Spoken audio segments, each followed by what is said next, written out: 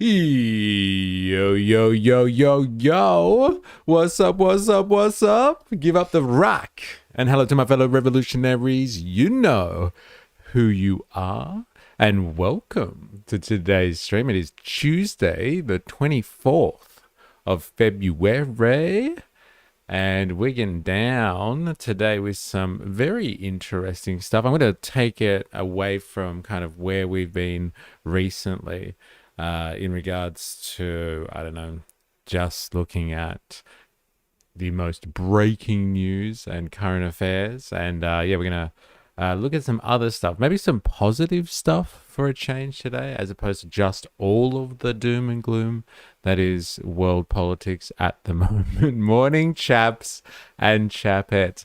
I was wondering if it was going to catch on, Jordan, to be honest. And here we are. First time you've recognized the chapettes in the crew, and it's good to have that recognition. Thanks for saying hi if you're watching this as well. And you are able, you're not lurking today. Even if you are lurking, just say hi in the chat. And if you're watching this on Ubus Tubus, please make sure that you hit the like button to help with the algo, the infamous algo. So yeah, today we're going to be trying to look at things that are just not so depressing generally. Like there's going to be yes, fellow queens, that's right. Credit where it's due. Yeah, we're going to be trying to look at some stuff that's interesting and positive. So I want to have a look at China's BRI boom. I got some analysis that has come in from none other than the Chinese propaganda machine. But like, you just don't hear about this stuff in Western media, that they don't want to talk about China unless it's just like China's going to invade Taiwan and start World War III, unless the Western media is talking about that, or China's watching Australia get submarines from the British and park them in Western Australia. The evil eye of Sauron is forever watching. Unless it's that type of stuff, you never hear about China, to be honest. So yeah, I want to have a look at China's Belt and Road Initiative. I want to have a look at Palantir in Australia. Now, if you've been following us for a while now, if you were here most of last year, you would kind of know how we grew up with Palantir and investigation, critical analysis of Palantir. If you're not sure about Palantir, we can talk about it later. But Palantir is this huge surveillance capitalist organization. I use that word like everybody knows what it means. But like, let's just say they're a ginormous data analytics company. Their job is to provide service to large-scale organizations and crunch their data in order to provide them services. So they get access to your organization, everything that happens within it, and they provide you refined services with that data analysis. They maybe teach you how to be a better organization. Like if you're a state and like you're carrying out a genocide, they will help you pinpoint that genocide to the best of your ability so you can make it as devastating as possible. Or maybe you're just a big company that needs to integrate data across different departments so you can understand how to better manage your organization. And it's everything from there and everything in between, let's just say. And here we are, Ninja Nurse in the house. How you going? Hope you're well. China. We're going to be speaking about a bit of China today. But yeah, Palantir specifically, because Palantir is close to my heart. Like I said, if you were here a lot of last year, you would have known the conversations we've had about Palantir. And it's kind of, I don't know, it's scary, but it's very eye-opening knowing that Palantir is really, like, the tentacles of Palantir are wrapping itself around Australia and Australia's organs of power, let's say, our governmental agencies, our big corporations, like they're all getting in bed with Palantir. Palantir is like the deep state surveillance capitalist arm. It's not Meta, it's not Google, that are private organizations that rely on governments to kind of do their thing. Palantir is basically just a private arm of the government, a privatized government service. It's part of the American deep state. It was made by the American deep state. And like, Palantir's founders like Peter Thiel, you might be aware of that name, and someone like Alex Karp, they would take credit for everything, but like, there would be nothing if it wasn't for the CIA, basically. And the American deep state, the Pentagon, all that sort of stuff. That the reason Palantir exists is because of direct involvement from the Pentagon and the CIA. So that's that service they provide, and they provide a service, but like that's the gateway, that's the wedge, how they get into your society and get access to all of your information. And if you thought America had control over Australia before, and like we've spoken about how that makes people feel, like everybody expects Australia to have its own sovereignty, for example. The fact that Palantir is here, providing services, winning the big contracts, and they are pretty much an arm, I would say, of the American state, even though they're private. That just further integrates our society with America's. Like, it's not just, now whoever's in government has to report to the Americans and make sure we're doing whatever we're supposed to be doing in terms of their foreign policy agenda. Like, they can just, watch what we're doing specifically now because their surveillance architecture is fully integrated with our state. And so, like, the integration of Palantir into our governments, into our private sector, should be huge alarm bells for us if we do care about things like, our national sovereignty and all that sort of stuff. Hobo Joe, yo, happy Tuesday. It's good to have you. Hope you're well. Dilemmas. I may not be a smart man, Jenny, but I know what side I'm on. There we go. I like that. It's some more cryptic language that we can use in the stream so we don't get censored and penalized by the algo. Hola, homies. Ninja Nerds, good to have you. Jordan, as of now, Palantir invested $100 million in Australia. 7.6 million went to the military alone. So are you saying Palantir invested $100 million in Australia, or Australia has bought $100 million worth of Palantir's services? I think there's an interesting distinction there, and I would like some clarification. Peter Thiel's spouse is also the vice president of BlackRock. Networks work. Yes, and that is just how bourgeois society works, and I think that's what the Epstein files really show. Like, how we talk about like capitalism and all that sort of stuff, and like you might think this is antiquated, but like we talk about this idea of like the bourgeois culture. Now, for those of you who are, acquainted with this stuff, like the idea of bourgeois society is just the idea of the society after kind of feudalism and the Middle Ages. So after we left, kings and aristocracy, so like a clearly defined class system where there were people that were probably better than you because of their birthright. They were nobles and stuff like that. And like that's how society was structured. You were either the plebs, the commoners, the dirty, filthy commoners, or you were, of the right bloodline and you could technically rule society, or you had a higher station. When we left that style of society behind, we picked up these bourgeois ideals, and the bourgeois ideals were like, free market ones, and the ideas of equality, liberty, fraternity, like all the stuff that we have today. And like bourgeois society, because like they were so commerce focused, they were also very much all lawyers, really, because they were all in business and stuff like that. One of the important parts of bourgeois society is this, the ideal. We all know it's not what you know, it's who you know. And so their networks are incredible. And so like you're in that group. It's no longer a nobility that you're born into. You have to have the right blood. It's now the bourgeois society is a network of friends with power and influence and money. And that's how society works now in a bourgeois setting. So like you can get into the bourgeois if you're skilled enough and you have something to offer their network, and they will use you. And Epstein is an incredible case study in that. Like Epstein, everyone's like, but like he was just a teacher. Like this loser, like how did he become one of the most powerful men in the world?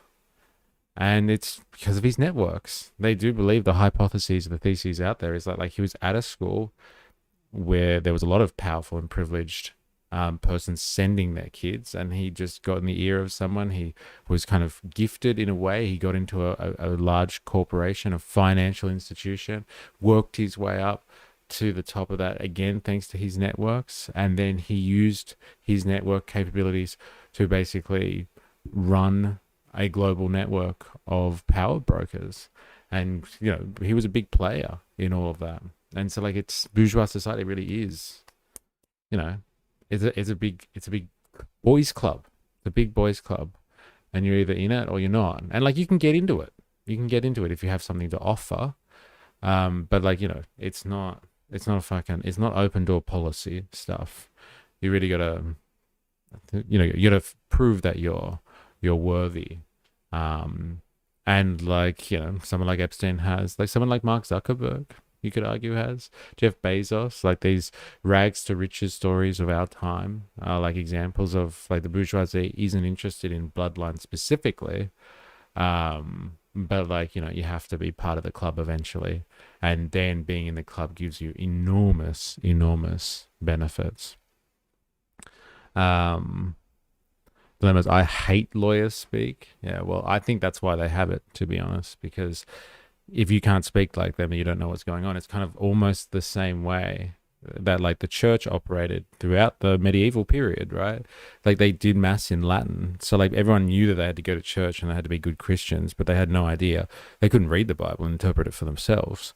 They just had to be told by the priest, like, this is good and this is bad. And so like whatever the priest said went, and how they interpreted it, et cetera, and that's how they controlled them. So like lawyer speak is definitely like that, and lawyers are the bedrock, the priests of bourgeois society, of capitalism, of our free market society. Everything's done via legal arrangement and contract, and so that's the courts are their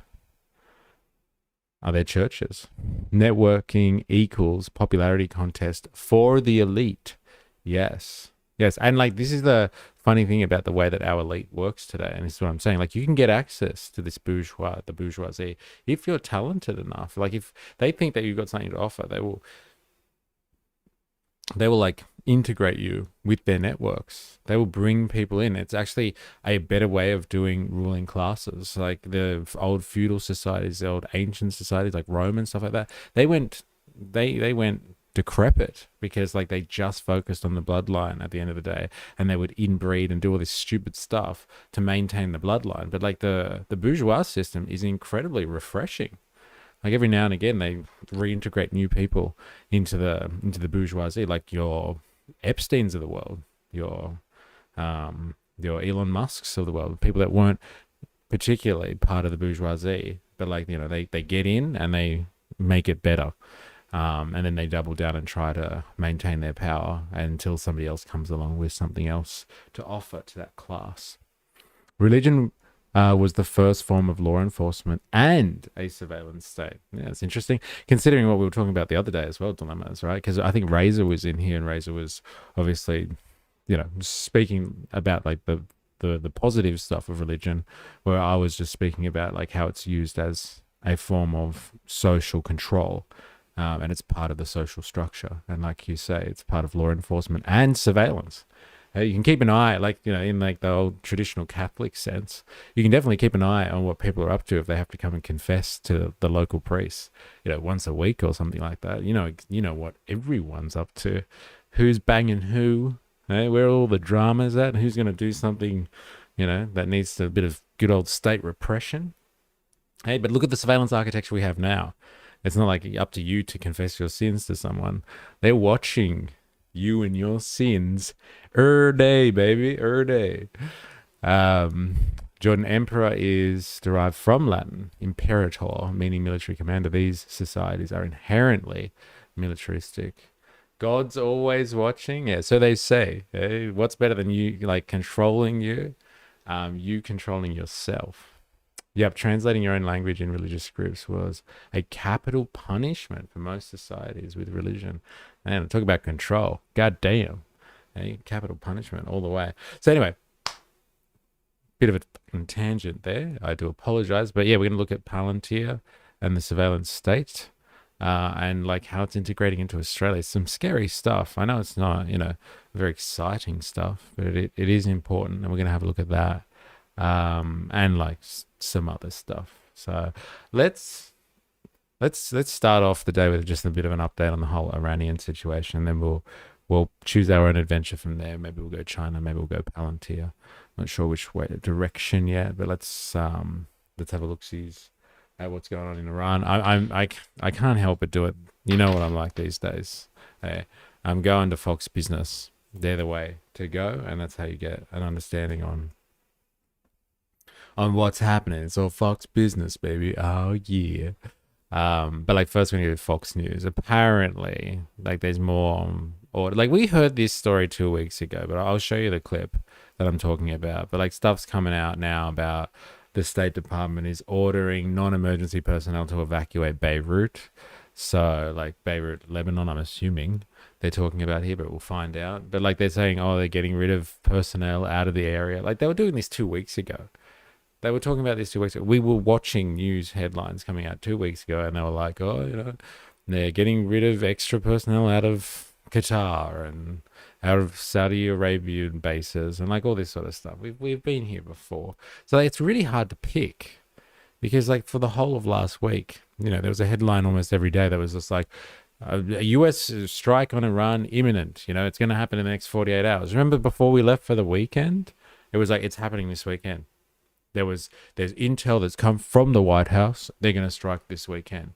Well, the weekend's finished. Nothing happened. So I don't know what the mainstream media is doing exactly, what the manufacturing line is. Oh, yes. Faux news / business.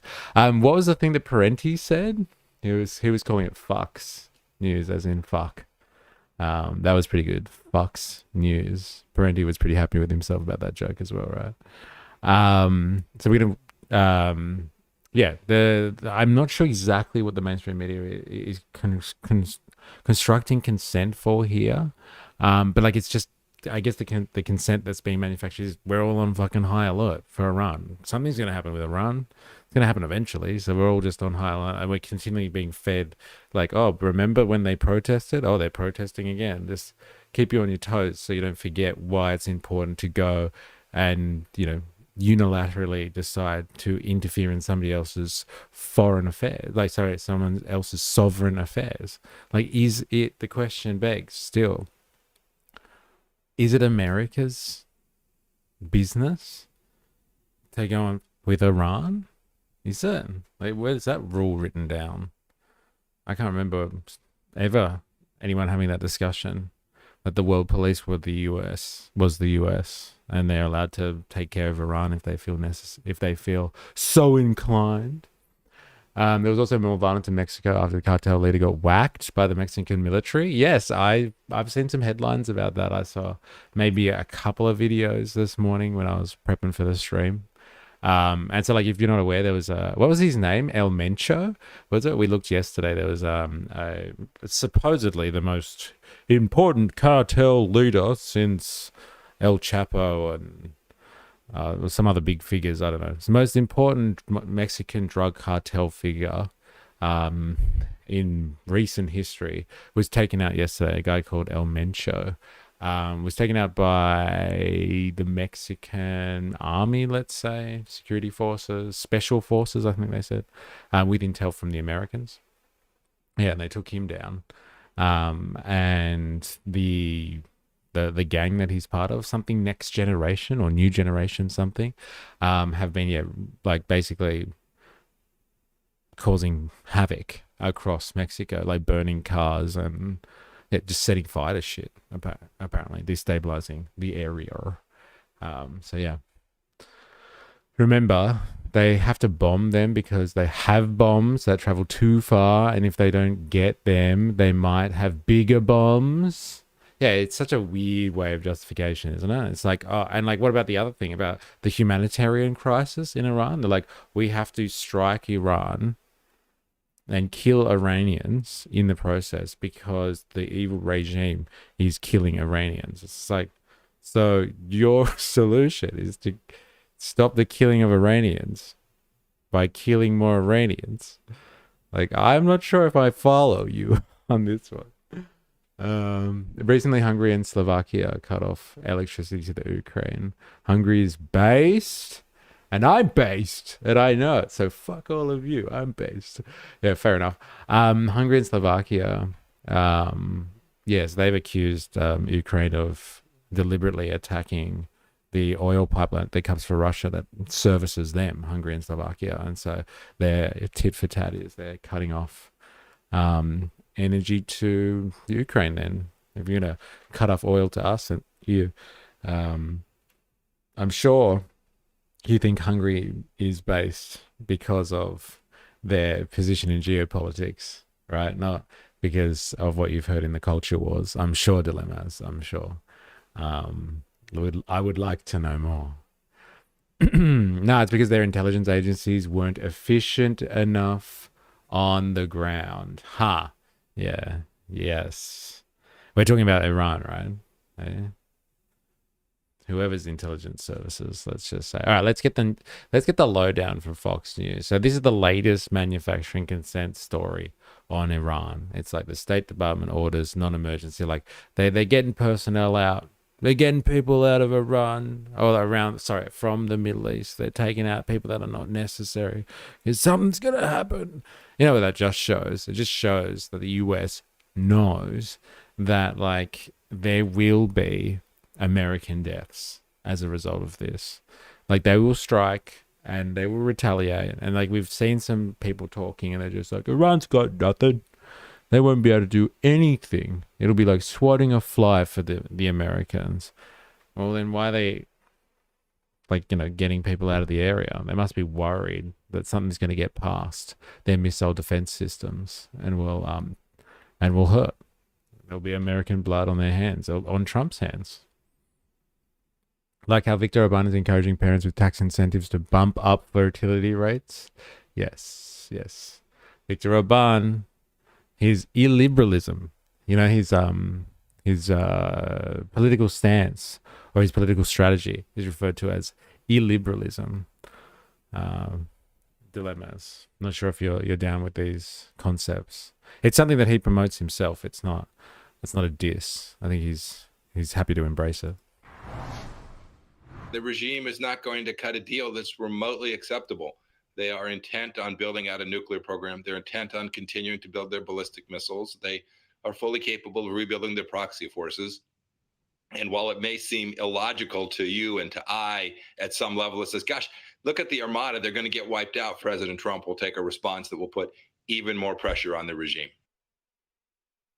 So first, President Trump gave that 2 weeks, and then last week it was 10 days. And what we do know about this president is he may decide to shoot short of both of those and do what he thinks he needs to do in the moment. I mean, giving them a hard calendar. It's so good, isn't it? Like, I love Fox News. Or Fox Business, all of it. They just give the whole game away. They're just like, yeah, Trump gave him a deadline of like 14 days. But, like, we all know that Trump does whatever he wants and won't honor his commitments. Like, he'll just do whatever he feels like. Like, they just say it how it is. It's so good. You don't even have to read too deep to analyze what's going on. It's just there. It's just like, Trump did this last time. They say we're going to negotiate in the 14-day war last June. And, like, before the negotiations were even finished, they just started bombing Iran. And take that, you stupid Iranians. Their item probably isn't going to work for Iran anyway. So we'll see. They have to cut a deal to make what sits on their shores go away, that Armada. So we'll see what happens. And cut what deal? What's the deal? Like, do they have nuclear weapons or not? Like this guy was saying, they're gonna build up the capability and they're gonna be a problem. Like, do they have it or not? And, like, if they can't negotiate on something that they're not doing, then, like, the negotiations are meaningless. And it's just a matter of whether Trump feels like striking them or not. Seriously. More high stakes. The U.S. and Iran are talking. Set for this Thursday in Geneva. So they've been doing that through proxies. But just this morning, the State Department announced it will pull out all non-essential personnel from Lebanon, U.S. aircraft carriers, and more than 120 warplanes are now in the region. The massive USS Gerald R. Ford is on the way. So you've got one there, one coming, you'll have two, and that is a lot of might. And Presidential Envoy Steve Witkoff has a warning about Iran's nuclear ambitions. It's up to 60%. They're probably a week away from having industrial grade bomb making material. They can't have that. It's so good, isn't it? This is it. Like, this is exactly the script from like the last like 4 decades. It's got to have been the exact same script, right? It's just like they are 2 weeks away from having nuclear weapons. Well, then send someone in to check. They are now 3 weeks away from nuclear weapons. They've been saying this for decades. They're not even trying new propaganda. They don't even bother. I like remember like when they did this last year and they struck Iran and like Trump was like, it was so hot. It was the hottest ever. We have completely neutralized their nuclear capabilities. We completely neutralized it. Most successful plan in history. And now they're back 3 weeks away from building nuclear weapons. Like, what happened to that? Remember, like, everyone was so upset, so outraged. Everyone was dancing. Some people were dancing in the streets. Iran has been completely neutralized. No more nuclear capabilities. And here we are, back on the same fucking propaganda line. Not sure Keg's breath knows how to pull out. Yeah, I've seen his family photos. That guy does not know how to pull out. Palantir has a new friend, Patrick Friedman, grandson of Milton Friedman. Yeah, Patrick Friedman's been around for a long time. He ain't going anywhere. He's been Palantir's friend for a long time. The friends of all those types. He's the seasteading guy. He's part of the inspiration for what they're going to be doing in terms of creating little private cities for themselves. Something that Peter Thiel loves, can I just say? This is something that they have to stick with until they prove to us that they can behave. With the amount of sea power, naval power that we have over there, why they haven't come to us and said, we profess that we don't want a weapon. This is from Politico today. Quote, let's be clear. Didn't they fucking say that? Haven't they been saying that for a long time? That they don't want weapons? Oh my God. The signs point to imminent military action. Just watch what's happening, the massive military buildup. The simple fact is that America has never built up a military force like this and not used it. It's hard to believe they'll all be sent home without firing a shot. Oh, those poor soldiers, hey? Well, I think, they probably wouldn't mind if they weren't utilized. Right? They weren't put in harm's way because somebody just has to feel like they need to pull the trigger. Right? We set all these people up. We've got all the toy soldiers out. We might as well play with them. Right? These are people's lives we're talking about here. Marshall Island launched a universal basic income scheme powered by crypto and Starlink in return for a guaranteed U.S. military access agreement. Interesting. Afghanistan and Pakistan are antagonizing each other again. Viktor Orban is unapologetically Hungarian, and I respect it. Interesting. That's all a quote. Chief National Security Correspondent Jennifer Griffin in Washington. Jennifer. Harris, there's a lot of intentional obfuscation, messaging, and disinformation being spun to suggest strikes are imminent, to keep the pressure on Iran and to keep the regime guessing as the administration gives a last push to negotiate. Today, however, we did learn. Isn't it amazing? Like, they really say a lot, don't they? She's just like, there's just a lot of bullshit being spun and like wild propaganda being thrown around about this whole thing being imminent, and just to keep the Iranians on their toes. Like, you gotta give it to Fox. They give the game away. It's worth its weight in gold. The State Department has ordered dozens of non-essential personnel and eligible family members to evacuate the embassy in Beirut. In the past, that would suggest a strike is imminent, but we have not seen similar orders at embassies across the Middle East. The USS Gerald R. Ford aircraft carrier strike group arrived at Suda Bay on the island of Crete. All I can think about when it comes to Beirut being in Lebanon, they've finally confirmed it now. No other Beirut that we're talking about here. Who's incessantly striking southern Lebanon at the moment? Our friends is not rail. So, maybe these guys know something about what's going to happen in Lebanon soon. Not such a safe place for US personnel to be in because is not rail's getting a bit trigger happy. Might be sending stuff a little bit further than southern Lebanon soon. Might as well get them out of the way now. Day for crew rest and resupply. Suda Bay is where the Ford's guided missile destroyers would load up on missiles. The Ford has been at sea since June 24th, 244 days or 8 months, and its deployment has been extended. The longest carrier deployment to date was 294 days for the USS Abraham Lincoln in 2020. It costs $6 to $7 million a day to keep a carrier strike group at sea. That includes the 1 nuclear aircraft carrier, 1 cruiser, destroyers, 70-plus aircraft, and 7,500 personnel. Roughly 1/3 of the U.S. Navy's deployed fleet is positioned There you go. Iran. You finally The got the last time costing on this stuff as well. I'm telling you, what a source. It's so good. $6 to $7 million a day to keep these things sitting around in the Arabian Ocean, to put pressure on Iran to come to the negotiation table and talk about what? Talk about getting rid of the nuclear warheads that they don't want in the first place, apparently. Eh? How's that, American taxpayer? Take that. the U.S. maintained this state of readiness was under General Mattis as CENTCOM commander from 2012 to 2014. Mattis felt an attack from Iran was imminent and maintained a 2-carrier strike group and heightened alert for deployed aircraft carrier squadrons. A period of time, 4 to 5 years later, the Navy and Air Force found themselves in massive readiness holes with a carrier unable to get underway for over a year. That means for over a year, the U.S. had tariff money well spent. So good. Eh? No, not if you believe the stories. They're going to be refunding all of that tariff money. Remember that, Hobo Joe. Had no aircraft carrier strike groups deploy. Now we wait and see whether nuclear talks take place on Thursday in Geneva, Harris. Yeah, and as that gentleman pointed out, we may not have had anybody for a while, but they are there now, and Iran can't miss it. Jennifer, thank you. Outnumbered after the break. One even more Fox. No, I'm fine, thanks. Canadian PM going to Australia for a trade agreement. Interesting. Have to keep our eyes on that one. Keep our eyes on the prize. All right, I can't help but we're going to go to Fox Business.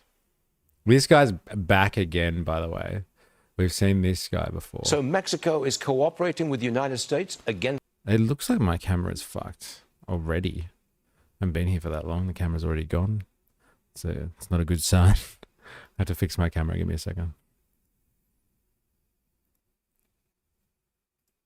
Oh well. Just have to use this camera then. Fine. Wonder what the difference is. All right. This is Fox Business. I can't help but have Fox Business in my life. UK arrested Mendelsohn. Yes. Take that, Mendelsohn. This guy, we've heard him before, General Keane, is on the board of the Institute for the Study of War article. Ha ha ha. I actually got that link here. It's in my little list. So he's on the board. Interesting. What an amazing culture as well. There's an Institute for the Study of War. Like I was looking at that when you sent the link through. It's such a warrior society, the US. Such a warrior culture, right? For the study of war. It's like what the nobility used to do in around the time of the Napoleonic era. Like they'd send their sons off to military school to learn war and such. The study of war. Institute for the Study of War. Well, Australia is removing Prince Andrew from succession. One of the first to do so. Ooh. All right, let's listen to Fox Business. I got to get some more Fox analysis. It's too good. So Mexico is cooperating with the United States against drug gangs. That's exactly what President Trump wanted. Yeah, absolutely, Stuart. This is really a good thing. We formed something that's called the Joint Interagency Task Force Counter Cartel. And that, as the word implies, is a multi-agency force largely gathering intelligence on what is happening to these cartels. And that agency helped to put El Mencho and some of his thugs in a particular place at a particular time so that the Mexican National Guard, who is actually a full-time activity, not a part-time activity like in the United States, was able to attack and take down the leadership, to include El Mencho. Yeah, a very successful operation, and you got the point here. President Sheinbaum and President Trump are on the same page here, working at a common objective, and that common objective is to bring down these cartels once and for all, for the reasons well understood by the American people. They are damaging and poisoning the American people through the distribution of fentanyl and also cocaine and other drugs. So this hopefully is a step in a continuing. I wonder if General Kane over here has had his fair share of cocaine over the years. I'm going to go with yes. I'm sure he has. It's supposed to be a non-partisan org, but they're funded by defense companies and have people like Kane sitting on the board. It helped put their POV in context. There's the C word, watch out. Cooperation between both countries. I presume there is a possibility that the drug gangs will take some American hostages. I mean, I'm just putting this out there. If that happened, would we send in our military to release them, free them? See, I didn't even think that was an option. Isn't this mental? Like, are they giving the game away again? They've taken this guy out. Because my initial thought on this is like, take out El Mencho, and there's like supposedly like 5, I don't know what you call them, lieutenants, captains, whatever, that are very important, integral. Like they have their own armies basically that reported to this El Mencho guy. So they take out El Mencho, and there's still the entire organization there that is now going to descend into chaos potentially, to fight each other out for the top job and take El Mencho's spot, which is going to just destroy like Mexican society for a while while these guys fight it out. So they've taken out one dude and then left a gaping hole in this organization, this cartel.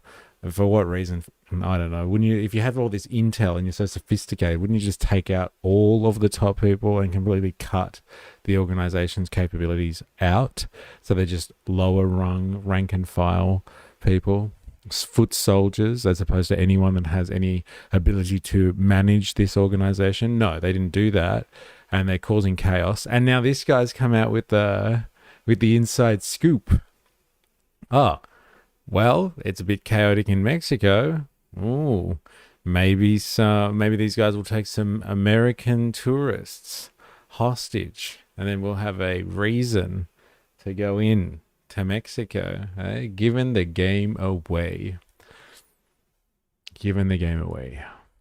I think the drug cartels likely are pretty tuned in to the United States, and obviously very tuned into what goes on in Mexico. I would suspect they're going to step lightly here in terms of not wanting to poke the bear, so to speak. And that means President Trump. In other words, don't want to do anything like taking American hostages, which would absolutely produce some kind of a U.S. response, and certainly much greater than what we're doing right now. I'm confident they fear more U.S. involvement here because of the capabilities that we have. But the most significant thing here is Sheinbaum's cooperation. Okay. And hopefully she continues to do this. And if so, we're going to make some progress here. Got it.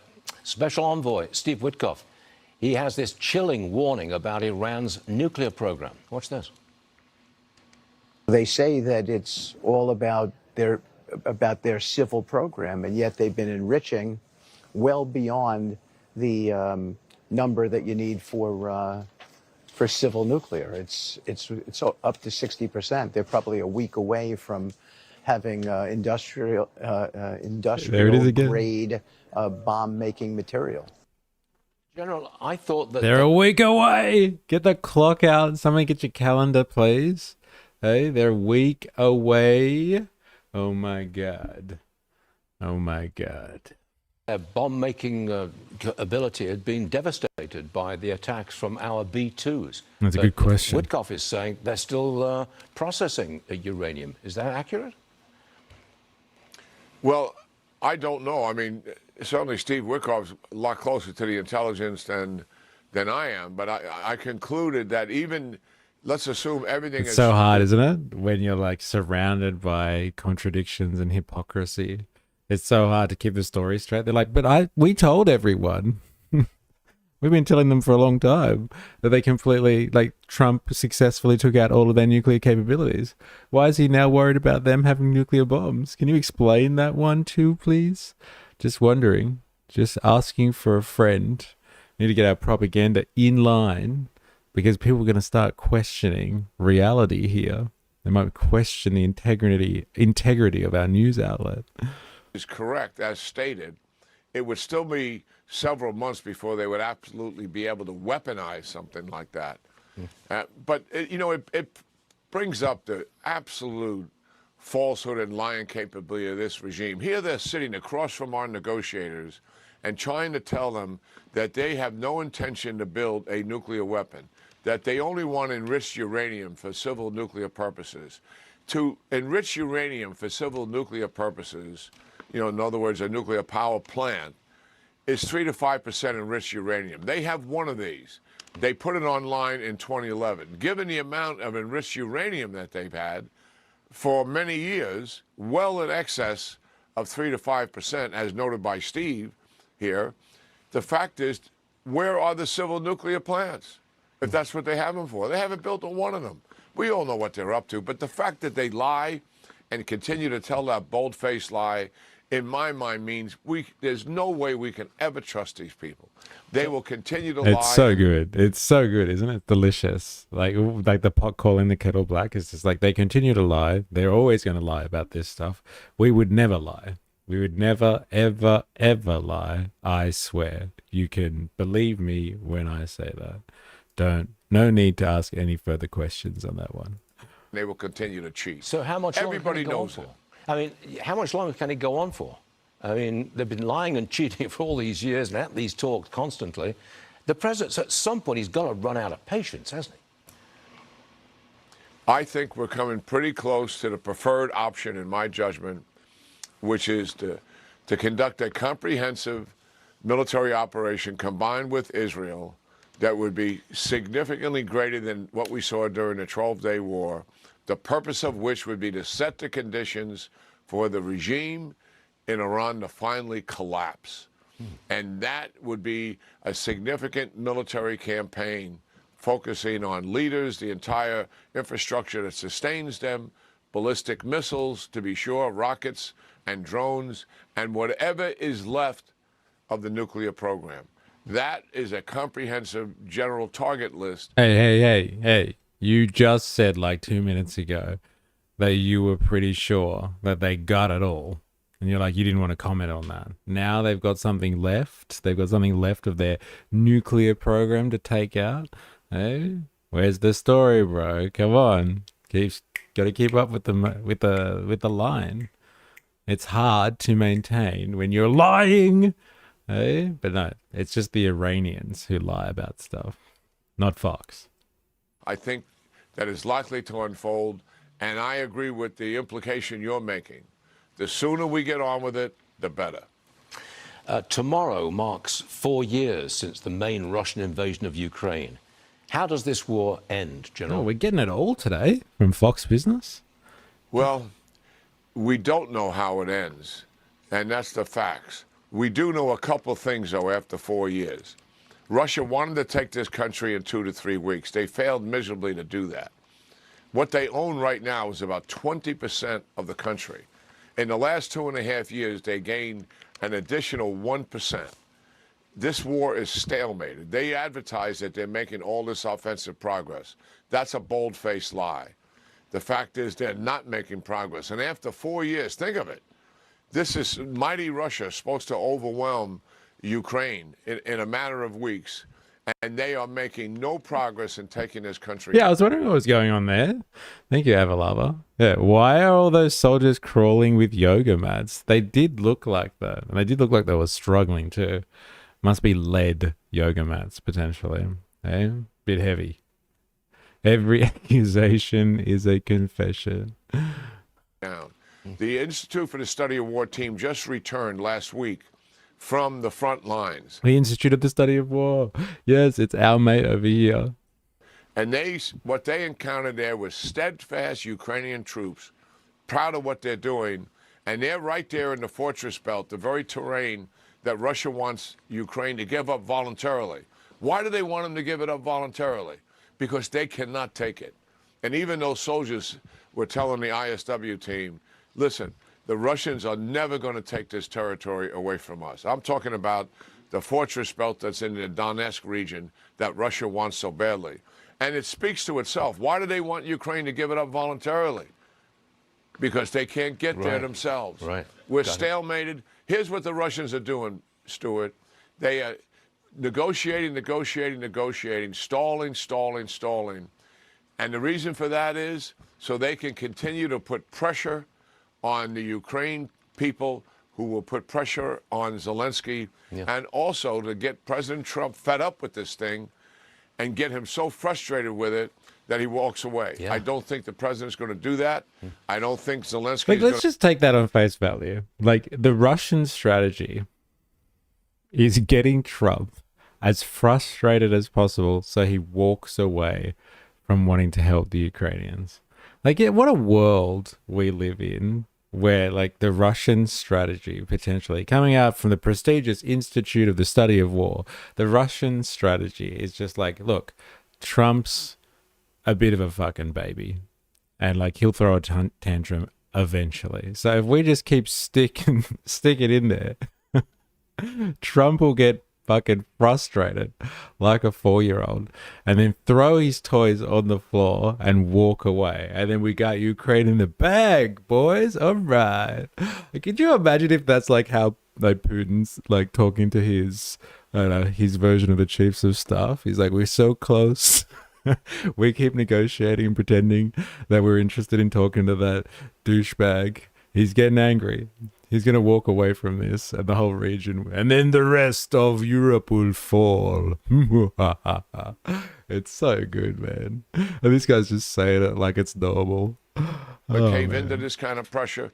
But that's the reason why this is going on, because Russia continues to negotiate, and they want to avoid adverse action by the president. In other words, increased sanctions and more military assistance to Ukraine. Got it. That's the game that Russia's playing. Got it. General Jack Keane, thank you very much for joining us this morning, sir. We always appreciate it. See. Always appreciate it, mate. Thank you, Mr. Keane. You the man. Oh, yeah. Jordan, yep. Monarchy of Sweden is literally a dynasty from a military marshal, Jean Bernadotte, known as Charles John 24th, that served under Napoleon, then betrayed him, and was offered the kingdom of Sweden. Cartels have what we affectionately call all the gear, no idea. Well, they obviously haven't been trained by the right special forces in the US then, if they have no idea. Mr. A. Trump Tower on the Gold Coast, eh? I just saw a headline. I haven't looked into it. Like, is he actually building something? Is that what we're talking about here? Russia won its war and its buffer, and got its buffer from NATO. Well, apparently not according to General Keane over here, Dilemmas. Take that back, because they're stuck in a stalemate. They've only got 20%. They want the whole pie, and they got nothing. They got nothing. Even after 4 years.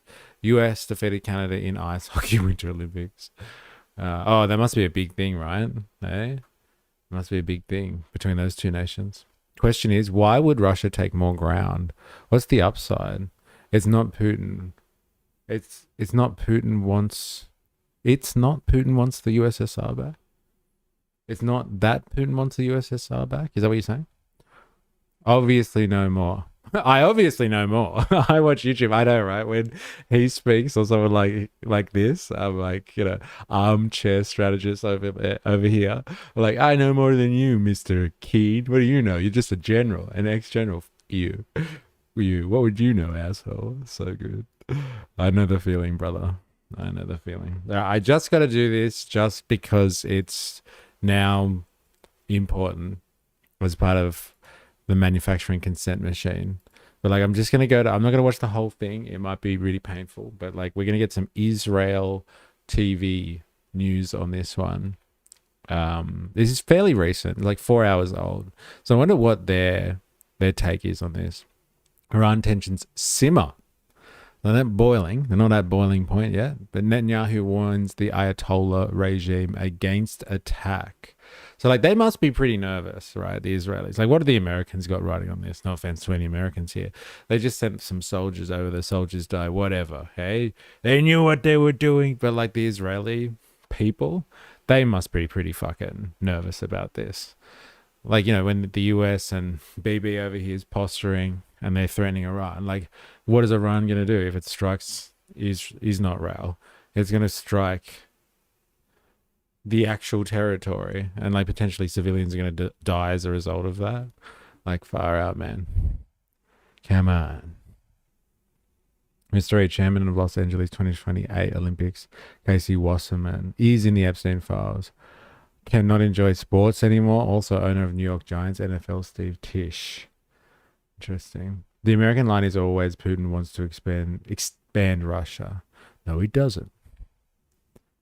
All right, let's do this. I wonder if this is the same monotone guy that we heard the other day. Thanks to your generous donation.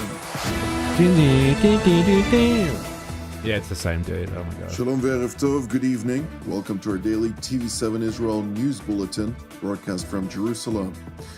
The United States is evacuating non-essential. Do psychopaths feel fear? Yeah, well, like that's what I'm saying. Like BB, it doesn't matter for him. He'll be fucking set. He'll be in a bunker somewhere, I'm sure, or not even there. But like the actual people in Israel, they're gonna die and pay the price of his belligerence. But yeah, I guess you're right. Do they feel fear? Probably not. And especially, like, why would they if they're fully protected? Staff from its embassies in the Middle East as tensions with the Islamic Republic of Iran simmer. The Ayatollah regime says the talks with the United States are useless without results, as it blames the United States for mixed signals. Mixed signals, it's Prime so Minister good. Benjamin Netanyahu warns the Ayatollah regime It's not like they're to like talking at a bar, and like the US is trying to bang Iran and get into Iran's pants. So good. Stop sending us mixed signals. What do you want to have this or not? So good. make a mistake. They sure seemed to feel fear when they were trying to leave last time and weren't allowed to. Who are we talking about here? Can you just clarify that one for me?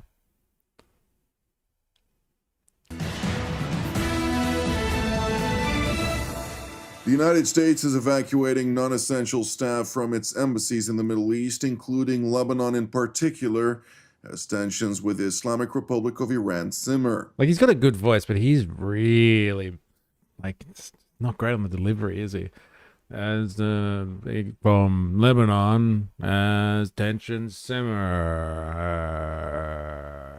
U.S. President Donald Trump asserted over the weekend that Tehran has 10 to 15 days to present an acceptable draft to a deal that would bring an end to its nuclear weapons and ballistic missiles programs, in addition to an abrupt end of its support for terror. During the 12-day war last year, Israel wasn't allowing people to leave the country.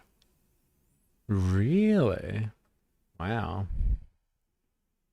Yeah, they were trying to leave. Yeah, I wonder what that's about. It's just like, no, excuse me, no mass exodus, please.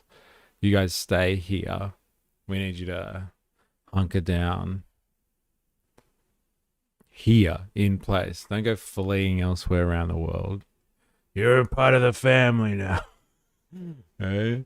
The only way out is in a body bag. In sports news, NRL has a new team now, Perth Bears, to play in 2027. Tagar, I do feel bad for all the normal Jews who oppose Nutty Netty and their Jenny side. Yeah, bloody hell. There's always like working people that die and this sort of stuff. As if Netanyahu's going to get pinged for inciting violence with Iran. No, it's just Israelis going to die now. Why does he sound like an older version of Chris from Family Guy? Yeah, he does have that voice, doesn't he? Proxies throughout the region. On Iran, bad things will happen if Iran doesn't make really a bad deal. things. What will that? I'm not going to talk to you about that. Okay, can you explain though? What is the goal if there is a U.S. military Well, we're strike? going to make a deal, or we're going to get a deal one way or the other. But with a military strike, is it to wipe out stop their nuclear program? I'm not going to talk to you about that, but we're either going to get a deal or it's going to be unfortunate for them. And you said today 10 days. Have you given them a deadline firm to make a deal? I would think that would be enough time, 10, 15 days, pretty much maximum. President Trump's special envoy, Steve Witkoff, is expected to travel to Switzerland on Thursday to receive the Ayatollah regime's response to America's demands. However, there is clear skepticism vis-à-vis Tehran's will to capitulate, irrespective of the stated consequences, which may plausibly result in regime change. I don't want to use the word frustrated. It's almost because he understands he's got plenty of alternatives. But it's curious. He's curious as to why they haven't, I don't want to use the word capitulated, but why they haven't capitulated.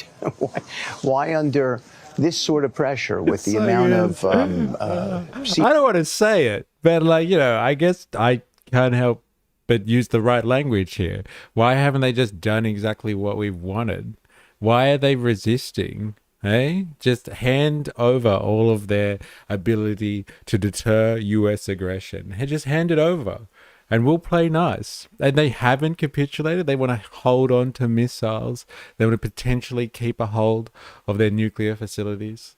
Hey, the things that we're really scared of. They don't want to let go of that sort of stuff. They don't want to just give it over to us. Hey, why haven't they just capitulated? Rolled over like a good dog. Like, why not? Hey? What's not to trust? We're not going to do anything bad. You can trust us, Iran. Don't worry about it. Eh? Black don't crack, baby. Steve Witkoff, fellow NYC real estate agent. Yeah, just to give up your money, bro. Just give up your money, bro. Power, naval power that we have over there. Why they haven't come to us and said, we profess that we don't want a weapon. So here's what we're prepared to do. And yet it's hard to sort of get them to that place. But they have said that, and you don't believe them. Iranian Foreign Minister Abbas Araghchi responded to the remarks by Witkoff, posting on his X account, quote, "Curious to know why we do not capitulate? Because we are Iranian." Araghchi's spokesman subsequently claimed that Tehran does not see value in the negotiations with the United States unless President Trump capitulates to the Islamic Republic's demands of granting the Ayatollah regime sanctions relief in exchange for limited overtures that would not see an end to Tehran's nuclear enrichment program, ballistic missiles, and support for its terror proxies across the region. Any negotiation whose aim is to force one side to unilaterally accept the demands of the other is naturally bound to fail. At least in the case of Iran, such an approach will certainly yield no results. We have no benefit in the continuation of the negotiations. Negotiations are beneficial for us when they lead to a result. Our people are under pressure and facing difficulties arising from the unjust sanctions that have been imposed against Iran under the pretext of the nuclear issue. Therefore, reason, logic, and morality dictate that we should act as quickly as possible to lift these sanctions. Hello, welcome. Hope you're well. Iran said they would destroy Israel if America attacked them. You drive a hard bargain, but okay, deal. I don't think that's the deal that Witkoff and the boys are trying to massage out of the evil Iranian regime right now, Han. But like, I see what you did there, and I'll pay it, bro. I'll pay it. Dilemmas, but doesn't Iran see how big and strong we are? Storm's feet. It's not fair. Everyone else gives up. It's pretty much the language, isn't it? Capitulate. Why haven't they capitulated? I don't want to say the word. Why haven't they just capitulated? But I got to say the word. Why haven't they just done it yet? Everybody else would have done it by now. Assholes. They already done them dirty by cutting down peace talks and striking their end program. Exactly. Like, why would you want to negotiate again? Remember what happened last time? They struck us anyway. All right. So this is, remember we were listening to that General Keane before? He's part of this. This is the Institute of the Study of War. Like, such an amazing culture, isn't it?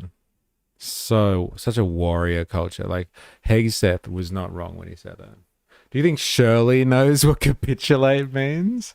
Huh? Well, first of all, can he pronounce it properly? Then second, does he understand what it means? I'm going to go with yes. Shirley's probably been on a pretty intensive program. Like, you know, he's got one of those things that you put on your breakfast table or something, and like each day of the year on the calendar has a new word to learn to beef up your vocabulary. Shirley's definitely doing that, so he knows what capitulate's all about for sure. All right, so this is the Institute. What was it? Institute of War, of the Study of War. Sorry, and they've given an Iranian update. So remember that General Keane or whatever we were listening to speak before. He's on this. So top lines. The US president stated on February 19th that he will likely decide on whether the United States will strike Iran within the next 10 days. Trump warned Iran to accept a deal and threatened unspecific consequences if it does not. One US official told Axios on February 19 that Iran has until the end of February 2026 to present the Trump administration with substantive steps to address US concerns regarding its nuclear program, which is consistent with Trump's 10-day deadline. A second US official voiced pessimism that the Geneva talks on February 17 would result in a deal.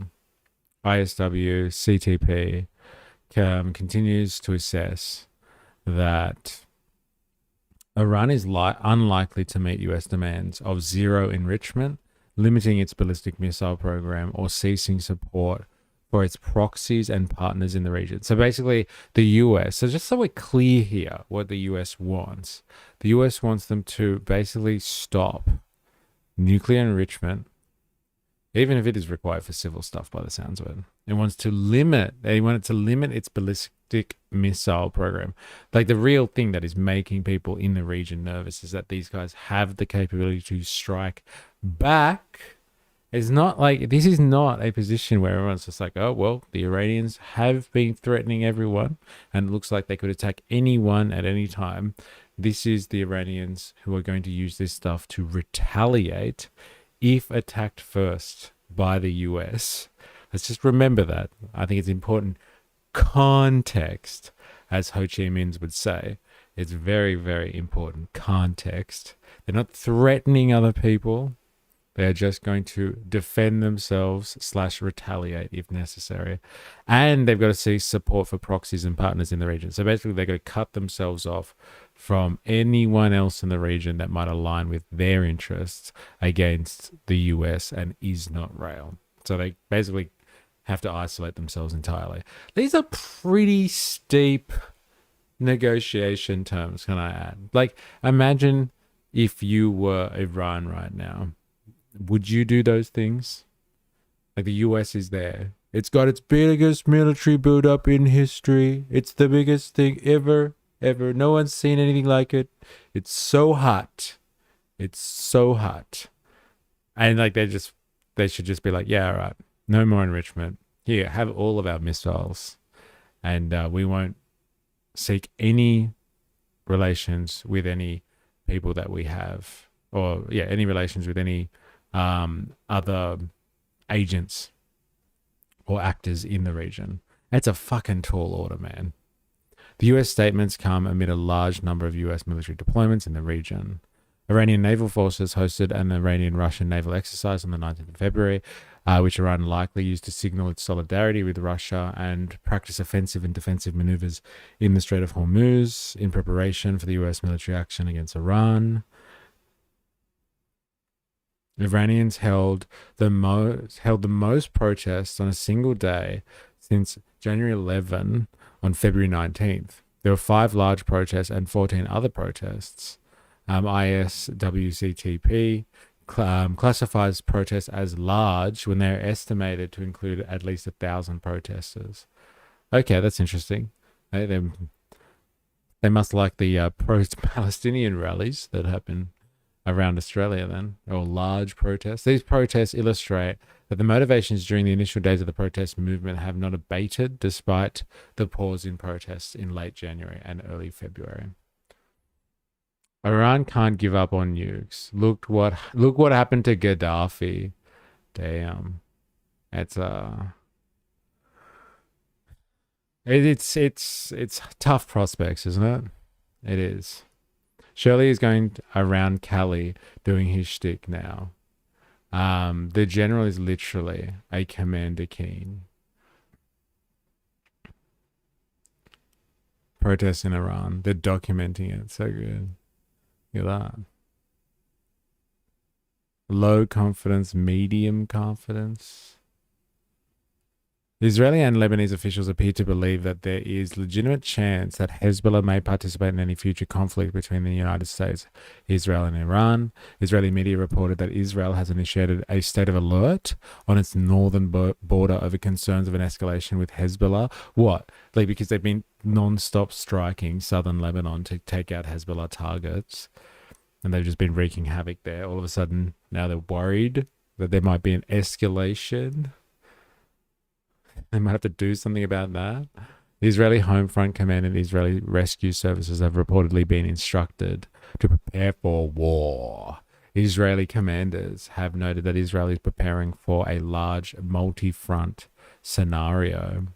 Israeli Defense Force, IDF 91st Division Commander Brigadier General Yuval Gez said that the IDF has operational plans for immediate action in Lebanon and has forces deployed along the Israel-Lebanon border and deep in the Lebanese territory. Lebanese Parliament Speaker and Hezbollah ally Nabih Berri is reportedly initiating intense political and security talks with Hezbollah in an attempt to prevent Hezbollah from militarily backing Iran. Israel and Lebanese officials' actions come amid reports that Iran is exerting pressure on Hezbollah to take part in any upcoming confrontation. Israeli media reported that Iran has undertaken a series of actions to increase pressure on Hezbollah. Isn't it interesting? I wonder if this is kind of one of those situations where you can, Iran, the US and Israel strike Iran. Iran fights back, retaliates. Hezbollah is said to have been involved. Israel can push further into Lebanon and can be fully justified in doing so. I wonder if that's the long game kind of thing here. Oh well, never let a crisis go to waste, right? Never let a bad situation be wasted. Hezbollah Secretary General Naim Qassem threatened that Hezbollah could retaliate and defend against Israel's frequent airstrikes targeting its operatives in Lebanon. During a speech on February, Hezbollah is almost certainly attempting to highlight the Lebanese government's inaction against Israel to justify its position as defender of Lebanon. Do note that Hezbollah has significant influence in Lebanon parliament and politics. Hezbollah has employed this narrative about its role in Lebanon's defense for decades, and since August 2025 has used continued Israeli operations in Lebanon to reject the Lebanese government's plan to disarm Hezbollah. Your theory carries weight based on how they position Israel's actions against Hezbollah in this article. Okay. Yeah. I guess not that they need much incentive, right, to continue to do what they're doing. And they've got Syria on their side now as well. Syria is not a problem for them anymore. Interesting.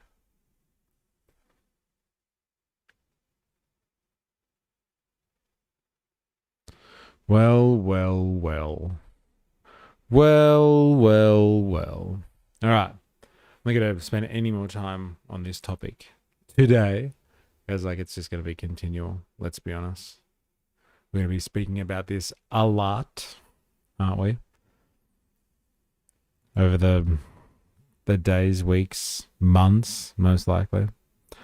All right, let's have a look at Let's have a look at this. We started speaking about this before, but I think it's interesting nonetheless. If you are not aware, Palantir, ye old faithful Palantir, are deeply ingrained, it would seem, in Australian society. I wasn't sure how much they were servicing Australia, but they seem to be servicing us quite a bit now. Now, we've had reports over the last 12 months or so about Palantir, getting some government contracts here and there and helping out with some services, some data analytics. But it would seem that Palantir is way more integrated into the Australian deep state than we would ever have known. Cole's got the panopticon. It's so good. Willis has the prison. Yeah, Coles is one of the big organizations that, big private organizations that have got, that use Palantir services. Why? We're not too sure. I'm assuming it just, they're able to crunch a whole lot more data through their systems now, and potentially patch up losses and problems in the system, make things more efficient, maybe even, for price gouging purposes. We saw an investigation done by More Perfect Union a couple of weeks ago about how there's electronic pricing now that exists in many department stores and supermarkets chains all around the US, and they kind of change their prices in shops based on who's buying what, because all the different shops in different regions in the US speak to each other, and they know when people are buying things, and they set prices to kind of maximize, obviously, the return for their shareholders. But more than that, when you shop online, they're completely fucking you. It's not even in a shop, they have to kind of play it smart, because people might see what's going on and notice differences between different shops that they go to. But if you're shopping online, you're completely beholden to whoever you're doing your online shopping with. If the price you see there on your screen could be a price that's tailored just to you. And so they did a study, and they did exactly that. They got all these people in the same room, and they did shopping together, and they noticed discrepancies in what people were paying for the items of shopping that they were doing. So who knows what Palantir is really doing with Coles exactly? Could be a number of things. But if nothing else, using its incredible machinery, its machine learning, its data analytics services to make the company more efficient. Efficient at what? Yes, that's the $1 million question. Bunnings using Palantir tech to watch us. Eat a nice sausage, snag. That's interesting. I heard that claim the other day as well. That Bunnings are using facial recognition technology to monitor people. I didn't know it was Palantir though. That's interesting. Down. Society trust is down. Well, in a surveillance capitalist world, which goes down first, right? Is it the surveillance that happens first, and then the trust wanes after we find out we're being surveilled? Or is it the other way around? Do we have little trust in society, and because there's no trust anymore, the surveillance capitalists move in for the kill and take over kind of thing? Remember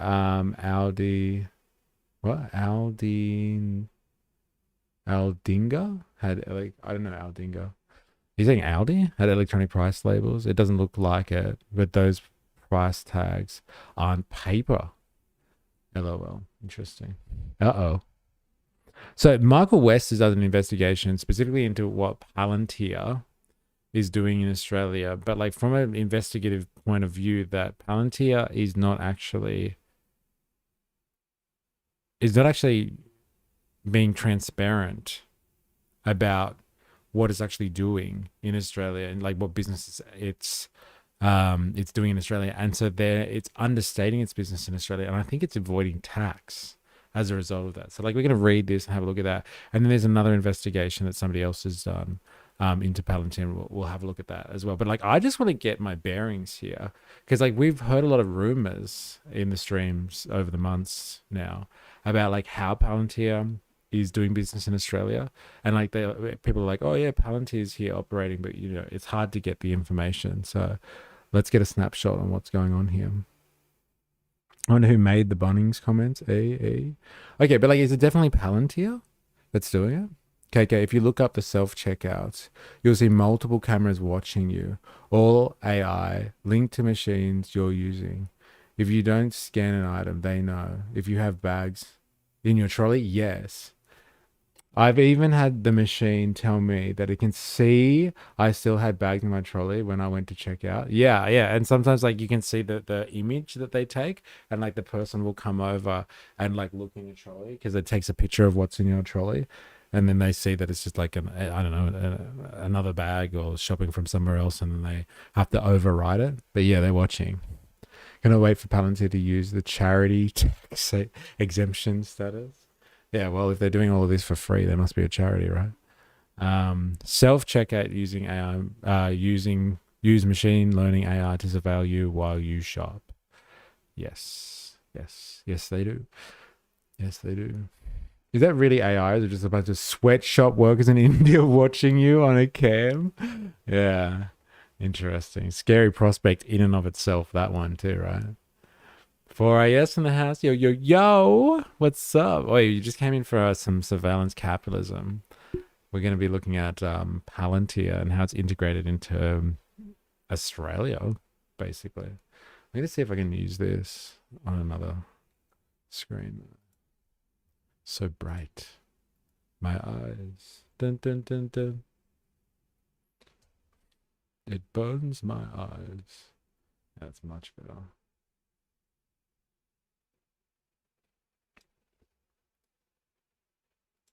Dun, dun, dun, dun.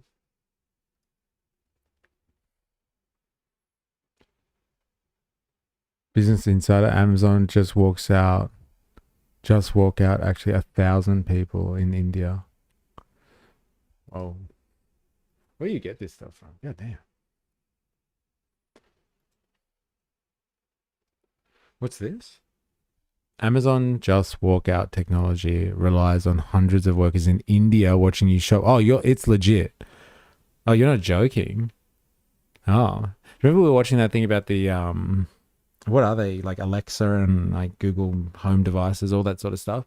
And like there are people in like India and stuff like that just sit in fucking warehouses and they listen to people's conversations. So like the AI is doing it too, but like they actually have real people that do it as well. And they were interviewing that guy, and he was talking about what he hears, and he's like, yeah, I hear a lot of like people just talking generally around the dinner table. Like hear a lot of domestic violence, like people fighting and beating up their partners. And he's like, I hear a lot of sex too, like people fucking. And they're just like listening in on people's devices in their homes. It's fucking mental. Also, I predicted an Iran strike coming this coming weekend, once the markets close on Friday US time.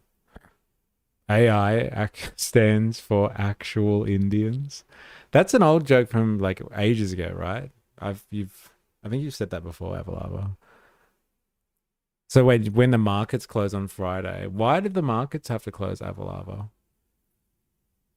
Is that a thing? Like they do strikes after when the stock exchange closes down or something? Yeah, I wasn't kidding. Yeah, fuck, apparently. Goddamn. Yo, what's up? Shoshana, baby, please.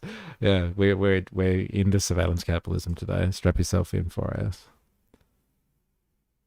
Sonic doesn't affect stock prices. Bro, the security guy on those cameras have seen things, eh? Yeah, they would have seen things.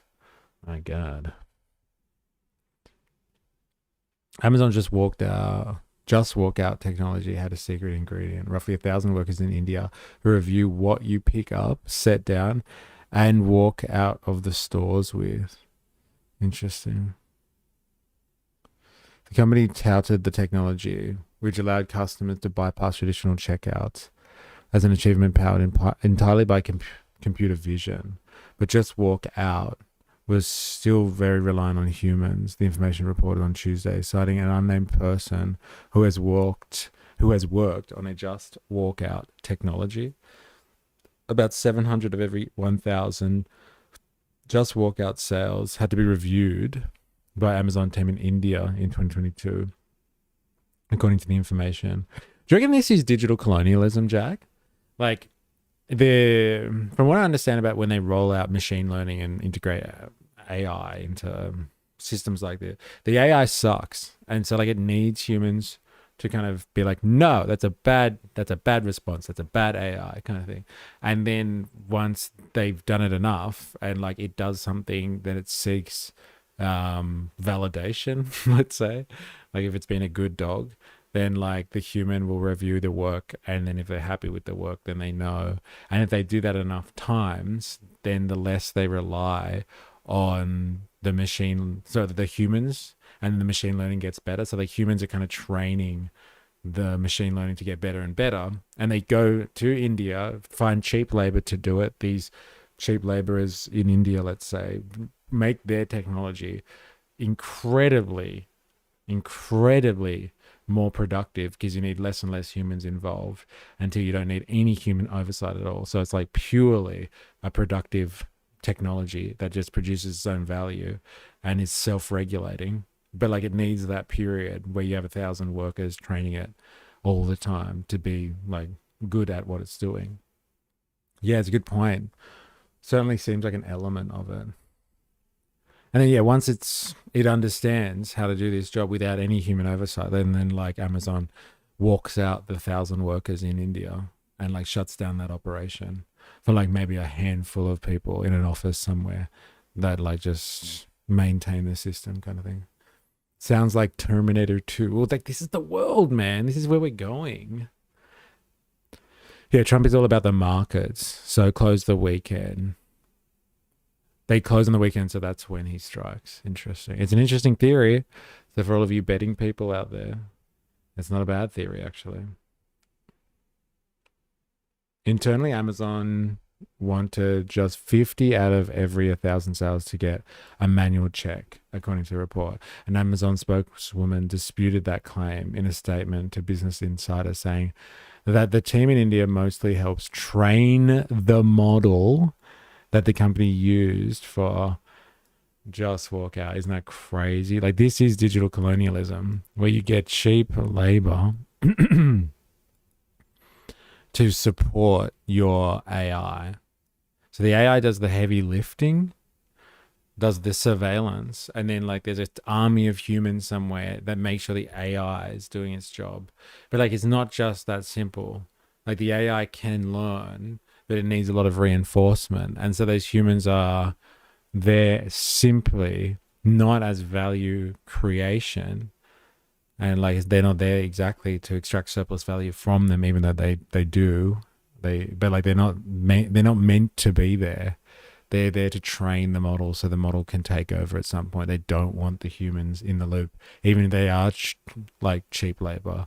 They don't want to pay labor costs at all. They want the machine. They want the machine that they own, the means of production, to do all the work.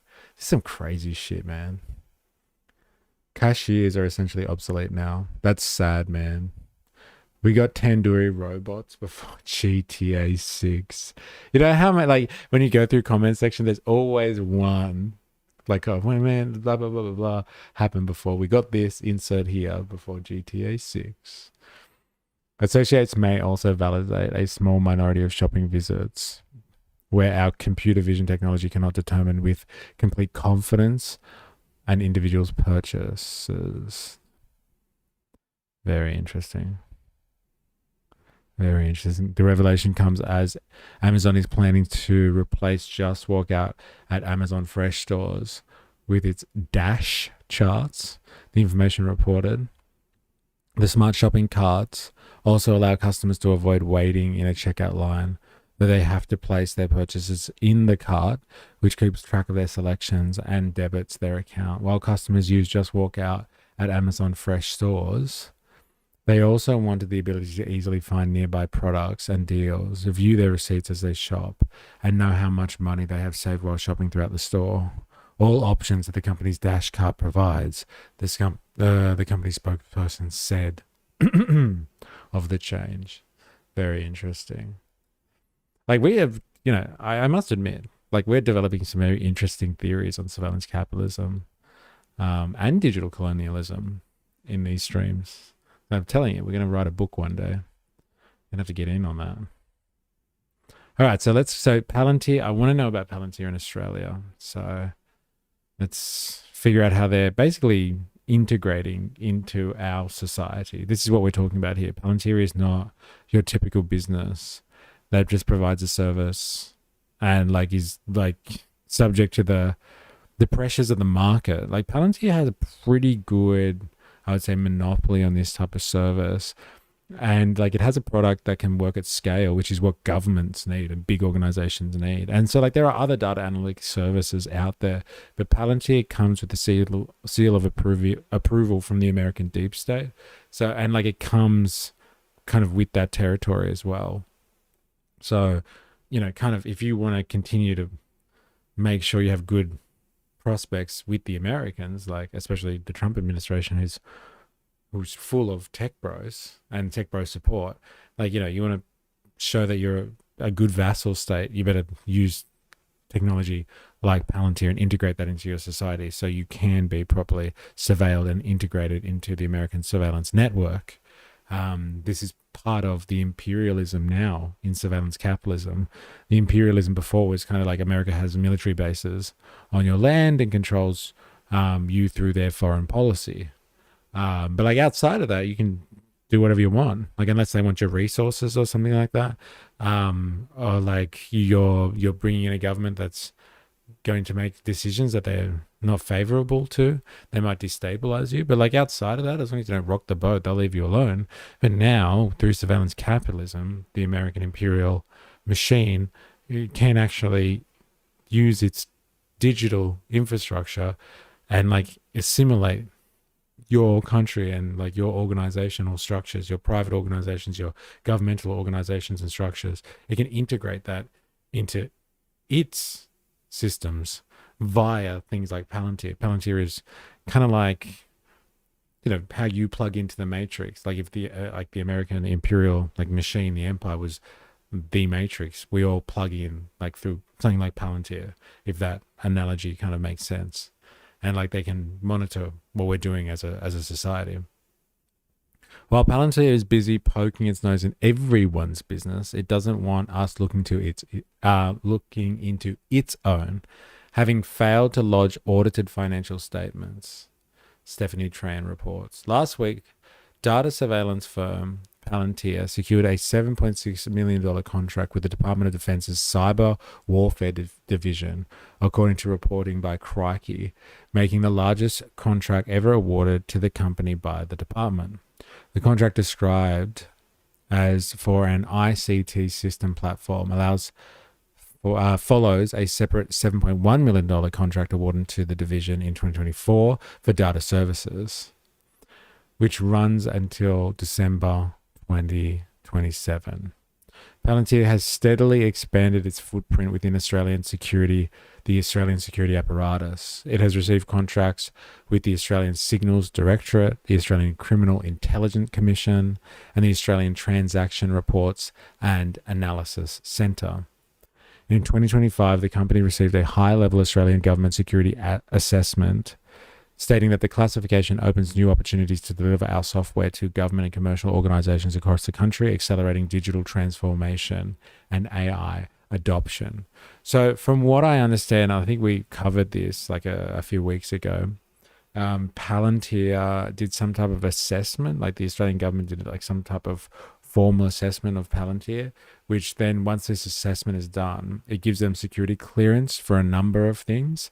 And once they've got this security clearance from the government, they can then go off and provide services to like heaps of different organizations, not just like governmental organizations with high security clearances, but like, you know, they can service the private industry. They can spread out and integrate their services throughout Australian society, basically. AI in particular are getting white collar information administration jobs and either getting rid of them or for specialized, more important jobs. I followed you. Follow me back. Please follow me. I am Africa Dancer live now. Please watch me. Hi, African Dancer, but I'm in the middle of something, so I can't follow you right now. If I remember to afterwards, I will. Hey God, I love partnering with America. Thanks, Scotty Morrison. Royal Commission into Anti-Semitism has officially begun. Oh, thank God for Royal Commissions. The contracts come amid heightened security for Palantir's global operations.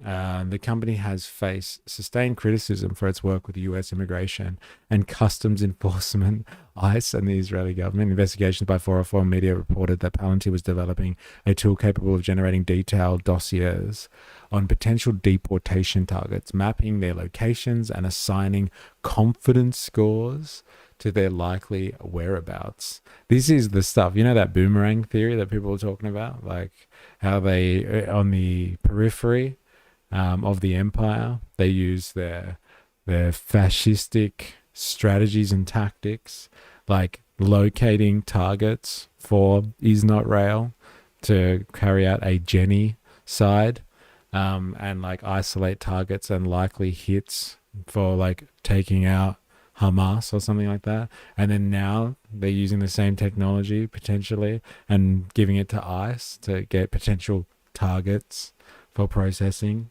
and deportation. PayPal was recently breached. Ooh. The UN Special Rapporteur on the occupied Palestinian territories, Francesca Albanese, has said there are reasonable grounds to believe Palantir has provided technology that facilitates real-time battlefield data integration for automated decision-making to the IDF during its genocide in Gaza. Despite the controversy, Palantir business is booming. Palantir Technologies Inc. reported fourth quarter 2025 revenue of $1.04 billion, a 70% year-on-year increase. Do you remember we were watching them talk, or Alex Karp talk at the World Economic Forum? And the guy that owns like State Street or BlackRock or whatever the fuck his name is, the guy that basically owns everything and runs the company that has a share in everything in the world, he was just like, oh, I wish I had 70% year increases. I only get 30%. Hey? Good on you, Palantir. Failing to lodge, pretending to be small. Palantir Technologies Australia Pty Ltd does not lodge audited financial statements with ASIC, despite requirements. In its 2024 financial report, Palantir Australia stated the company does not have a statutory requirement to prepare financial statements in accordance with the Australian accounting standards. Why? Why not?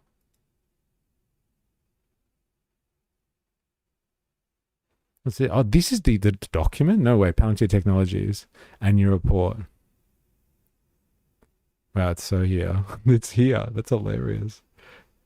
The principal activity of the company is providing marketing and sales support services, development support, and technical information, and business support services, including certain contracting services, to its ultimate parent company, Palantir Technology. Interesting. Under the Corporations Act, small proprietary companies controlled by foreign entities may be required to prepare and lodge audited financial statements unless relief applies. Relief is not available where the company forms part of a large group in Australia. ASIC Regulatory Guide 58 states that the relief is unavailable where a foreign-controlled company is part of a group that meets certain size thresholds. The definition of group includes the entire entity in question and entities that control it or are controlled by the same foreign company, where those entities are incorporated or carrying on business in Australia. Palantir Technologies Incorporated, US $317 billion, the US listed parent company, controls the Australian subsidiary and has received approximately $10 million in Australian government contracts, independent of the contracts received by Palantir Australia. In light of this, Palantir Australia is seemingly part of a large group and would be required to lodge audited financial statements. In a statement to MWM ASIC said that it issued 2.2 million in infringement notices over financial reporting failures in December, and that targeting financial reporting misconduct included by foreign-controlled entities in 2026 ASIC enforcement priority. The regulator added it will continue to monitor for and take action against non-compliance with financial reporting obligations. Interesting. Those Italian uncles are out of control. Yes. Aren't they just? Aren't they? There you go. So they have set up a surveillance state in our home, and we're being watched for anti-septic speech. But cameras in Israel, and let's put cameras in Israel and see what they have to say about others. Yeah. Interesting. Palantir in Epstein files. Palantir co-founder Peter Thiel is mentioned extensively in the Epstein files, appearing 2,281 times, according to reporting by Wired. A leaked recording also revealed that Jeffrey Epstein advised former Israeli Prime Minister Ehud Barak to look at Palantir during a 2013 conversation. Remember, we heard that audio as well, and they were talking about. Epstein was trying to talk to Barak and tell him about this Peter Thiel guy and this Palantir thing, and they should check this stuff out. It's going to be big. It's going to be huge. Everybody says it's so hot. I don't understand all the technical stuff here. So, yeah, you know what? I wonder if we're going to just get AI to do it.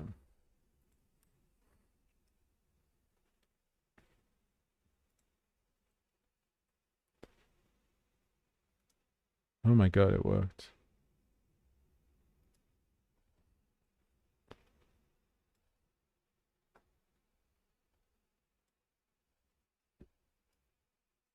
All right, let's do this. Let's ask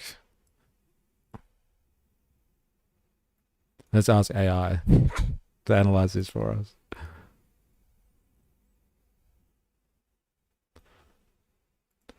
I refer to the above, taken from the following article.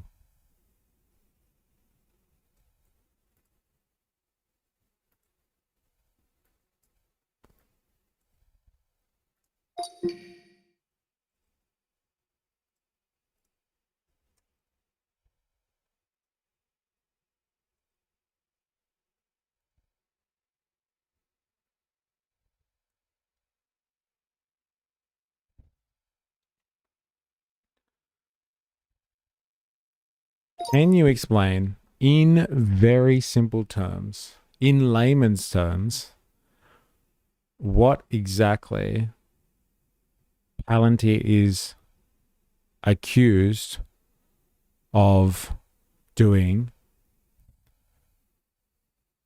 incorrectly?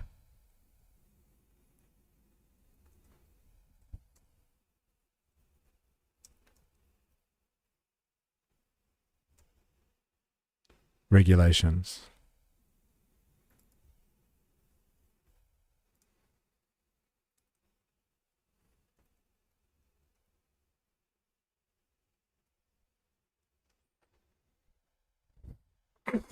So good. I'm afraid I can't do that, E. So good. How? I can't let you do that, mystery. Let's do it. Yes, let's do it. We haven't done an old school investigation like this in ages. And like there's a few of the originals in the chat today as well. Volta Dilemmas, Jag, 4S is hanging out too. We used to do this shit all the time. In very simple terms, the issue is this. Palantir Technologies, PTY, is basically saying we're small, so we don't have to file detailed audited financial reports in Australia. I fucking love this. This is OGE. It's OG, bro. Palantir Technologies Australia, PTY, is basically saying we're small, we don't have to file detailed audited financial reports in Australia, but critics are suggesting this might not be true. The core accusation, plain English, Australian law says small companies, lighter reporting, no audited account needed. Large companies or groups file full audited financial statements must be. Okay, I need to know. I'm not an accountant. What is a full audited financial statement, and why does a large company provide this and not a small company? Very brief response, please.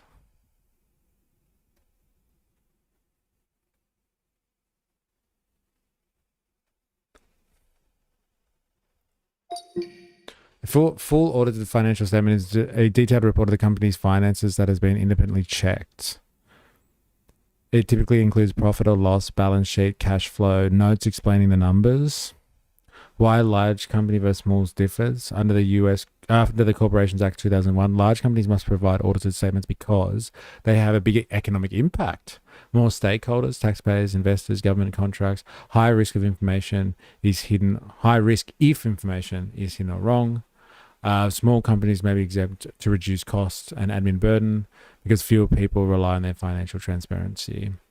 Audited statements verify transparency. Big companies must provide them because their actions affect more people and money. So I don't understand then, like, why is it beneficial to not provide audited statements?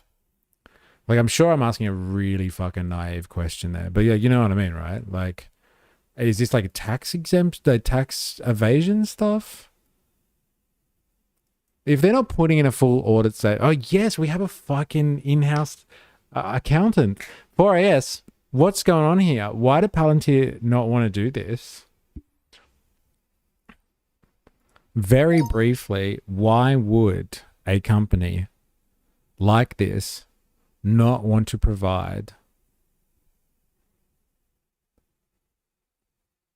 full audited financial statements? It's sus as fuck. Yep, surveillance state won't affect many. Very simply, the company might avoid full audited statements because less transparency keeps revenues, profits, and contracts out of public view. Oh, whoa. Here we go. So, like, if they don't have full audited statements, then you don't actually know what businesses they're providing. Lower costs. I'm sure they can afford to front the costs here. Commercial sensitivity avoids revealing pricing, margins, or strategy to competitors. That's fair enough. Hey, yeah, they want to own the game. They don't want to let trade secrets out. For a company like Palantir, it seems pretty obvious. Well, tell us what's obvious. I'm really clueless when it comes to this sort of stuff. I must be honest. Less scrutiny, fewer questions. I want to develop this one. Keeps revenues and contacts.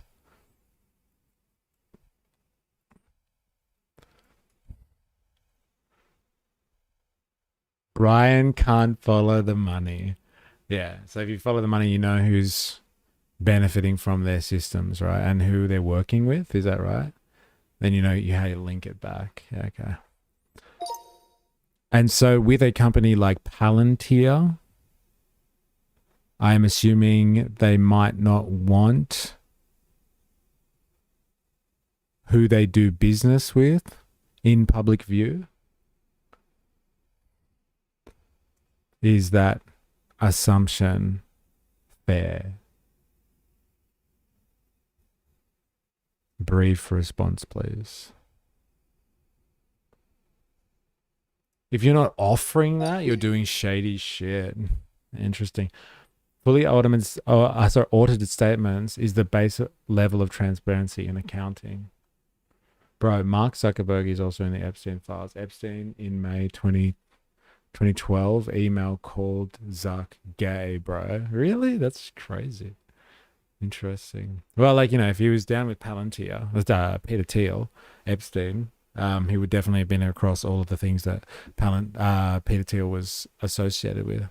Yeah, that's a reasonable assumption, but with nuance. A company like Palantir Technologies may prefer less detailed public filings because it can limit visibility into specific contracts, clients, and revenue breakdowns, especially relevant when dealing with government, defense, or sensitive data work. Do you buy it? Hey, does anyone buy it here? Palantir's trying to cover its tracks because it wants to look after its sensitive clientele in government defense and defense.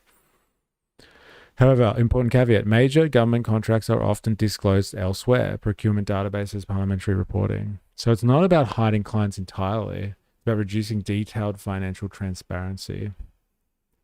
Bullshit. 4AS is on fire. Oh, wait, 4AS. I am smelling a podcast episode here, man. You know what I'm saying? Like we need to get on this, and you need to get your fucking accounting hat out and explain what Palantir is up to here. Mystery 1 USA current Supreme Court judge are also one of the US current Supreme Court judges are also in the Epstein files. Yeah, well, it's an insidious bunch, that's for sure. That's for sure. So it's not about hiding clients entirely, but reducing detailed financial transparency. In short, partly fair, but more about limiting detail. So you just can't fight. Like they don't want a paper trail. They don't want you to know what they're really up to. It would look like, because then you can, as Brian says, follow the money, right? Palantir doesn't want you to follow the money. Is that what's going on here? So really, it's not about like. Actually, I'm going to ask.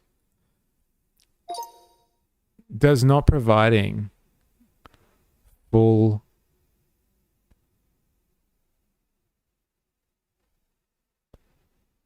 audited financial statements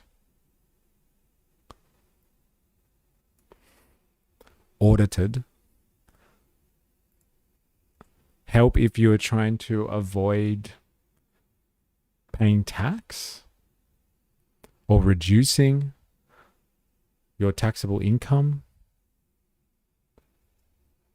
Very brief response, please.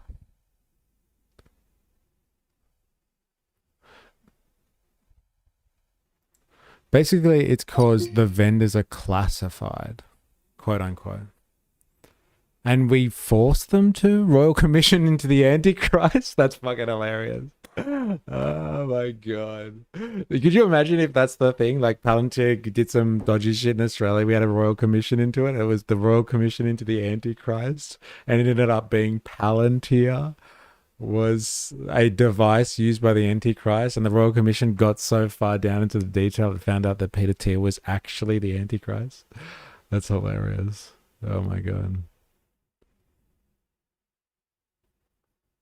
All right. In Australia, companies still must fully report financial details to the Australian Taxation Office for tax purposes, regardless of what they lodge publicly with the Australian Securities. So, skipping public audit statements is not avoiding tax.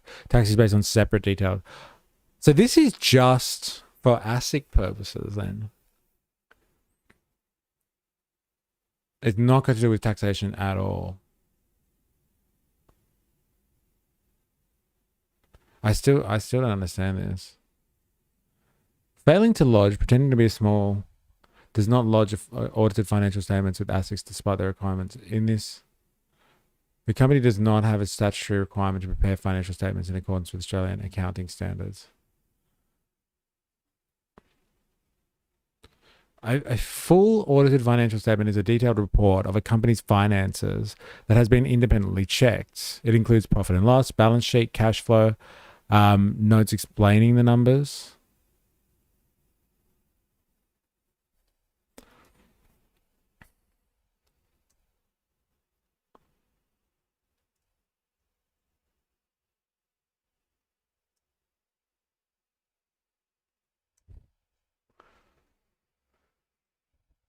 This information, if it's not for tax purposes.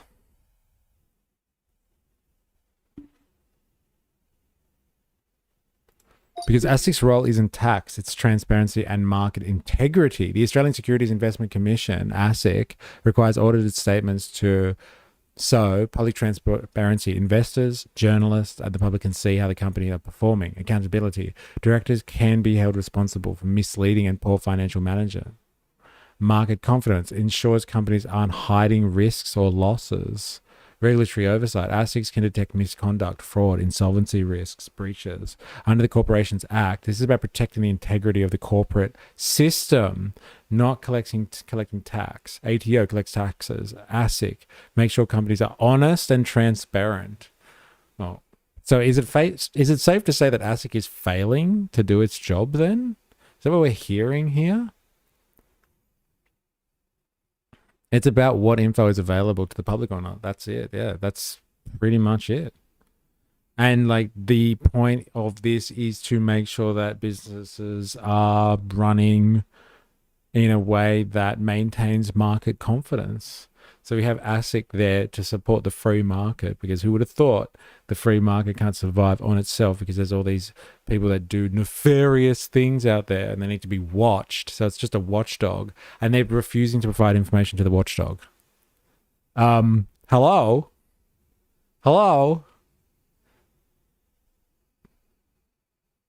Am I alone in thinking that this is rather strange? They want commie live streamers. They don't want commie live streamers looking into their business. Oh man. Like I'm not even coming at this from a commie perspective, like, you know, like I just, you know, I want to know what they're up to in Australia. And it seems that they don't want anyone to know. I wonder if this is just regular practice for them. They just don't provide information about what they're fucking up to. They really are in a fair, you know, like sometimes when you get involved in the culture war or the hype around some particular corporation, and then you hate on them just because they're a corporation and they, you know, have billions and billions of dollars worth of revenue or contracts or something. You're just like, yeah, well, they're fucking evil because they're capitalists. And it's like, well, you know, not every capitalist is evil. Like, let's give benefit of the doubt here. But like, this really does, like, that's what you were saying before, 4AS. Like, there's something shady going on here. They're holding their cards really close to their chests. Maybe it's not outright corruption or something illegal, but like they just don't want anyone to know what they're up to, and that's what this is about. And so, like, under the Corporations Act, then can they be held accountable for this? I think Michael West covered that, didn't they? ASIC Palantir was contacted for comment. Palantir in the Epstein. Well, it reads it for you? That's crazy. ASIC said that it issued 2.2 million in infringement notices over financial reporting failures in December, and that targeting financial reporting misconduct, including by foreign-controlled entities, is a 2026 ASIC enforcement priority. The regulator added that it will continue to monitor for and take action against non-compliance with financial reporting. So, like, do you think it's worth it then for Palantir just to be like, oh, well, fucking, we don't want the information. It's more valuable to us that nobody knows what we're up to. We'll just pay the $2.2 million fine. Who cares? Fuck it. Whoa. Not all capitalists are evil. What timeline did we just jump into? I've said that before. If you want me to say it again for you, not all capitalists are evil. Are they driven, though, by forces that make them do questionable shit in the pursuit of profit? Yes, absolutely. And so can that be interpreted as them doing stuff that's evil and nefarious? Fucking oath it can. Does it allow them? Does it develop the tendency towards doing questionable shit? Every day of the week. Every day of the week. But like, are all capitalists evil? No, of course not. But like, these guys are up to something here. Like, they're onto something. They're providing, I would say, look, as I explained it before, these guys were produced by the American deep state, and they've got their tentacles. Like, look at like what Jordan Hancock has been saying. Like, they're integrated into the groups of people that control the mechanics of the world economy. From Isnot Rail to America, they are rubbing shoulders with the bourgeoisie, the people that have done some of the craziest shit that is just unintelligible and unimaginable to us plebs. They're down with some crazy world domination stuff, and they don't want paper trails. What are they really doing? I don't know. Palantir is the new deep state with their new in-Q-tel to the CIA. The Q is a reference to James Bond films. True story. That's interesting. Sorry, I didn't hear anything past capitalists aren't evil. LOL. Yeah, fair enough. Fair enough. You can clip it, save it to your phone. It'll last longer. Just do a GIF. Capitalists aren't evil. Capitalists aren't evil.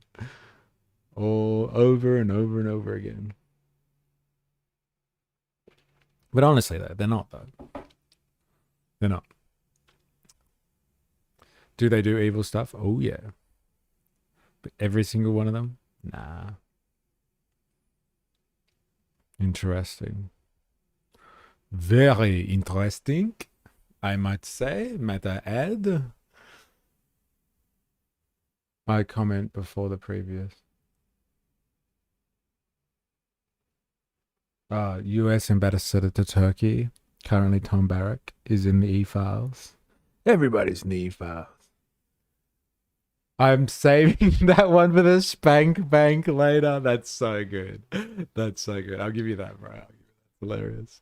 That one's going straight to the wank bank. I'm never going to forget that one. Oh, man. You're killing me. Oh, God, you're killing me. All right, so they reference in their article, or Stephanie Tran did, that's her name, they reference Crikey. Now, Crikey, I don't know, does anyone know about Crikey, the Australian media outlet Crikey? Any thoughts on what Crikey does? Because Crikey have done an investigation into Palantirs in Australia and their expansion. So this is a podcast, I guess you would say. And like they're going to speak about like how Palantir is, spreading its tentacles throughout Australia. Palantir is the business of data and surveillance. It is run by key members of the tech right. Interesting. Built the technology that has powered violent and illegal ICE raids in the US and is accused of providing AI-assisted autonomous weapons in the Israeli military deployed on Palestinians in Gaza. So why does the Australian Future Fund hold $100 million stake in Palantir? And how does the company get secured multi-million-dollar contracts and top security clearance from government departments and agencies? Interesting. Crikey, basically, if BuzzFeed and The Guardian had a child, oh, that's interesting. Isn't Crikey what Steve Irwin would say when he saw a big croc? Oh, it's so good. Yes, bro. Yes. Yes. I don't know why I feel like a bit of shame when like people that are not Australian are just like, oh, did you just say Crikey? Crikey. Oh, man. Yeah, Steve Irwin, he really cemented that one in. No one can say crikey anymore. It can't be a legitimate word to say in Australian discourse anymore. I would say like Steve Irwin finished that off for all of us. No one can say crikey anymore. You just can't do it. No one can use crikey in a sentence. We all say crikey. Yeah, but it's not the same, man. You can't do it. You can't say it anymore. It's lost all meaning and validity. We all say crikey.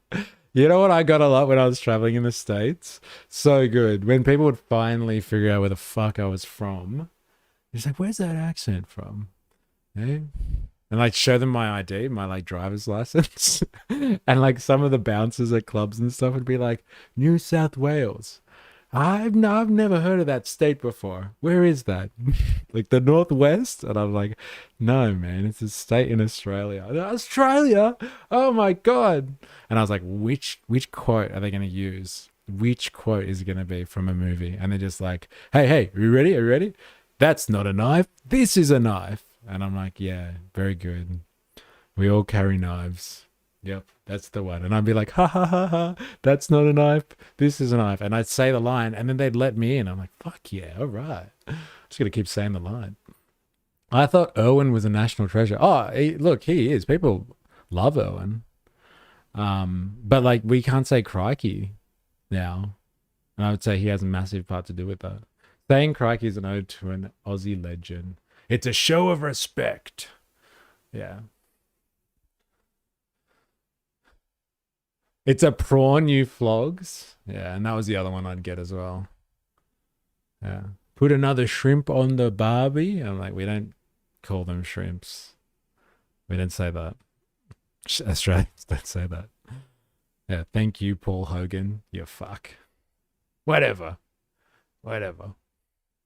But as soon as they found out I was Australian, in most cases, they'd let me into the club. No problems. They wouldn't even look at my birth date. Nothing. No more questions asked. Sometimes not even admission. Fucking straight in there, Aussie boy. You have yourself a good time. Hope you enjoy it over here in the States. Go on. Go run along and have fun. Thank you. Thank you very much. All right, let's do this. Let's find out about Palantir. Mystery, you heard of Leon Black, CEO of Apollo Global Management, was blackmailed 158 million to Epstein. Yeah, it sounds like fucking sounds like small change to these guys, to billionaires, all right? Americans love English and Aussie accents. Yeah, man, it did me well, I'm telling you. Especially when I was traveling I think I was 19 at the time. So I couldn't get into clubs. Oh, I shouldn't have been. But like they just look at the license. I didn't give them my passport, but I gave them my license. And they were just like, Australian. Oh, well, come on in. Come on in. That's not a knife. This is a knife. Yes. I'll say the line. Just let me in. Don't look at my fucking birth date. Yes, I understand. I get it. It's hilarious. It's a good movie. I'll give you that. Hello and welcome to Cut Through, Crikey's spin-free analysis of Australian news, politics and power.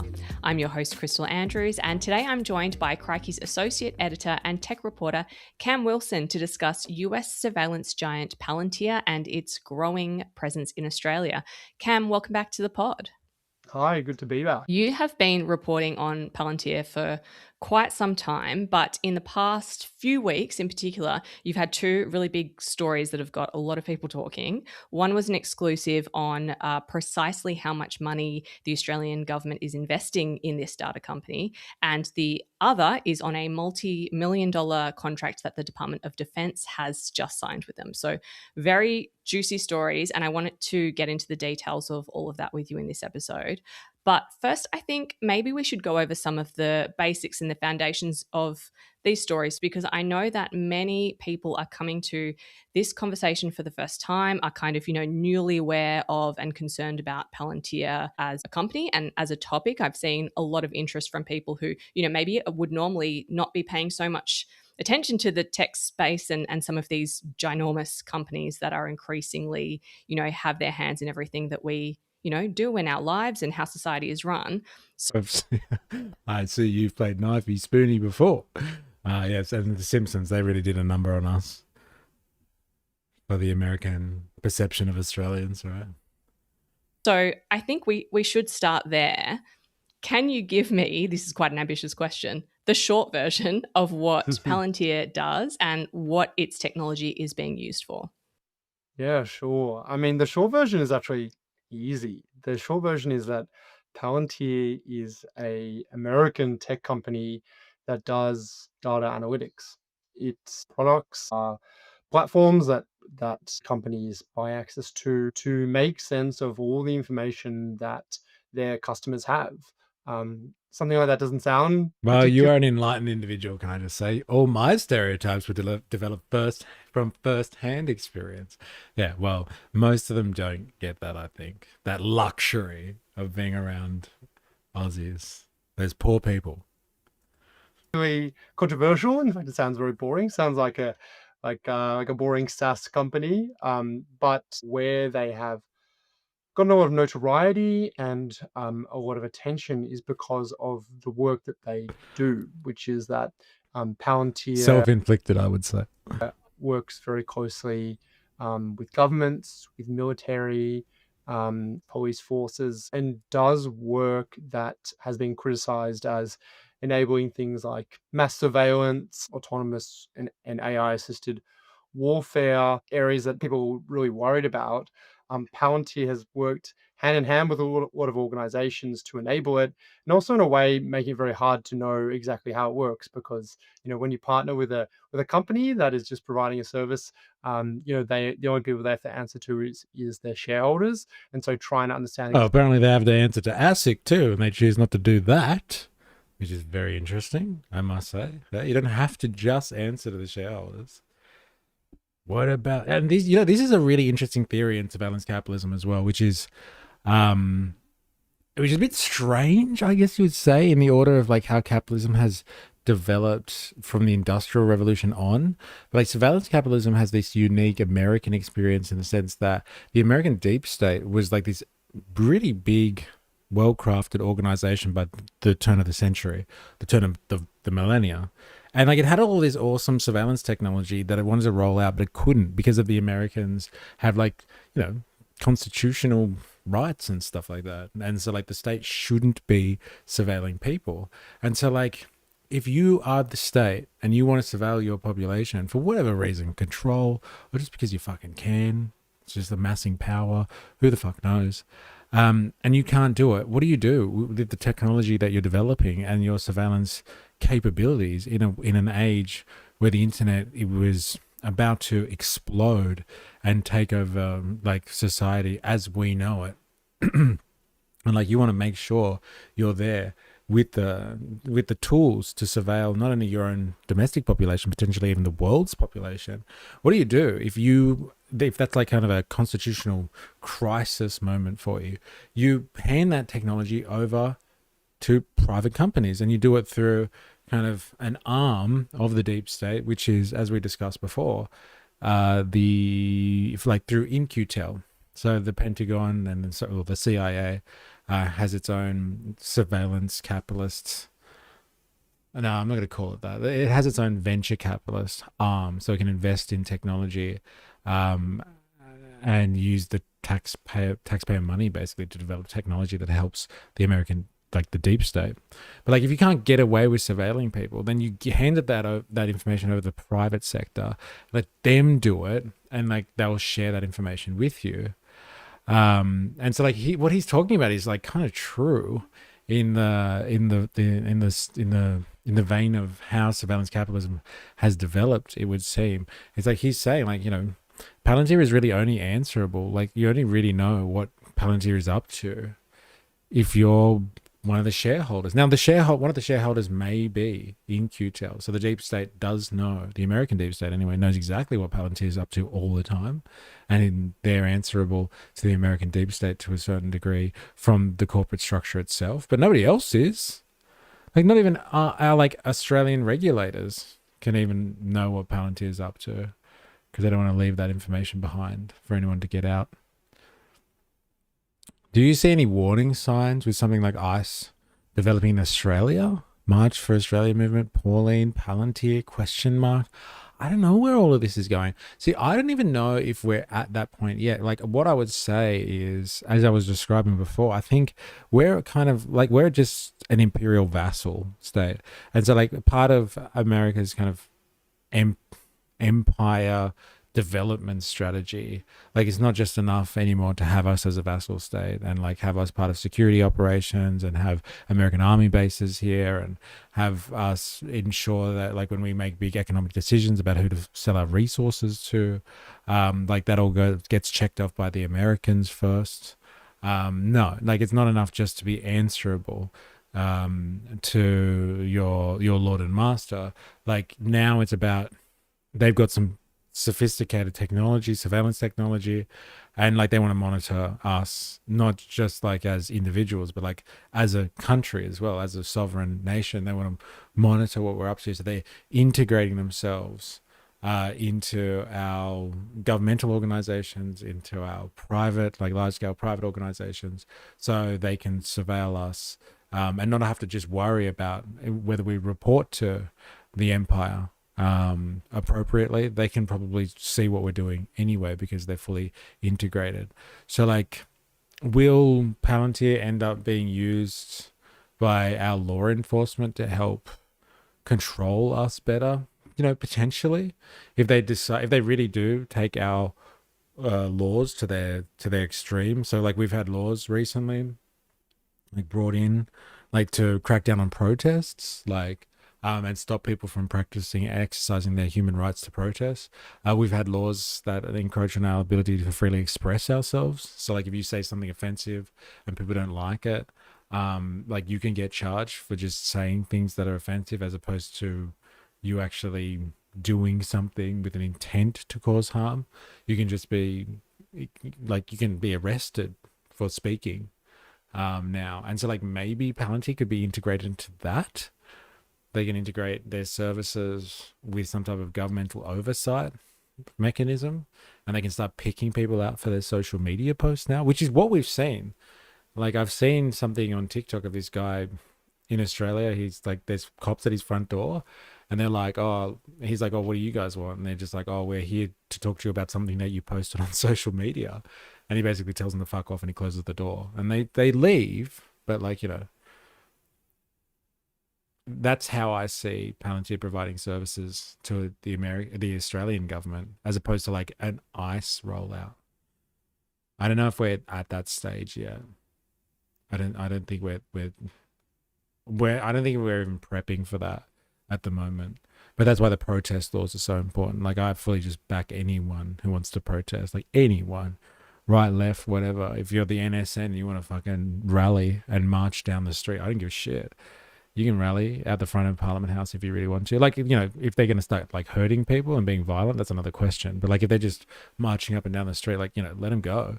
Because once we decide that being out in public is no longer acceptable, Palantir will have a use for the Australian government and will help crack down on that sort of stuff. In ancient Rome, interest rates typically between 8 and 12%. There's also 48% in emergency crisis situation. Dilemmas, no, we won't get ICE. Our issue is legal immigration, not illegal like America. We will follow Britain more than America. Aussies aren't as callous as Yanks for the most part. The US has removed plenty of legal migrants too. Yeah, and detain them, right? Visa holders, everything. Jordan Hancock, and yet Australia followed America like a loyal dog ever since in every single American war. Yes. So y'all around 2015, 2016 America, still some time to go. Well, I guess, yeah. If we ever have the need for some type of private militia that can be used by the government to, I don't know, to literally attack the domestic population. Who knows? Following America into wars isn't the same as Gestapo running our streets. Our preference system means parties have to cater to the centrists. And compulsory voting parties won't do something as divisive as what Trump is doing. Did you just say that ICE is like Gestapo? Like if I'm going to be called out for saying not all capitalists are evil, dilemmas, the way you were defending ICE agents after they killed Peretti and Renee Good, and now you're calling them a Gestapo. That's pretty rich, man. I might call you out on that one. I didn't think you'd use that word. We are in about the second year of our Biden, give or take.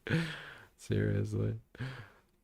That is true, dilemmas, but Gestapo will be more prevalent in an emergency situation like a war. Hey, God, we're all gosh. Fuck. Hey, God. That's depressing. We're all Gazan now. LOL. Yeah. In relation to the Imperial Call, we're all just Gazans now, right? Palantir's watching it. It's acceptable to call them Gestapo when you're bashing Americans to defend Australia. Yeah, but when you're actually talking about what's happening over there, no. Got to take up my usual. Ew, don't call me that. Hey, what are you talking about? Spandonks in the house. How you going? What did we call? Oh, Gazans. Oh, my God. Hey, well, look. If the shoe fits, brother. If the shoe fits. You're a Gazan in relation to Palantir's surveillance. Hey? I would expect nothing less from the proudest of them all. Hey? There we go. Exactly what they're doing can be quite hard. So Palantir, in short, is like a company that helps, organizations do things.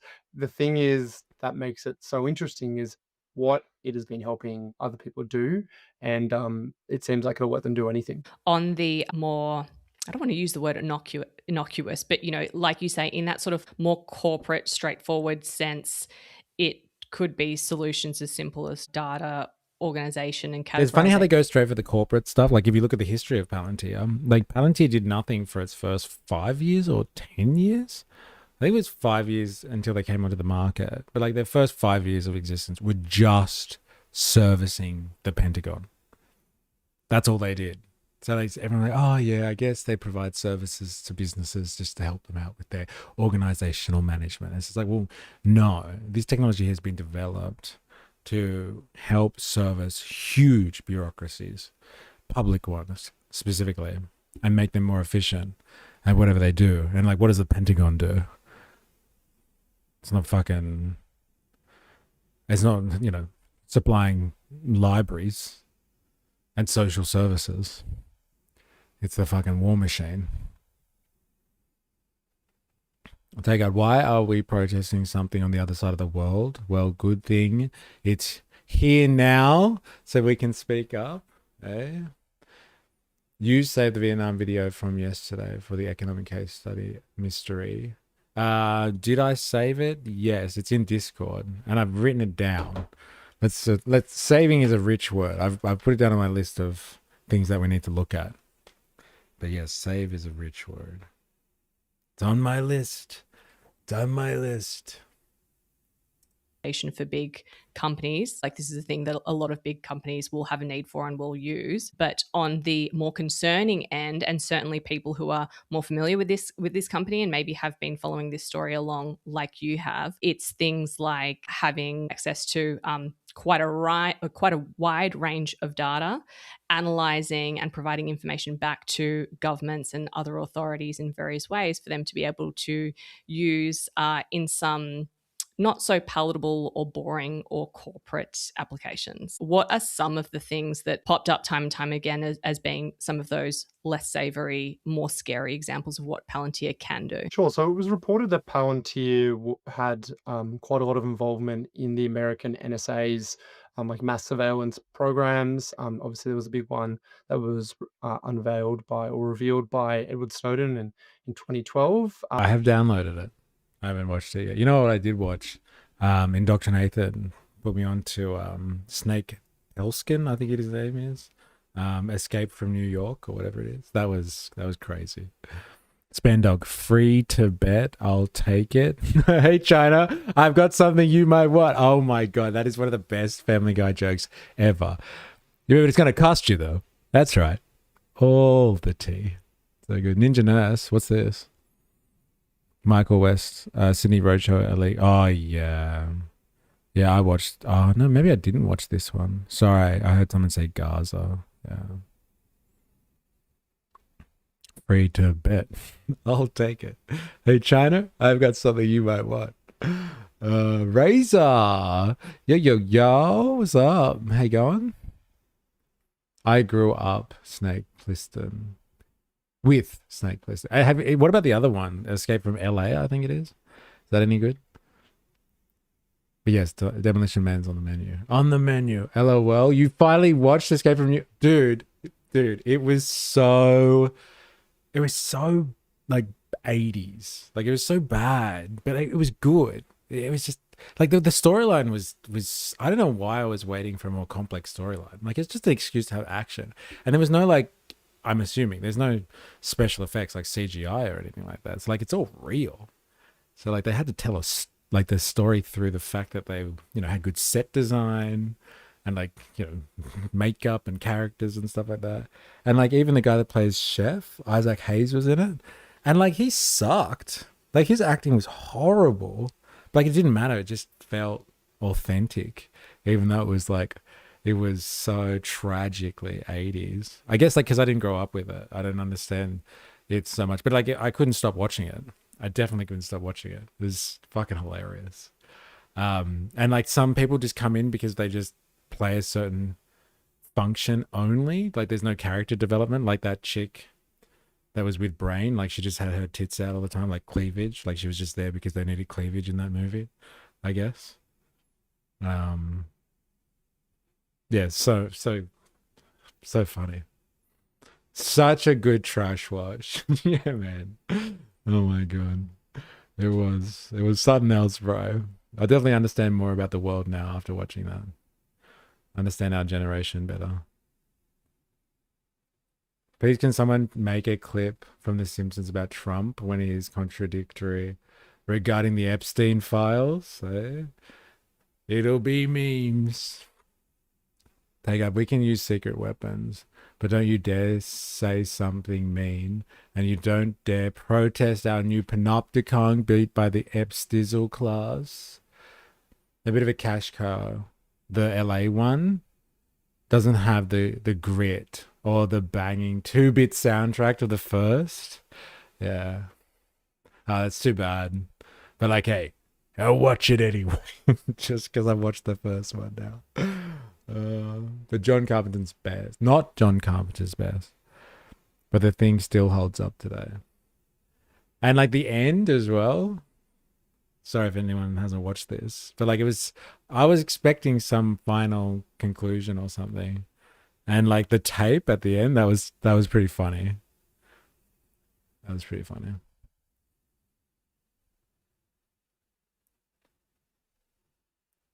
But reporting by The Intercept in 2017 says that, they were playing a really big role in facilitating that. They have been, we know that they work closely with the Israeli army, and they have been accused by the UN of facilitating autonomous and AI-powered warfare. So, choosing targets to fire upon where you don't have a human necessarily in the loop. You've got machines deciding who to try and kill. And most recently, the one that's getting a lot of attention now, which is why it's been such a hot topic issue, is that Palantir has been closely working with America's Immigration and Customs Enforcement under the Trump administration to help them with their mass deportation campaigns. And this is a great example about, Do you remember what the name of the product that Palantir provides for ICE? It's something crazy. Like the names that they use for their products are fucking so telling. It's a really interesting name. What is the name of the product that Palantir provides for ICE raids?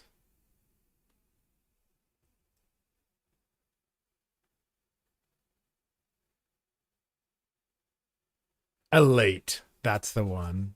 They love their fucking marketing names. Elite. Enhanced leads identification and targeting for enforcement. A targeting app that helps locate and prioritize people for enforcement operations. Elite. Eh? But when you're a shitty ICE agent who can't do your job properly because you were never trained, you need Elite to stay ahead of the game. Oh, yeah. Trump will impose tariffs on anyone who publishes Epstein files. Economic case study notes 1975 to 86 subsidy command period. Trade embargo by Western countries. 86 Doi Moi socialist oriented market economy with a more conservative approach to China. Take out. I'm thinking the game was meant to be canon. Dr. Nathan, also sorry for the quiet lurk. Been doing a bit of work on my channel since Noisy finished up. What do you mean Noisy finished up? Are you saying the Noisy migrant? Immigrant or migrant? I can't remember what that person's name is. I think it's that one. Well, they're not streaming anymore? That's awful. Did something happen to them? Spandog, the U-Hawk autonomous Black Hawk is going to cease service this year. Ooh. No, I've been helping out.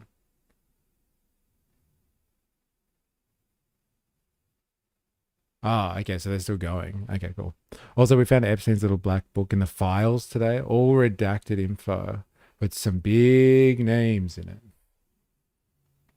Oh, they finish. Oh, finish. Right, they finish up at a certain time. Damn. I was going to say, God damn, what happened? You found the little black book. All redacted info, but some big names in it. New product, Sauron's Eye. Pretty much. The way that they name things, it's crazy, right? All right. Let's learn about Palantir. Oh, yeah. The kind of innocuous, as you mentioned, use of innocuous sounding tasks can actually end up being stuff that people find objectionable. And what Palantir has been reported to have done is bringing in all this data held by disparate parts of the US government, parts that had previously not necessarily been plugged into the immigration system, and then making it easy for people to access that and then for ICE to act on it. So I think in last year it was reported that Palantir had designed, I think what they called it, like the Immigration OS operating system, which was a system that was bringing in all kinds of data about US citizens and non-citizens, including, I think it's been recently reported, Medicaid data, so state health data, all of these things that are being used to, carry out these deportations that have sometimes been illegal, are clearly very unpopular. And so it's a great example, this in particular, that helps people understand that, clearly unpopular. To who? Huh? You dirty commie? Hey? You little trans Tifa woke star? Hey? It depends on who you speak to. Come on. Economic case study, Vietnam got their constitution 2013. Extreme life impairment tools for elites. Elite. Woozle in the house. How you going? Ninja Nurse, little black book. That's so 90s. I want his phone. Give me his PIN code. That's where the real dirt is. Well, it's funny that you say that. Like, he is a product of his time, Ninja Nurse, and he did have a little black book kind of thing. That's the contact. That's the so-called, Epstein contact list, the client list, which like he would document all of his people, big, powerful people from around the world, and all of their connections. And he had multiple contacts for them, numbers, everything, multiple addresses. And he would just document all of his interactions. It's a product of his time. They're going to start black bagging people to Christmas Island. Oh my God. So for the Americans who are listening, like we have offshore processing facilities, let's say. Like you in the Americas, you have Alligator Alcatraz. We have islands off the coast of Australia that we use as processing facilities, like concentration camps, basically. And so, like, that's, you asked before, Jag, what it's going to look like, whether we're going to have our own version of ICE powered by Palantir. If we do, they're going to be like, agents that take people and process them in islands off the coast of Australia. You're going to be bagging people, put them on Christmas Island. Razor Trump will say that I founded America. I think he thinks that way because he hates immigrants to the extent that he believes this land belongs to him, while he is originally of German descent. Did you notice now the emails mixed with the book is better? I'm sure he did. But all the photos and videos are all on his phone, right? Yeah. I want the Rolodex. It can't be hacks. That's why we won't have ICE. We have prisoner islands. We have experience in this field. If the cops ever ask me for my phone, I'm going to hand it over and wink at them. We don't have undocumented migrants issues here, though. Like, ICE doesn't have the same excuse here. Yeah, it's a very different case. That's for sure. Ninja Nuts, I was hearing, I don't know if you were here, but we were listening to people talk about draft dodging the other day. I think it was in relation to when Jesse Jackson died. Anyway, I was listening to people talking about tactics they used to use for draft dodging. It's like back in the day, like you could draft dodge by like faking an injury or something like that. But like this was also an option and they didn't do it. But like if you were gay, they wouldn't let you into the army at a certain point, let's say for the Vietnam draft. And so like, all you had to do was walk up to the draft dodger, to the draft board or whatever, and be like, oh, I can't wait to serve with all of these beautiful men. I can't wait for like hitting the showers with the boys and like say stuff like that. And then they wouldn't conscript you because they were like, well, this person's obviously a homosexual. We can't have them in the army. But like people were too scared to play that game. Like they just felt uncomfortable pretending to be gay. They prefer to actually be drafted than pretend to be gay. Like what a fucking crazy world that is. Like if you want to draft dodge, like who cares? Like, you're gonna pretend to have an injury. Like, so much easier just to pretend to be gay or something like that, right? And be like, oh, I can't wait to hit the showers with the fellas and get around and do all that training with all the boys. There's some pretty people in this area, some pretty boys. Can't wait to get down with them. And like, it just like your remark for the cops if they ever ask for your phone, hand it over and wink at them. Like, all you had to do is say something insinuating for a draft board, and they wouldn't conscript you, and people were too scared to do that. It's a crazy world, man. Bro, I'm pretending to be straight. All those hot men away from their wives. Oh, that's hilarious. That's hilarious. Man. Economic case study. International monetary funds predict a solid 5% GDP growth. Wait, where is that? Oh, for Vietnam, 26 to 27. 5% is pretty good. That's what China's on at the moment. Epps Dizzle would have loved AI. Shame. Hot take, but I couldn't care less about this black book or files. Oh, come on. Why not? Sometimes I wish Trump is all the things people fear he is, but he's just a boomer, and every boomer hits their based ceiling. I will give him my phone because I have nothing to hide except for the ice, because they will fabricate a charge out of nothing. Showers with the boys, eh? Ostracism can be a worse fate than death. Yeah, but like, you know, if you are worried about it, like, you know, I understand. I understand, like, you can be ostracized from your community, but like, you know, do you really want to go to war? For what? And whose war? That needs to be a movie. All the boys turn gay to get out of service, but the army makes a gay division. Don't ask, don't tell. Till the army asks for proof. Yeah, well, man, if you don't want to like go to a situation where you could be killed easily, hey, I'll give you all the proof you want. What you want. Indoctrination. I prefer there to be legal immigrants, but these people come to America because America originally destroyed their countries or participated in that. Unfortunately, to quote Billie Eilish, there is no illegal immigrant in a stolen country. I'm really willing to risk dodging bullets for some hot ass. Yeah, and D. Yeah, fair enough. Fair enough. Remember Klinger and MASH. Straight Section 8. No, I can't. I don't know the reference.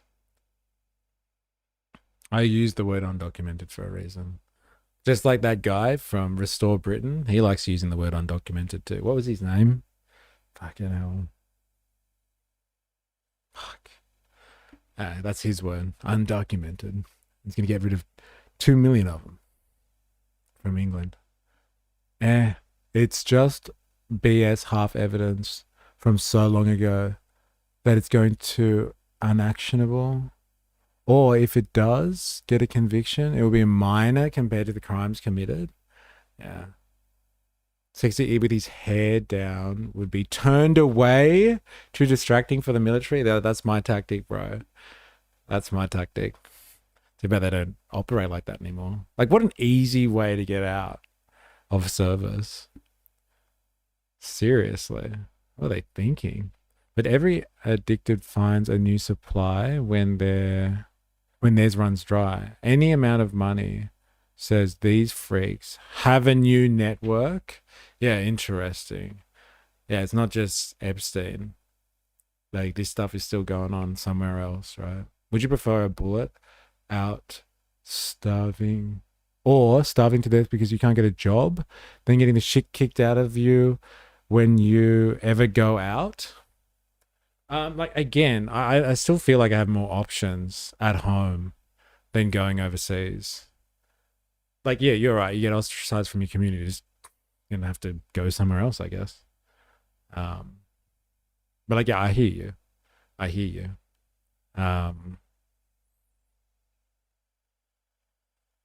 But like, you could just turn around and pretend like nothing happened. Give it a few months. Pretend like nothing happened. Dress as a woman to get out of Korean War. honestly, in Oz, claiming Aboriginal would probably get you out of the draft, and no test needed either. Interesting. All right, back to it. There are things that organizations want to do, but one of the things that often stops organizations is their capacity. And in the case of Palantir, they have been the organization, they've been the company that have a lot of organizations have gone to try and do the other things that other companies won't necessarily be involved in. And in doing so, they've built a incredibly valuable business that now Australia is a major shareholder in. Yes, and I think in this, it's also important to point out who is behind the company, because that is a big part of, these concerns around Palantir. It was founded in 2003 by Peter Thiel, Stephen Cohen, Joe Lonsdale, Nathan Gettings, and Alex Karp, who is the current CEO. And I think Peter Thiel in particular has become a symbol of what is increasingly referred to as this group of people called the tech right, people who believe that, the way to... Have we ever called it the tech right here? I don't know if I like this take by Crikey. Let's call them the tech bros, or the brothers of tech, shall I say. Palantir, Valmac 1234. Palantir is already doing the US taxes instead of IRS to verify income versus expenses. It's turning into a huge Big Brother system. Yeah, it's tentacles, man. I'm telling you, tentacles everywhere. Valmac, are you new here? Let us know. I got drafted to Oxford Street, the Tech Reich. Yeah. Oh, 100% dilemmas. It already gets you detected services with zero tests. Societies. Dedicated, services with zero tests. Problems is to give control, increasing amounts of control to tech companies and, the corresponding tech elite who run those companies, and allow them to basically implement whatever they think is best to run, societies and whole nations, while rejecting ideas that they, personally don't think are so important, things like equality and creativity. Thou art the brothers of tech. Future techno-feudal lords themselves. The Alpha and the Omega, Peter Thiel. Slayer of the Antichrist, Greta Thunberg. Probably best summed up in a clip of an interview with Thiel where he's asked whether he thinks the human race should continue, and he takes a very long time to answer. You would prefer the human race to endure, right? You're hesitating. Yeah, well, yes? I don't know. I would This is a long hesitation. This is a long hesitation. There's so many questions implicit in this. Should the human race survive? Yes. Okay. But so Cam, so good. If you twist my arm, yes. But what do you mean by survive anyway? Eh? Both these people from Crikey, what are your thoughts on Crikey Mystery? I don't know. That's why I actually asked the chat. Someone described Crikey before as halfway between BuzzFeed and The Guardian, I think was the suggestion. Is that right, Jordan? I think you said that. Yep, don't know how I wandered in. LOL, currently in Florida. Oh, well, welcome. Welcome to the chat. The Ministry of Tech siblings. We don't discriminate against men and women by calling them brothers of tech. The Ministry of Tech siblings. Another hot take, Steve Irwin was exactly what South Park portrayed. Dude who messed with animals for zero reason for entertainment and pretended to be a conservationist. Savage. Savage hot take there. Volmac, welcome to the crew. I'm going to do a plug for new people. There might be new people watching this. If you are new here, make sure you hit the like button if you're on YouTube. And if you haven't done that already, you haven't hit the like button and you're watching this on YouTube, I'm very disappointed in you. Very disappointed. Hit the like button. Subscribe for more. If you're on Twitch, make sure you hit the follow button. And if you haven't already, come and join us on Discord. Here's the Discord invitation. This is where we share our propaganda and such. Come and join the community. Etc, etc, etc. Do you want the human race to survive? Is this even a choice? Why is there a question like that? In essence, you don't choose it. It's an interesting line of questioning, that's for sure. Everybody hangs their hat on this one interview that he has. And that guy, if you watch the interview, that guy sucked as an interviewer. He was horrible. Hated that guy. I saw Irwin break up Kookaburra fight by talking to them in coups. You take that back. Fuck that guy. That's fucking sacrilegious. That is. How dare you defame the great name of Steve? Saint Steve, sorry. For the purposes of this conversation, and we're going to get more into this Australian sort of presence and application, is there anything else that you think people need to know about Peter Thiel and the other guys running this company right now? Ban that motherfucker right now. We should have a wall of shame for the worst interviews. He's up there, man. Remember how frustrating that was? Watching him talk to... Like, Peter could have said all of these things. Like, more clippable shit. But he kept on interrupting him the whole time. I knew that was going to be a hot take. Now, anything you want to flag before we he's a pretty interesting cat. He, I think, first made his money through his involvement in PayPal. That's a company now, and I think it's actually not as well known, but it was really like the first. But PayPal's not well known on the internet that made e-commerce available. You know, it like things that we take for granted now. It made it sending money, spending money a lot easier, and so he was part of the people involved in that. Made quite a lot of money out of it. The people involved with it are they've been nicknamed the PayPal Mafia because they've spread all over Silicon Valley, including Elon Musk was one of them, and there's a few other names that you would probably recognize. He was also an early investor in Facebook, has been highly involved in them. And he wrote a book, I think now like 10 or 15 years ago, called 0 to 1, which in which, like, you know, this is him at his most buttoned down. You think if you write a book, you're putting your statement out there, you're probably trying to put your best foot forward, trying to make things as palatable as possible. And he talks about all these ideas about how, for example, monopolies are actually a good thing for business because, you know, we waste so much money competing with each other, trying to bring prices down or whatever. It's actually much better for everyone if we're a monopoly. He's spoken in the past about having pretty, I would call them like anti-democratic views. You know, I think he's even mentioned about regrets about women getting the right to vote. So he's a guy who is one of those technocrats who was clearly taken that to the nth degree, where he, you know, believes in a world where democracy is not best and that it should be ruled by powerful, rich people like him.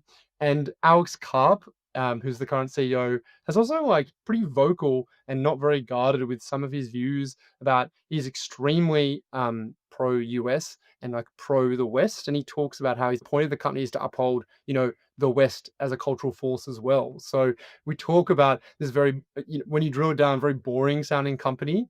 And I should say, like, I remember reading a blog post about about someone who used to be involved in it, who was just like, you know, this is all the management consultant stuff that we do. It's not that different, I guess, in many ways to like a KPMG or whatever, and how they approach the problems, and they combine that with the technology to be so valuable. So you've got that, which kind of sounds, again, not super out of the ordinary, but when you hear the express public comments of the people who are behind it, when you see the kind of work that they are doing, you can clearly understand why this isn't just an ordinary company. This is a company that has attracted a lot of attention and questions about, for example, why other governments, including the Australian government, should rely on them, invest on them, when they clearly have objectives that many of these other countries and their populations might find objectionable. It really drives home that point of the very...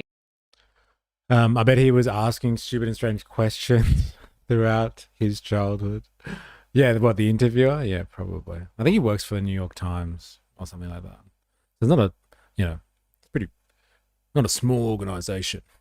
And like, I don't know how he got up there. He sucked. Haha, mate. He needed those 3 packs of durries per match.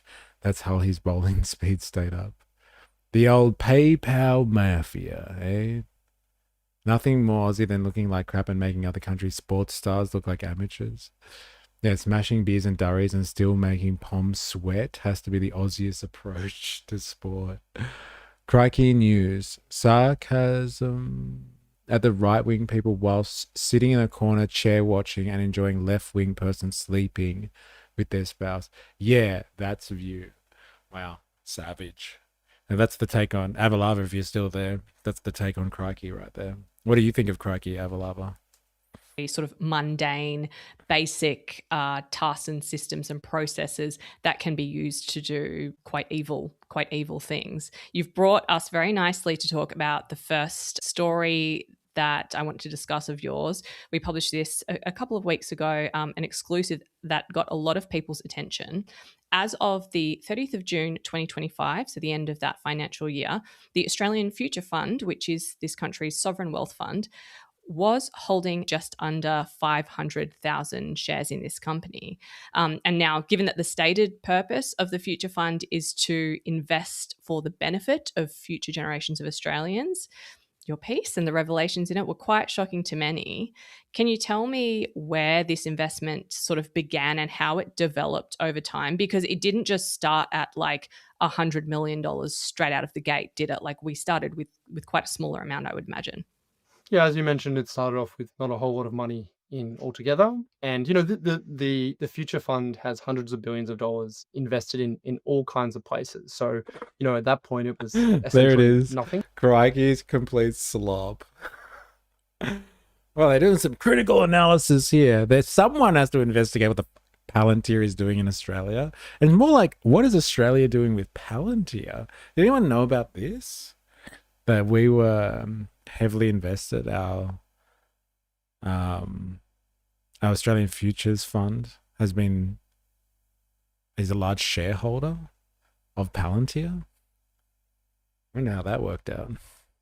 And then over the period of 2.5 years, it increased the stake exponentially. Like it went from 1 million in mid 2023 to $25 million at the end of 2024 to, by the end of 2025, to be $100 million. So a pretty significant stake in this company.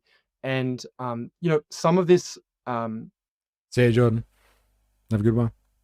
Was Palantir stock increasing in value, because over that period, people can probably imagine a couple of things is happening, but there has been the kind of renewed conflict between Israel and Gaza since October 7, 2023, and then the Trump administration getting into office. I mean, being elected at the end of November 2024, but coming into office in the start of 2025. The Australian government has increased its stake, both through the natural increase of the value of these shares, but also clearly through investing more money in it, by putting more money into it. I don't know. The Future Fund, I think they're talking about separate things as opposed to like an investment vehicle and subsidizing investment in Australia. They're talking about a sovereign wealth fund, they mentioned. Yeah. I remember Geordie's blowing his wad over it a lot.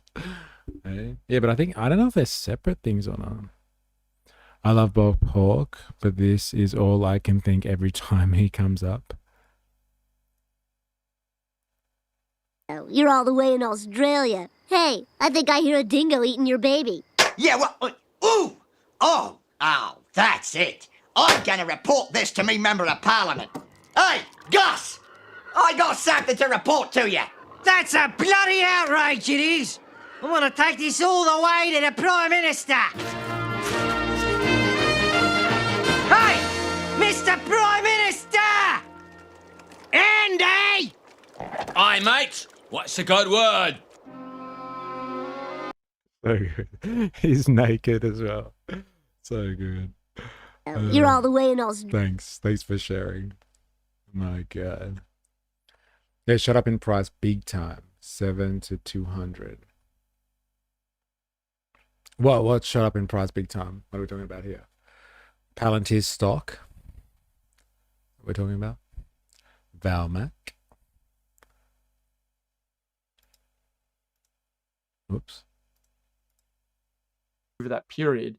And I think that they're like, there's two things happening there. There's the fact that like Palantir has been so closely tied to the Trump administration. It's co-founded by Teal, who was one of the first people to endorse Trump in 2016 and has had a close link to that world.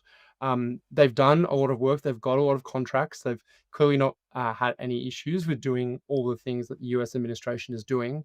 And as a result, they've become a more valuable company.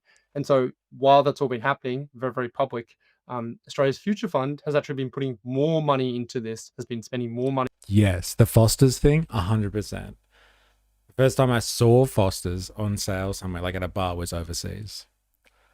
And they were like, "Oh, you're Australian, you like this, right?" I'm like, "I've actually not tried it before. Let me see if I like it." And buying it, and as a result, now has a 9-figure stake in the company. Yeah, you and I worked on a timeline, sort of like a graphic to help people follow that growth along and point out some of the, really violent events that Palantir was involved in at the time that this Australian stake in the company was growing. I'll also get that graphic up on the screen so people can follow. While the Future Fund was holding a stake in Palantir, the New York Times had an investigation which alleged the Trump administration greatly expanded Palantir's access to American citizens' data. That was followed by the UN report coming out alleging that Palantir was providing AI systems to the Israeli military for use on the citizens of Gaza. Then there was also earlier this year an expose by 404 Media. Residents of Gaza, not the citizens of Gaza. Yep. Come on. Seriously. What if they got their comment section open? Yes, they do. No to Palantir. Get that shit out of Australia. Don't let these murderous thugs into our country. We need to decouple from the US tech monsters. Good luck, bro. What fucking universe are you living in? Decouple. They are entrenching themselves, burrowing in like a tick, bro. Come on. Independent publication in the US about a Palantir tool that was being used to map deportation targets, and that those data systems were used in the ICE raids in Minnesota, including the raid where an ICE agent shot and killed nurse Alex Pretty. So this has all been happening while Australia has not only been holding but growing and, just sort of doubling down on the investment while these things have been very publicly taking place. Like, none of this is a secret. Do the administrators of the Future Fund, or at least the representatives who go to things like send estimates and answer questions about this, how do I phrase this? Do they seem to care that there are these, quite compelling human rights questions, if I'm being generous, over how Palantir is being used, or are they kind of hands off about all of this that's going on? When I did the original reporting, I went to Future Fund and I didn't hear anything back from them. And then when there was Senate estimates a few weeks later, Green Senator Barbara Pocock asked the Future Fund about it, said if they're aware of these human rights records, said if this investment was allowed under the Future Fund's guidelines, because it does have a set of rules for like responsible investing, things that they said that they won't invest in. But when the senator asked about it, Future Fund initially said, well, look, the rules that we have, about what we can and can't invest in, that we shouldn't invest in unethical things. We draw the line at things essentially that are illegal or go against treaties, like international agreements that Australia has signed, and Palantir doesn't go against any of those to their knowledge. So good. They then also said that... Yeah, well, Palantir hasn't done anything wrong because it hasn't been investigated by anyone specifically. It hasn't broken any laws. Do they do morally questionable things? Yeah, absolutely. But like, what organization, what body is going to determine that? Hey, come on. You woke... Come on, start with your woke rubbish. Yeah, to their knowledge, it doesn't matter. And even if they got classified, then they'd still do business with them anyway. Australia hasn't stopped doing business with Is Not Rail, despite the genocide classification that's been issued by the UN. I don't think that really matters. But if it was Iran, or Venezuela, or Russia, or China, or Cuba, no, hit them up with sanctions, cut them off. Wouldn't be investing in them, that's for sure. Oh, those evil regimes. Just to be clear, sorry, I'm laughing because it's a really funny thing to say when you're the head of like the Future Fund, you're the person in charge of this, being like, all that money that like we're responsible for managing, we don't actually directly manage all of it. They said that they invest in Palantir via 2 index funds or 2 external funds. So, I'm not a business expert, but as many people would know, like there are plenty of, if you have money, you can obviously buy shares directly, or you can invest in funds that invest in shares for you. So you buy into them, and so you're indirectly buying into those stocks. Future Fund said 2 of the funds that we invest in Palantir. They also said it's a very widely held stock. And so as a result, we're not actually responsible for doing this. Which to me, I mean, I don't even think I need to editorialize is a very weak defense of this, saying that it's literally not illegal and also we didn't directly do it. And the Future Fund representatives did kind of mention that there had been some due diligence, but essentially not really much. And they said, we do a lot more due diligence on Australian shares and companies that we invest in, but for the international ones we don't do as much because we have much less limited ability. So essentially saying we don't really know. It doesn't sound like they've done a lot of investigation into Palantir, and they certainly didn't commit to doing anything about it. So there were some little breadcrumbs that came out of there that I think we can use to find out a little bit more. Palantir is just the gun. The user is the issue. Interesting. Guns don't kill people.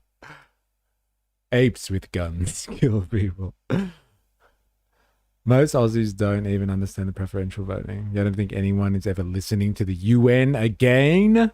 No, why would you? Why would you listen to the UN when you've got the Board of Peace? Oh yeah, $1 billion buy-in to the Board of Peace.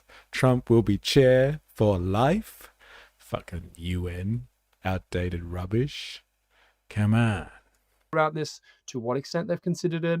I very much doubt that the first time they heard about their investment in Palantir and some of the stuff that they had been doing that was controversial was when I sent in a media request to them. But I guess we will see if there is any follow-on from this. And I think as well, just putting it in context, there are some people who think that investing in Palantir is beyond the pale. Clearly some don't, but it is being used very closely by the American government.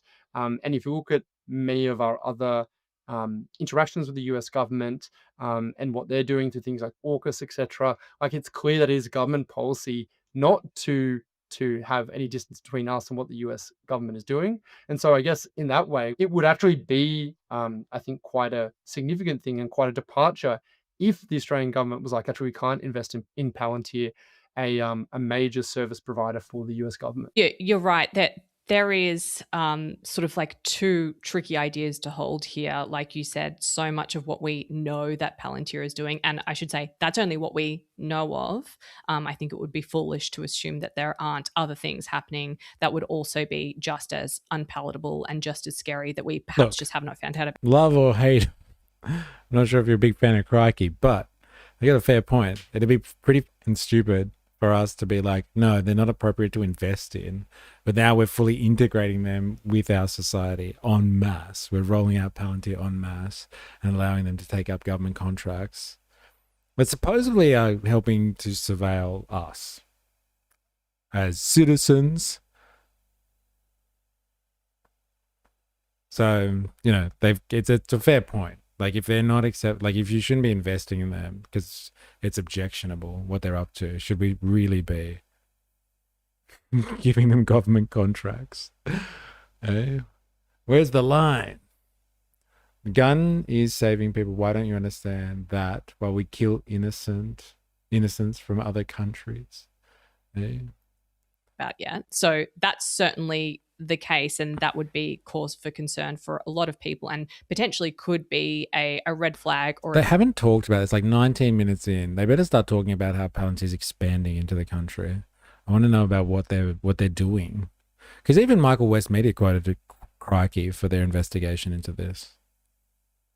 I want to know. Trigger about whether this company was appropriate to invest in for something like the Future Fund. However, on the other hand, why don't you like Palantir? Looks like you need some monitoring through our surveillance tech.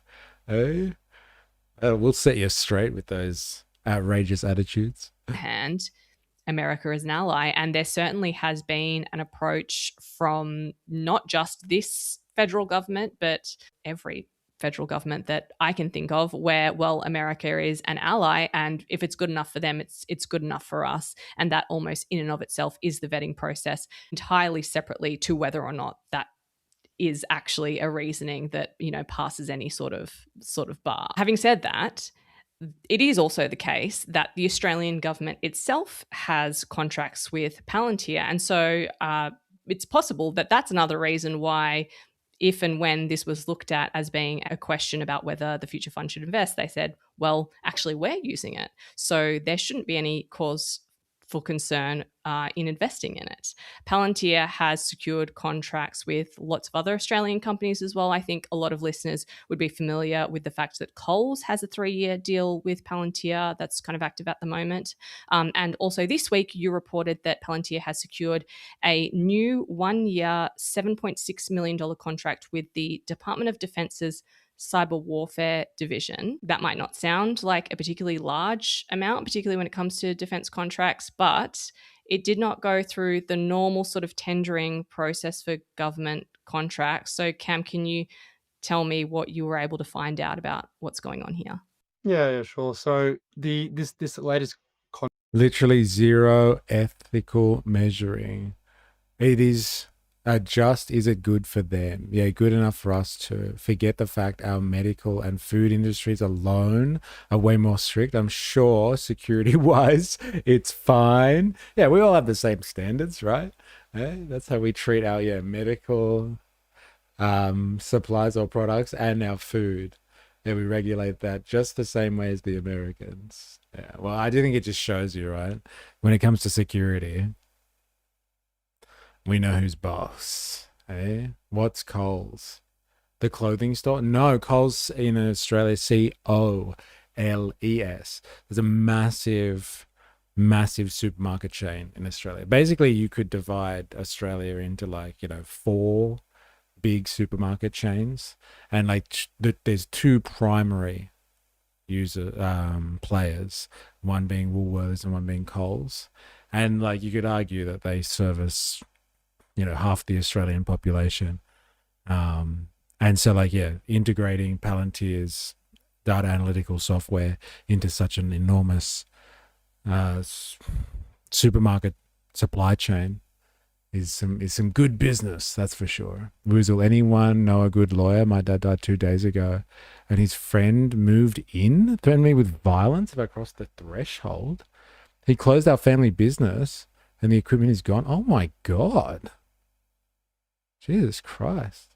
Sorry to hear about your dad, by the way. I hope you're okay. Do I know any good lawyers, though? No. And not in this field either. Yeah, sorry to hear about that. Why does the other person look like they had an extra drink before the interview? So dumb. Apparently security, they are infallible gods. Security-wise, they're infallible gods. Don't look here, 9/11. No, he was not living there prior. No rights. He moved in after he died. What a strange friend your dad has. I don't know lawyers, but I know some blokes who don't ask questions. 2 days. I'm shattered. Yeah, I'm sorry. Sorry to hear about that.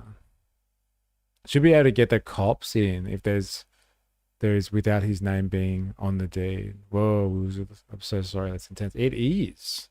Yeah, and isn't this can't you go to the cops about this? Someone's entered somebody else's property. And they're threatening violence too. Same guy used to live there till he stole 4K. Yeah, crazy. Contract that was yeah, sure. So this latest contract that was inked earlier this month and published online was put to what's called a limited tender, which is, when it comes to government, best practice is this idea that, for many things, if you want a supplier to give you something, you've got to say, who wants to give me it? I'll put an open tender out. People can put in their applications. You consider it. There are variations of that. Sometimes there's what's known as panels like preferred providers being we don't want to have to go out to open tender every single time. So, here are the preferred people and, choose between them. And then sometimes there's just limited tender, which is when the government essentially has to make a case that only one provider would do. Let's not waste time. Let's not fuck around. Let's just go. Sorry, can I swear? Yes, you can swear. Good. Well, I did. They're we want to go straight to one provider for a variety of reasons. And the reason that was justified in this contract was that essentially this was a continuation of a previous service. I believe, I'm not certain, but based on previous contracts, there was another similar contract that was signed by the Cyber Warfare Division that finished at the end of last year. Good luck, Woozle. Good luck. This is interesting, isn't it?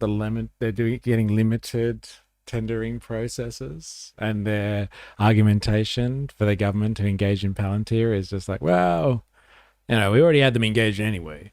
But like, I wonder if it goes deeper than that. It's just like, and this is what I've been insinuating. Look, there's other people that do data analytical services, but is there anyone out there just like Palantir? Like, honestly, is there anyone who has been developed and nurtured by the American deep state, the CIA, handed technology, given access to the Pentagon, and like can be distributed so beautifully throughout the world, and like all the world's governments, like Palantir can? Hey, limited tender process, basically like, hey, who else are you going to pick from?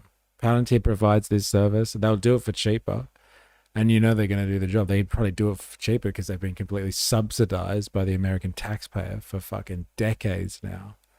Decades.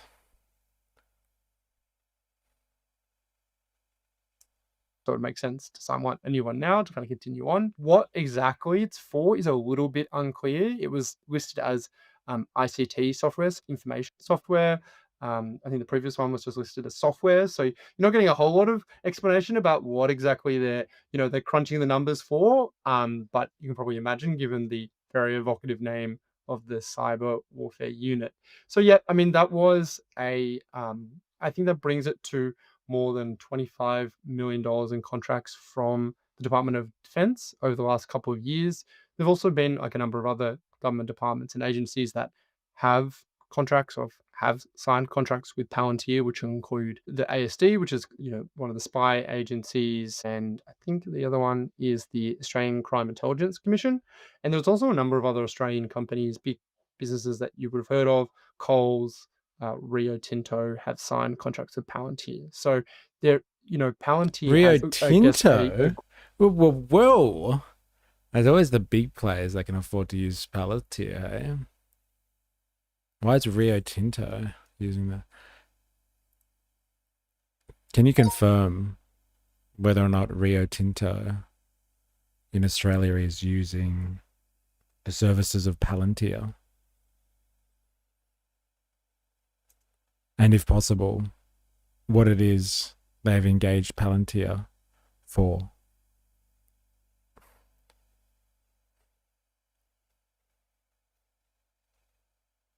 Rio Tinto has an ongoing multi-year partnership with Palantir Technologies, including recently renewed agreement extending for several more years. Palantir is not doing surveillance and enforcement type work here. Instead, it provides data integration, the Foundry platform, combines data from across mining operations into one system. Digital twin AI models creates a virtual model of mines, rail and equipment. Operational optimization helps manage mining sites and plants, monitor risks, coordinate automated trains in the Pilbara, improve supply chains and maintenance decisions, pull all its operational data together and use AI to run mines more efficiently, safely, and cheaply.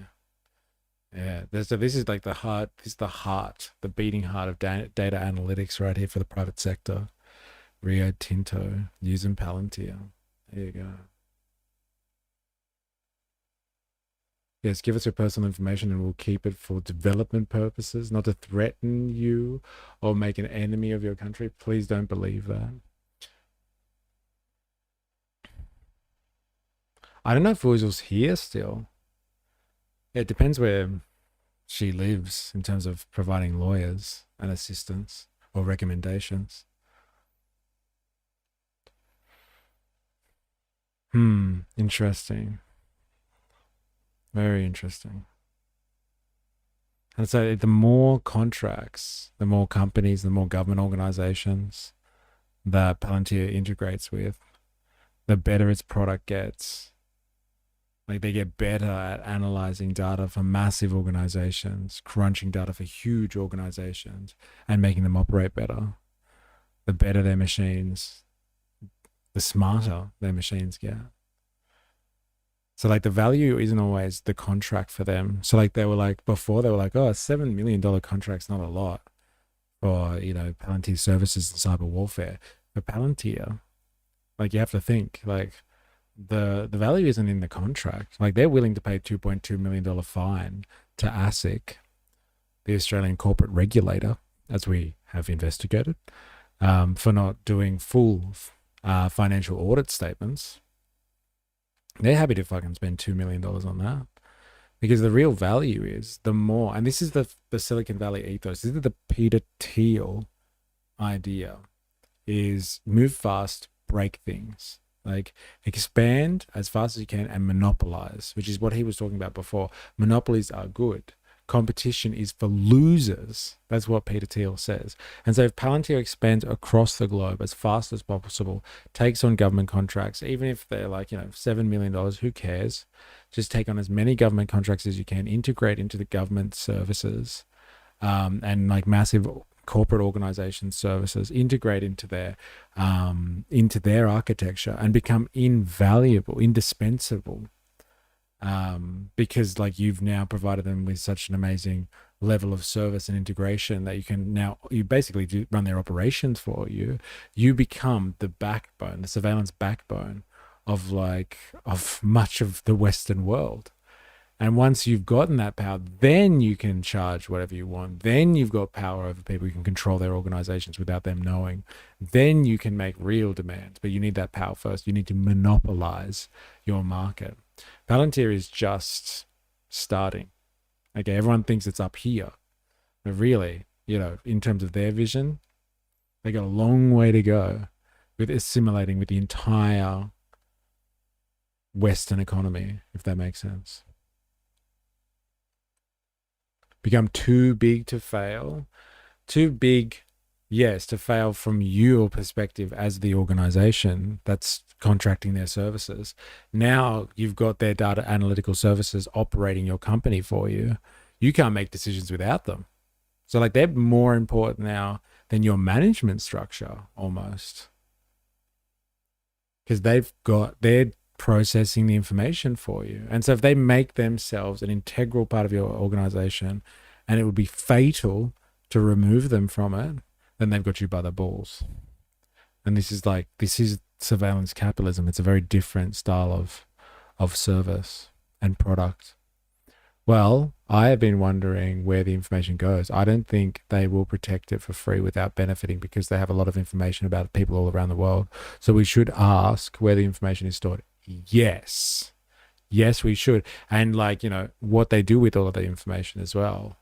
Like, where is it stored? What are they like? How do they conglomerate that with other data from around the world to make their systems better?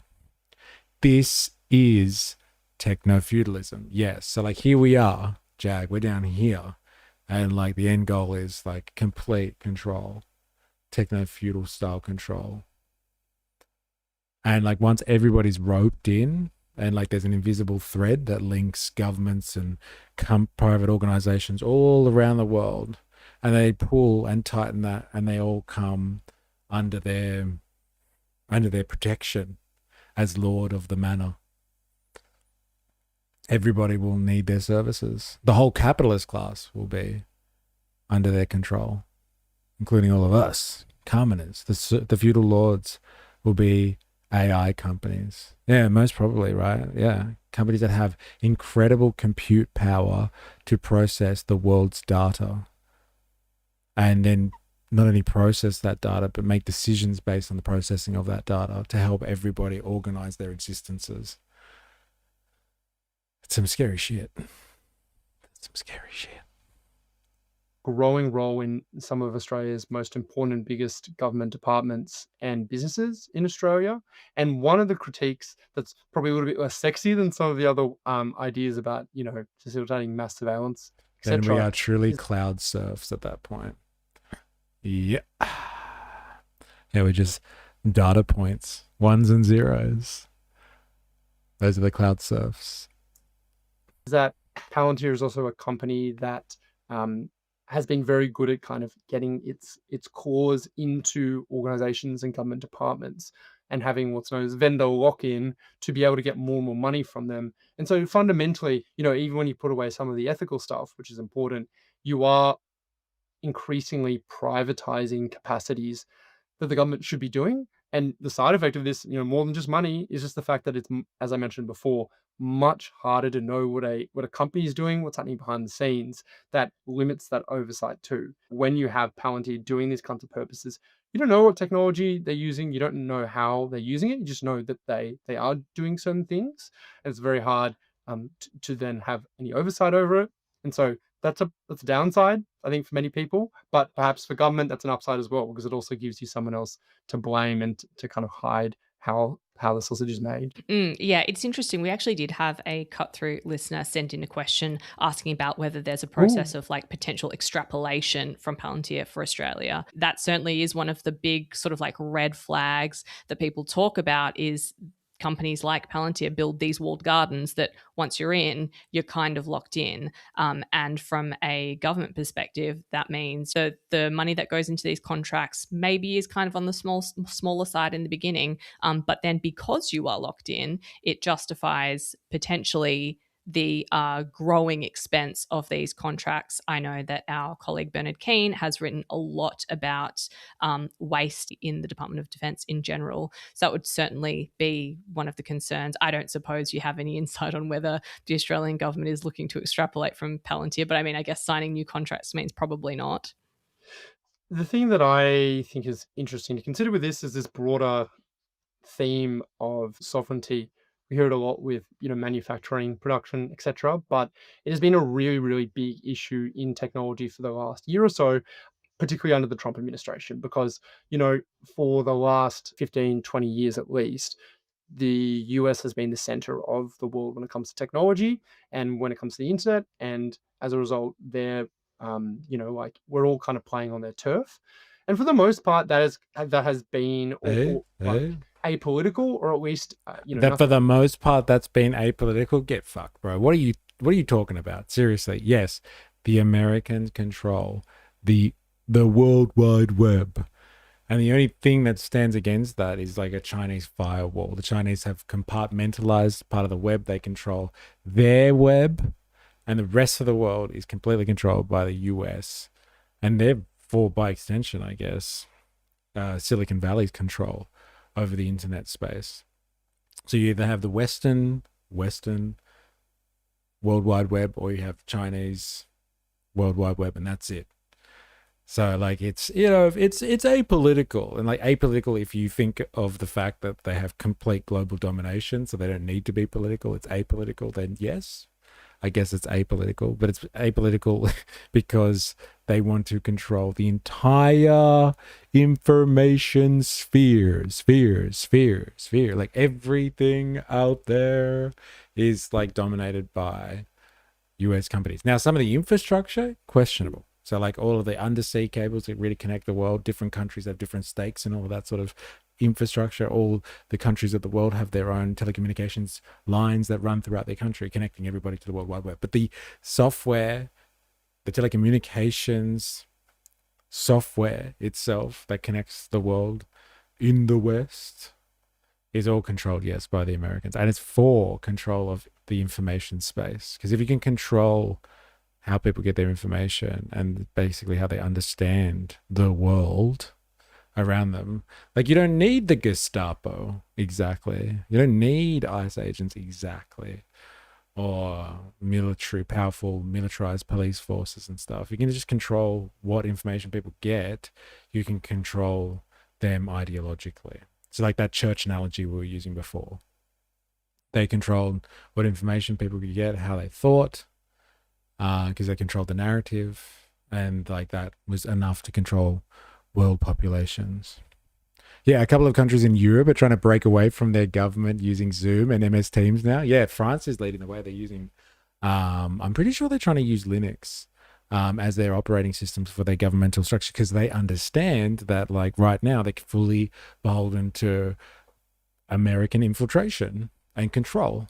And so like, if they can claw back some of it, they can at least have their own deep state operated for their own interests. Like the rest of the economy, fine, whatever. Their populations, fine. What are we going to do about that? But like at least they can control their own governmental departments, their own deep state facilities for their own purposes.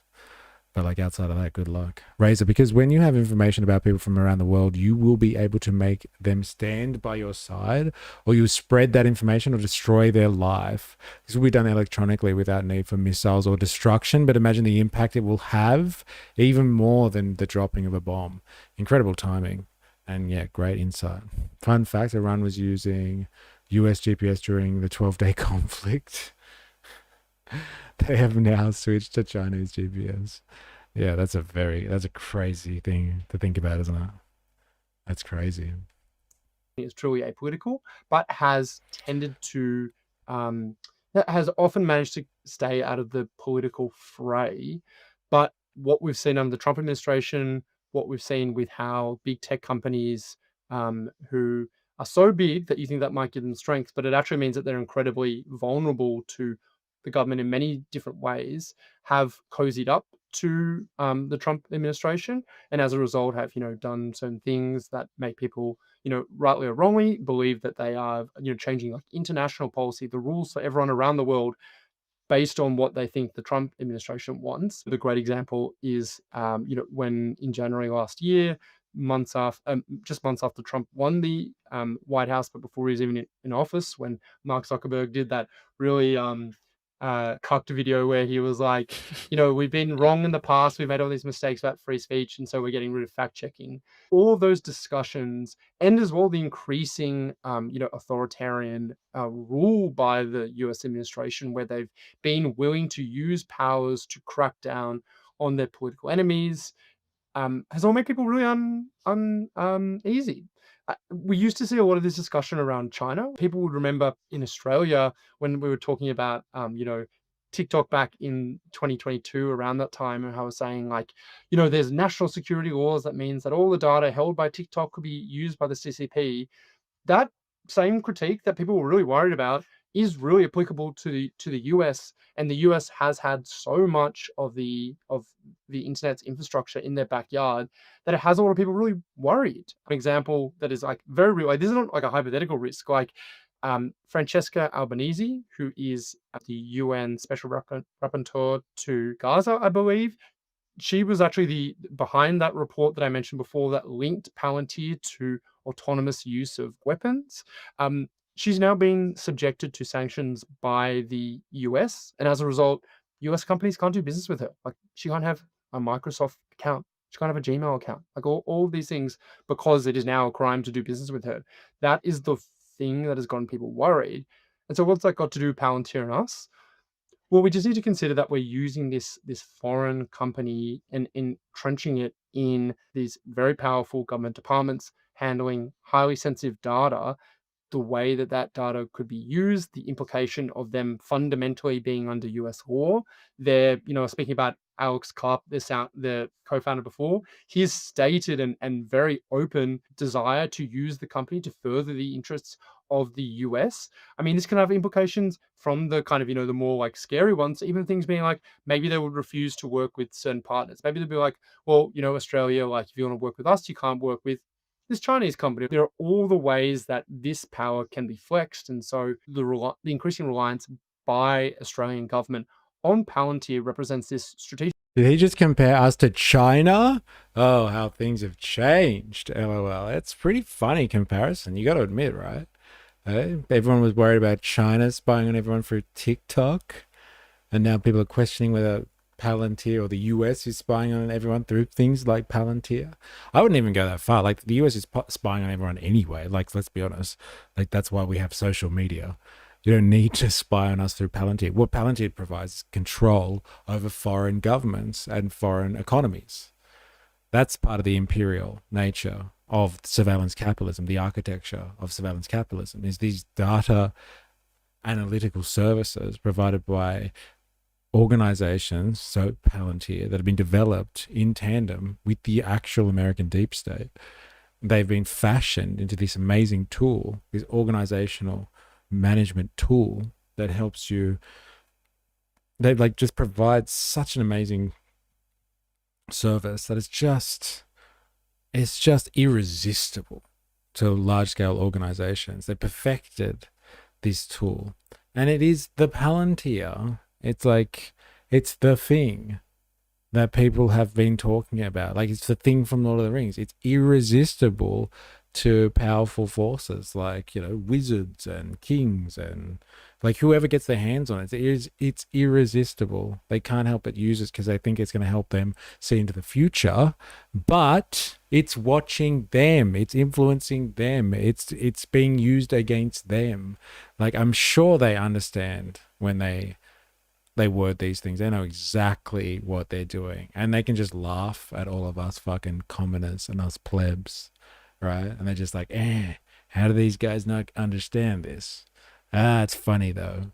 If only they really knew what we were up to. And that's exactly how Palantir is going to be rolled out. True, Snowden was right in the end. No, that's why they had to persecute him so badly. He's not wrong. He's not wrong. This is like funding a market around the world and then pulling that money to drown it in chaos. Then coming here as if you're a good person and then we'll solve that problem. This has been America for a long time. I think that's the same excuse America used to ban TikTok. Well, the real reason is their fear of being spied on. Well, they wanted that control. They wanted the surveillance architecture. Also, they wanted access to the algorithm itself. They want to be able to reverse engineer TikTok because their social media sucks.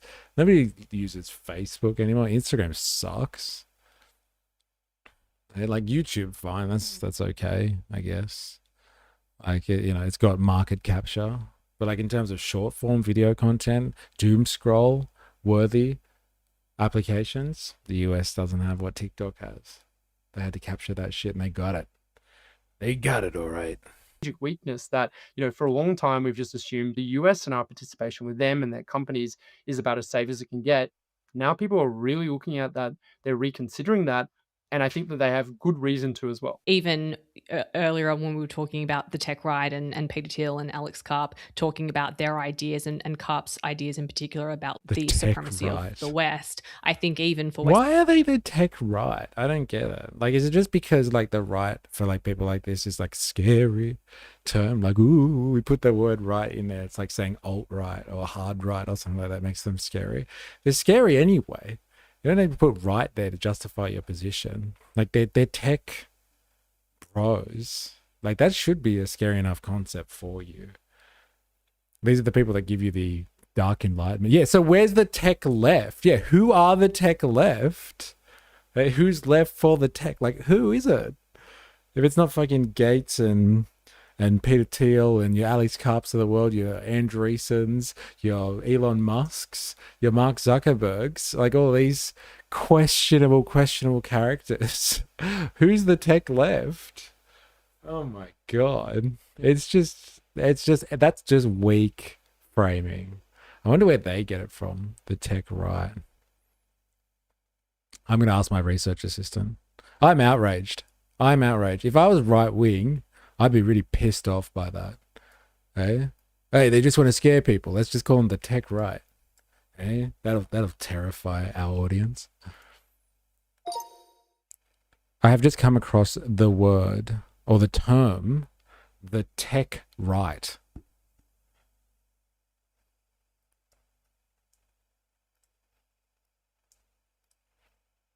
It's being used in the context of Palantir and characters like Peter Thiel and Alex Karp. Very briefly, why are they explaining them as the tech right? What's the derivation of this term?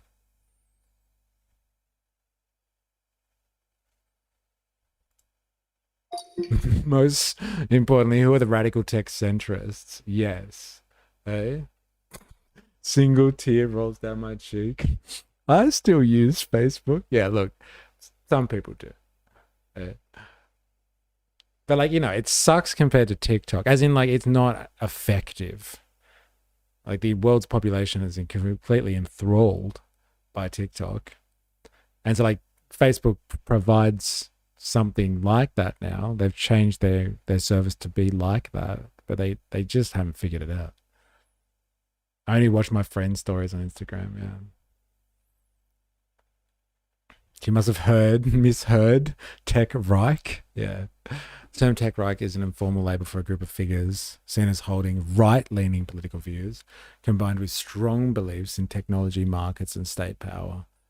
Like these same people, though, were like complete liberals, before the Trumpian era.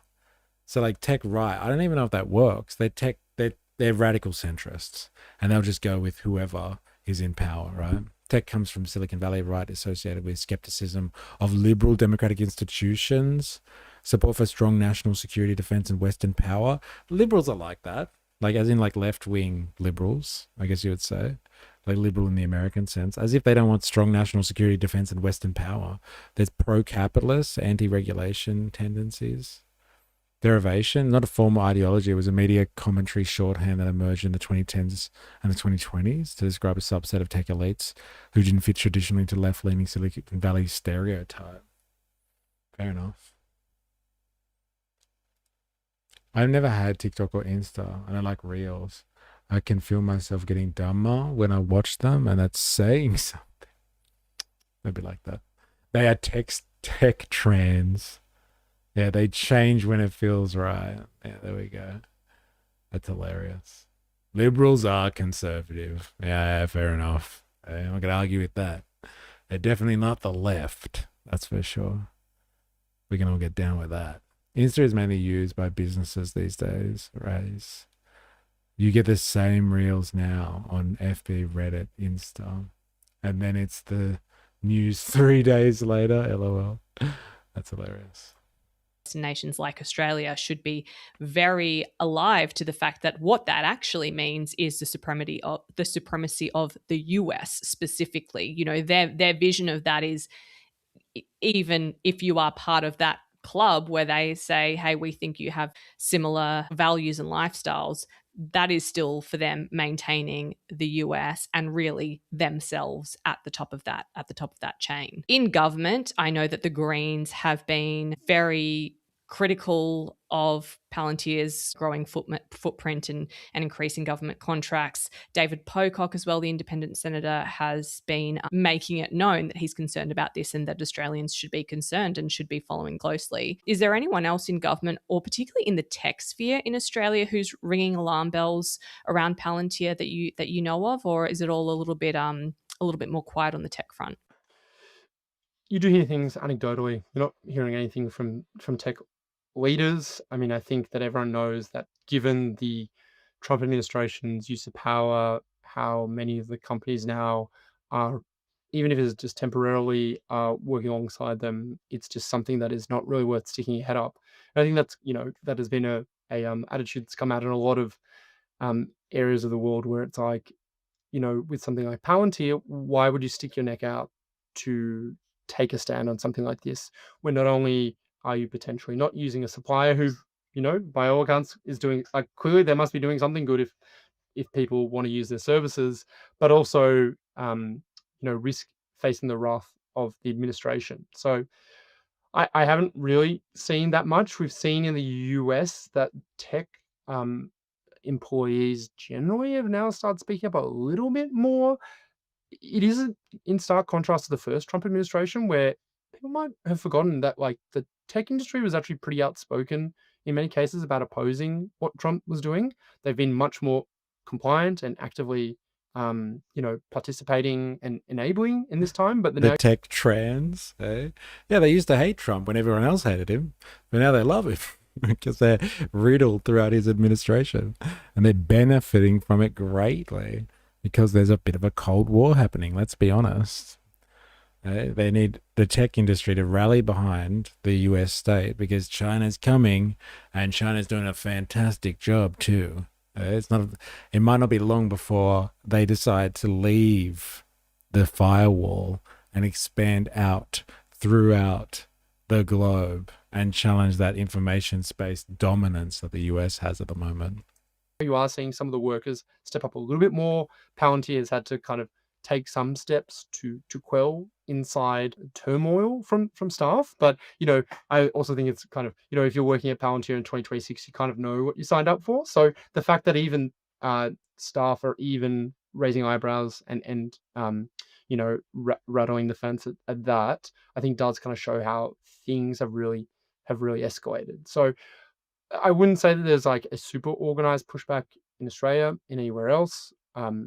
Lord knows how successful it will be, given the fact that we have all these ties to it, and every tie that you make then makes it harder and harder to kind of break those ties. There's more kind of like stasis. There's more friction, but this company and its involvement in the Trump administration and what it's doing is not going away. I think that over the next few years, we're only going to get more insight into exactly what's happened. Who knows how it will continue to change over the next few years, what the administration does. Maybe it will get more extreme. There'll be some Democrat oversight potentially if they win the midterms. So maybe we'll have more insight. Yeah, sure, bro. Come on, fucking pull the other one. Yes, the Democrats are going to start investigating Palantir. Yeah, sure, man, sure. All right, I don't need your very, very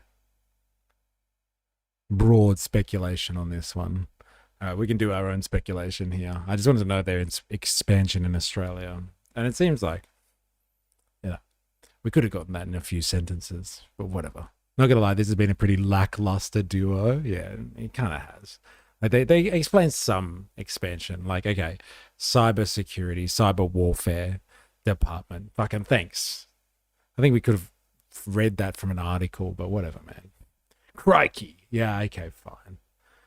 I guess you live and you learn.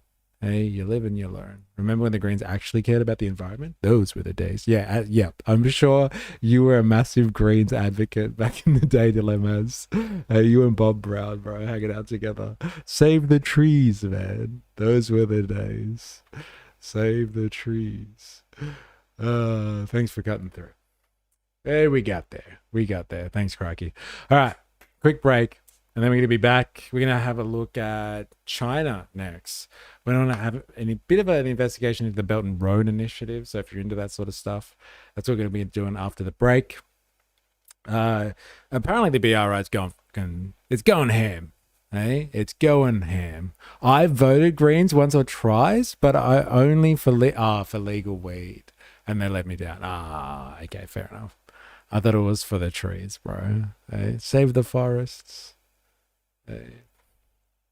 All right, we'll be back. We're gonna have a look at China after this. I'm gonna leave Palantir behind. It's long and the short. Palantir it's got its tentacles into the Australian economy, into the Australian political system, and it's starting to tighten its squeeze and wrap its services around more and more of our governmental bureaucracy, the governmental machine. And these guys are right in pointing out that once they're in there, they're not going to be able to, you can't just dislocate yourself from Palantir. It provides data analytical services that are so integral to your operational procedure, your management of your organization. You can't just be like, all right, see you later, we don't need you anymore. Like, that becomes an integral part of the service that you provide. So, like, once you bring in Palantir, and you sign in blood, you're in for life. I'll send a meme in your Discord after you come back. All right, sounds good. Ironically, now the Greens like solar and wind, which kills so many trees. Eh? The contradictions. They are mounting. All right, don't go anywhere. We'll be back very soon.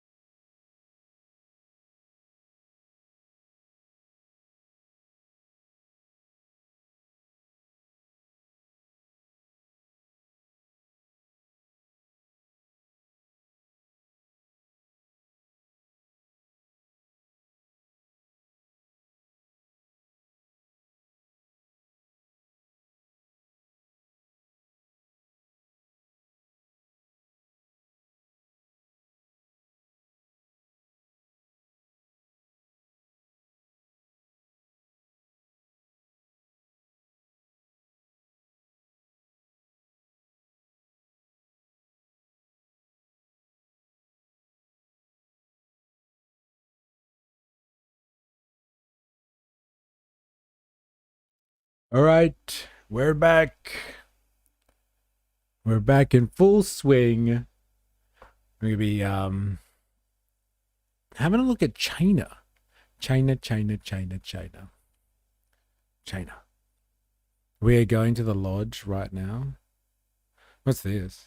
Carl's doing an interview with Albo at 2, apparently. Will he ask some hard questions or toe the government line? Stay tuned, kids. Carl. Hey? What is the comparison people have made here? Carl's going to be the Joe Rogan of Australia. Lucky us. Fucking lucky us. God damn, we're so lucky. Ironically, now the Greens like solar and wind, which kills so many trees. And trees eat carbon dioxide, which is the gripe of the Greens, but not that kind of white. No way I got censored for listing 3 certain colors the Greens like. Wow. Eh? Talk about censorship. Your free speech is under attack. That's what's happening here, right? Under attack. All right, let's have a look.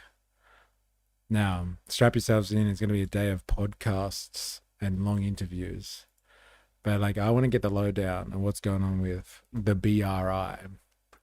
Now, if you've been living under a rock, or you're not too aware, specifically,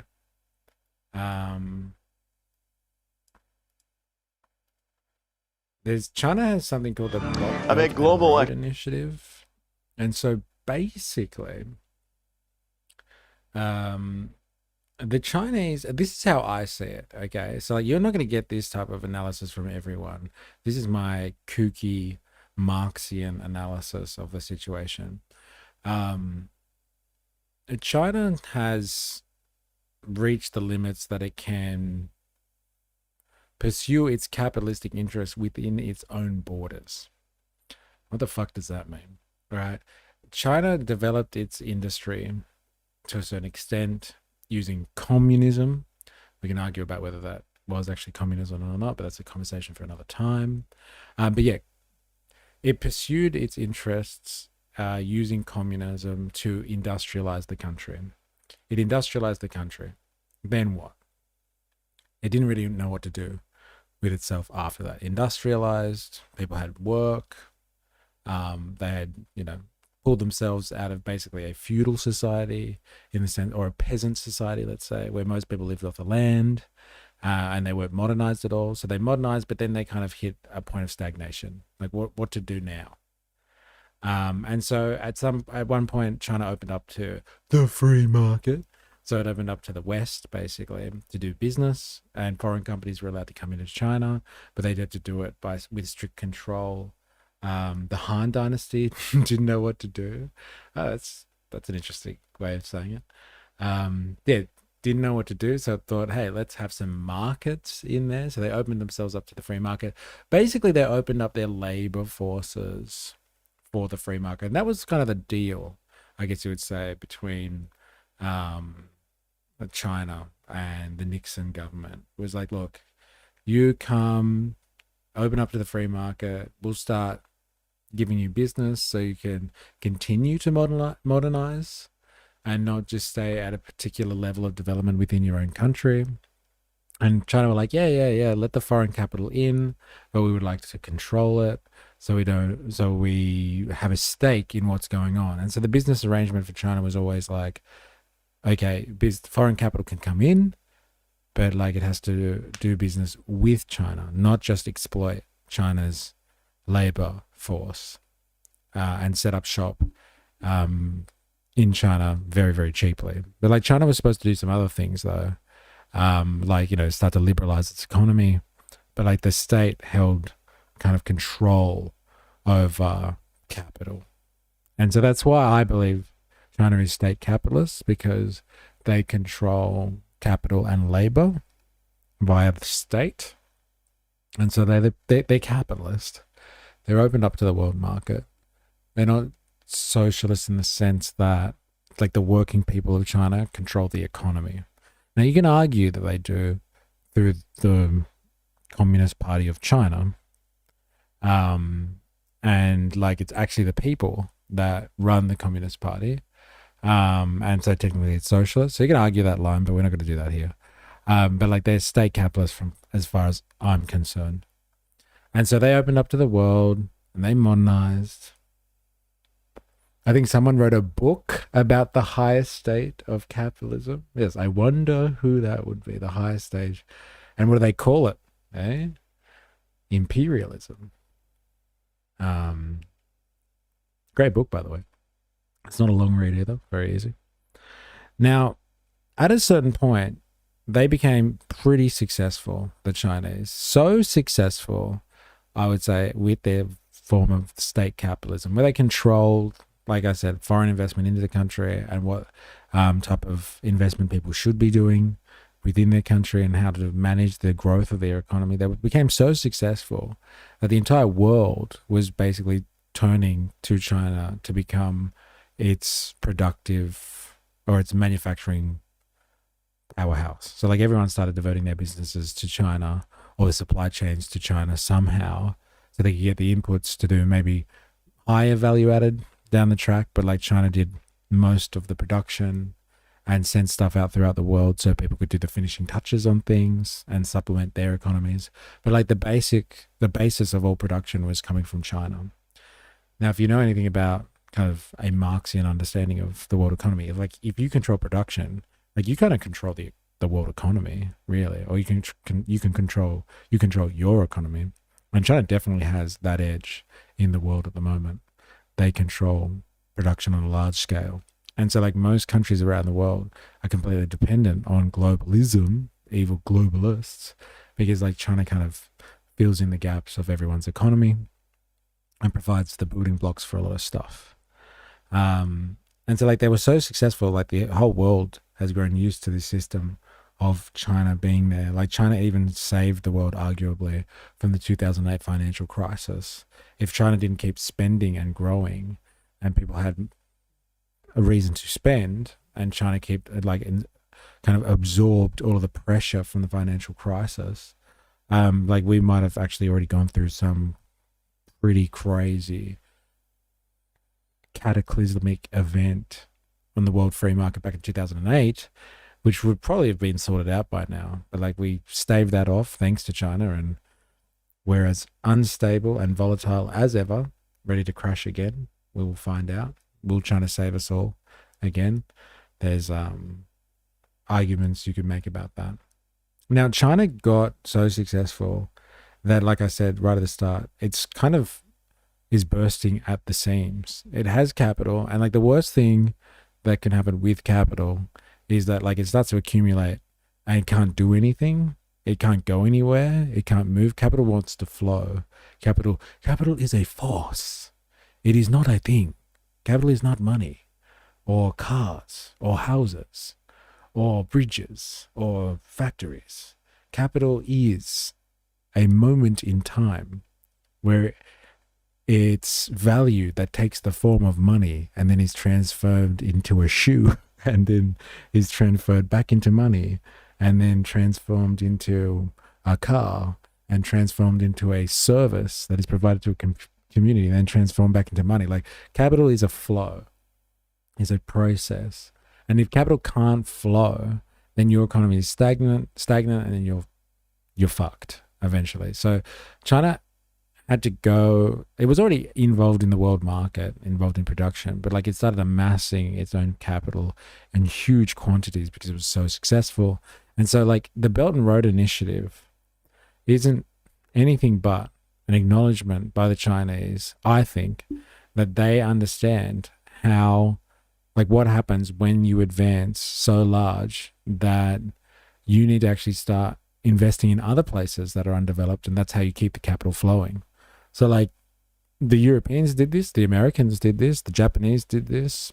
Like they knew at a certain point their form of capitalism couldn't just stay within their markets. Like their domestic population couldn't service how productive they'd become as an industrial society. And so they started, branching out into other markets around the world and seeking other people's labor forces, seeking other markets to absorb their goods and their products.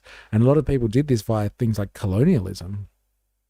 And like they'd take over somebody else's place, they'd take their resources, take their labor, and then sell shit back to them. So they could circulate capital outside of their system and grow their system and keep the circulation of capital moving.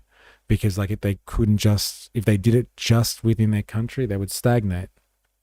Welcome to Chinese colonialism. All right, I'm getting there. I'm building it up on purpose, Spandong, because it's not that simple. It's not as simple as like they're going to do it by like the colonialism that we're talking about are the Americans, the English, the French, the Germans, the Japanese, like all of these people. Like they did it at the end of a gun, I would argue. Now the Chinese aren't particularly doing it at the end of a gun here, but like they are doing a form of colonialism, and that's what I think the Belt and Road Initiative is that it's an acknowledgement that like they've got a lot of capital and they need to do something with it. And what's better than like going somewhere and saying, hey, let us build shit for you, you can pay us for it. But like if they build stuff like a port for someone, a railway network, I don't know, infrastructure, roads, what have you, if they build stuff, then they're creating new markets for themselves overseas. And so like they can send Chinese workers and Chinese capital overseas. Those people get new things. And then like, you know, in the future, they're going to come back and do more business with China. And if they build ports all over the world, they build railway lines all over the world, all of a sudden there's all these markets that can now absorb their goods and the capital flows. A lot of nations wanted trade deals, then just got shafted. Tell me that that's not on offer again here. But I'll hear you out. And like, let's just say they got shafted anyway. It's still not doing colonialism at the end of a gun. So if like people got shafted, it's much better than kind of being massacred, I would say. But like, you know, you sound a lot like the US and England there. But like, yeah, so they're opening up markets around the world for themselves, but they're doing it through a strategy called the Belt and Road Initiative, where they go around building infrastructure for people. Again, this is about ensuring the circulation of capital. And so opening up people to markets by investing in them and helping them develop and industrialize. So these countries want new ports and trade. We're going to give them so much. We just want resources and labor. Yes, that's how capitalism works. Yes. But now, like what you're saying is important there, and that's why you highlighted. They want these things. They want ports. They want trade. They want to industrialize instead of being kept maldeveloped, as Michael Parenti would say. And so in the face of maldevelopment, or taking stuff from the Chinese economy, being it's an outflow of its capital into your economy to develop and industrialize your nation, they're basically saying, we'll industrialize your nation for you and we'll pay for it. But like in return, we want to do business and trade with you. Like, I don't know, man. If I had to choose between traditionally Western style imperialism or colonialism and Chinese style, where they come in and they build shit for you, and like once that stuff is built, it's there. Like you can do business, like you can change contracts and you can turn around afterwards and be like, all right, that's it, no more Chinese people in my country, kind of thing. The port's there. The railway line is there. It's called fixed capital. It's fixed in location. It cannot be transferred. It cannot be circulated. So like this is a different form of investment than like traditional imperialism, the highest stage of capitalism, as Lenin would say. So like this is a form of Chinese colonialism, or colonialism with Chinese characteristics. I know they like to say they have socialism with Chinese characteristics, so let's call it what it is. Let's say colonialism, but with Chinese characteristics. And it's much less violent than its predecessors, I would argue. But it's all predicated on the same thing. Capital reaches a point and it's a domestic market where it outgrows the domestic market and the capabilities of that country, and to stop stagnation, it starts to extend out into the world. This is what happened with the English. The English did this at the height of their industrial revolution, started providing products to the world market. China is doing this now, but not just through the products, because it's doing this anyway. Like Temu is a great example of that. Temu is just like trying to they overproduce. They produce a lot of shit.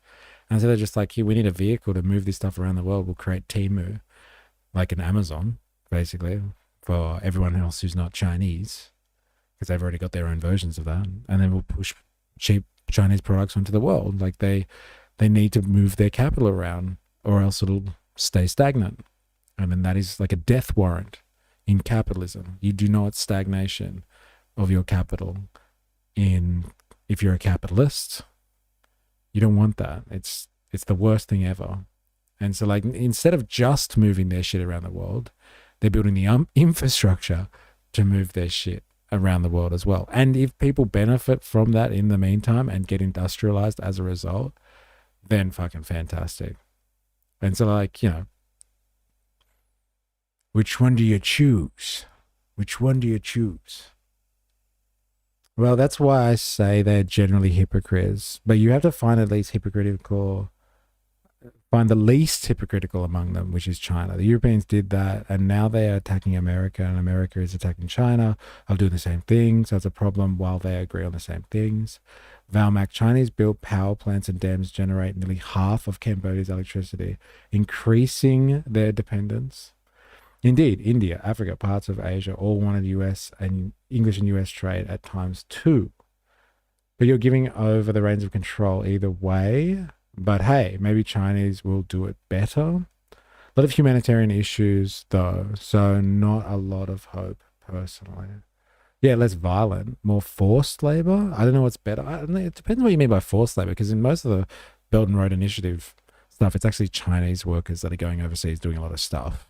I'm not sure what you mean by forced labor. You might have to explain that one to me. Seems inevitable once the empire reaches that size, though. Tell that to Venezuela, though. I'm not sure what you're referencing, Valmac, so just clue me in on that one, please. Yeah, they're taking the Roman approach and building the roads first, at least. Yeah, so the roads lead to Rome. I think it's a fair analogy. It's a fair analogy. Like, everybody wanted Roman roads, right? Props for the infrastructure. Let's see how they let everyone use it or retain control, though. Oh, yeah, forced labor of their own citizens. Oh, you mean the forced labor of their own citizens. Oh, okay, fair enough. Interesting. It's a bit of an issue. I'm going to have to bow out. I have to see this live pod with Albo. The comments are going to be fire. Okay, good luck. Enjoy. Enjoy. Yeah, so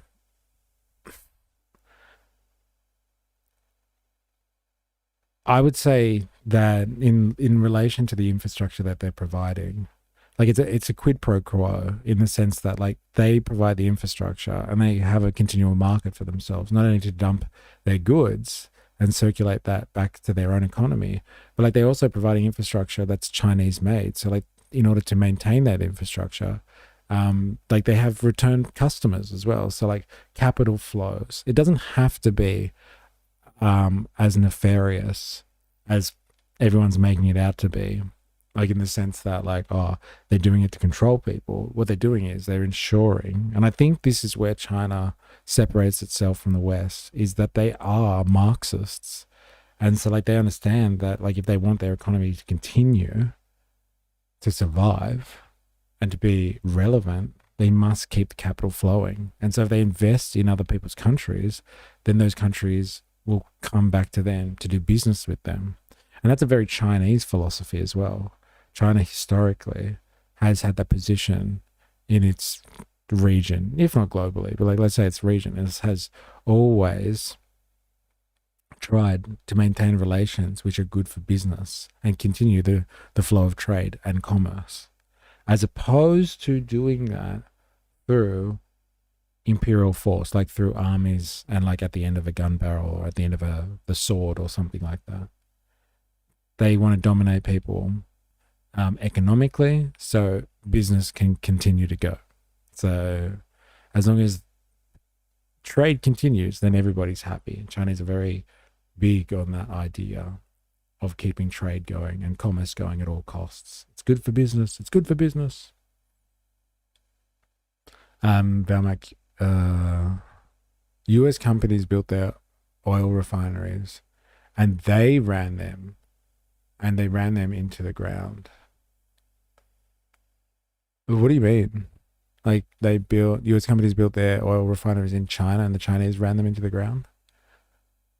Because like the Chinese are now I would say the industrial powerhouse, and they do all the building of all the incredible shit around the world. Not so much the Americans. Actually, the Americans, I think you've got a point there. The Americans, if they can do anything when it comes to industrial builds, they know how to maintain oil infrastructure. They definitely know how to do that. They know how to get oil out of the ground and maintain the industrial components related to that process. But outside of that, like in China's industrial capability, its construction capability is second to none. Second to none. And so I guess time will tell if what they're doing is just to suit their own agenda or if it's to stimulate world economics. I would argue potentially it's the latter. And I would only argue that from the sense that keeping the world undeveloped has suited like the imperial core, so Western nations primarily, or the nations that were already developed at the time of World War II, so Japan, Europe, and the United States, effectively. And like keeping everyone else underdeveloped or maldeveloped, as some would say, has suited them fine, because then that means they can maintain control. I think China understands that if everyone starts to develop and industrialize, then Japan, Europe, and the US will have less control in the world because other people will start to be able to fend for themselves. So China's producing by investing in other countries, not just a market for its capital to move and flow in between and come back to them and then go out again, but it's also producing future economies that will diversify the world and mean that the imperial countries of today, which includes China, fine, that's fine. The imperial countries of today won't be as powerful tomorrow once they all start industrializing. So it's a very interesting long game, but like, you know, you can kill two birds with one stone. It's more like the war between capitalism and communism. They want to put you in a position where you either become a capitalist who only seeks money or a communist who idolizes the state, even if it's wrong. Venezuela oil died off. Okay. Wow. Venezuela's oil died off for many reasons. And it wasn't just because they sucked or their economy sucked. It was because of the pressure they were under as well, I'd say. It's going to be 3 years at least to get Venezuela up and running again. Yeah, I had a feeling my CCP comment might hit the censor alert. Interesting. Did you get censored? Are you in the censored comments then? Let me have a look. Oh, here we go. I think the CCP were Marxists for a while, but the Han are still the majority population. The CCP are looking and acting a lot closer to the old empire dynasty than a Marxist state, in my opinion. Not surprised that one got censored, lol. Yeah, you dropped it. Yeah, fair enough. And like, you know, interesting point. Like, I don't think they were Marxists because they used to be, like, you know, they used to be communists back in the day. Like, look at the, you know, communist revolution and the cultural revolution. That's when they were real Marxists. I don't think they were Marxists. I think they're Marxists in the way that they understand the economy. And like, you can be a Marxist who believes in capitalism in the sense that you just understand a Marxist understanding of the economy.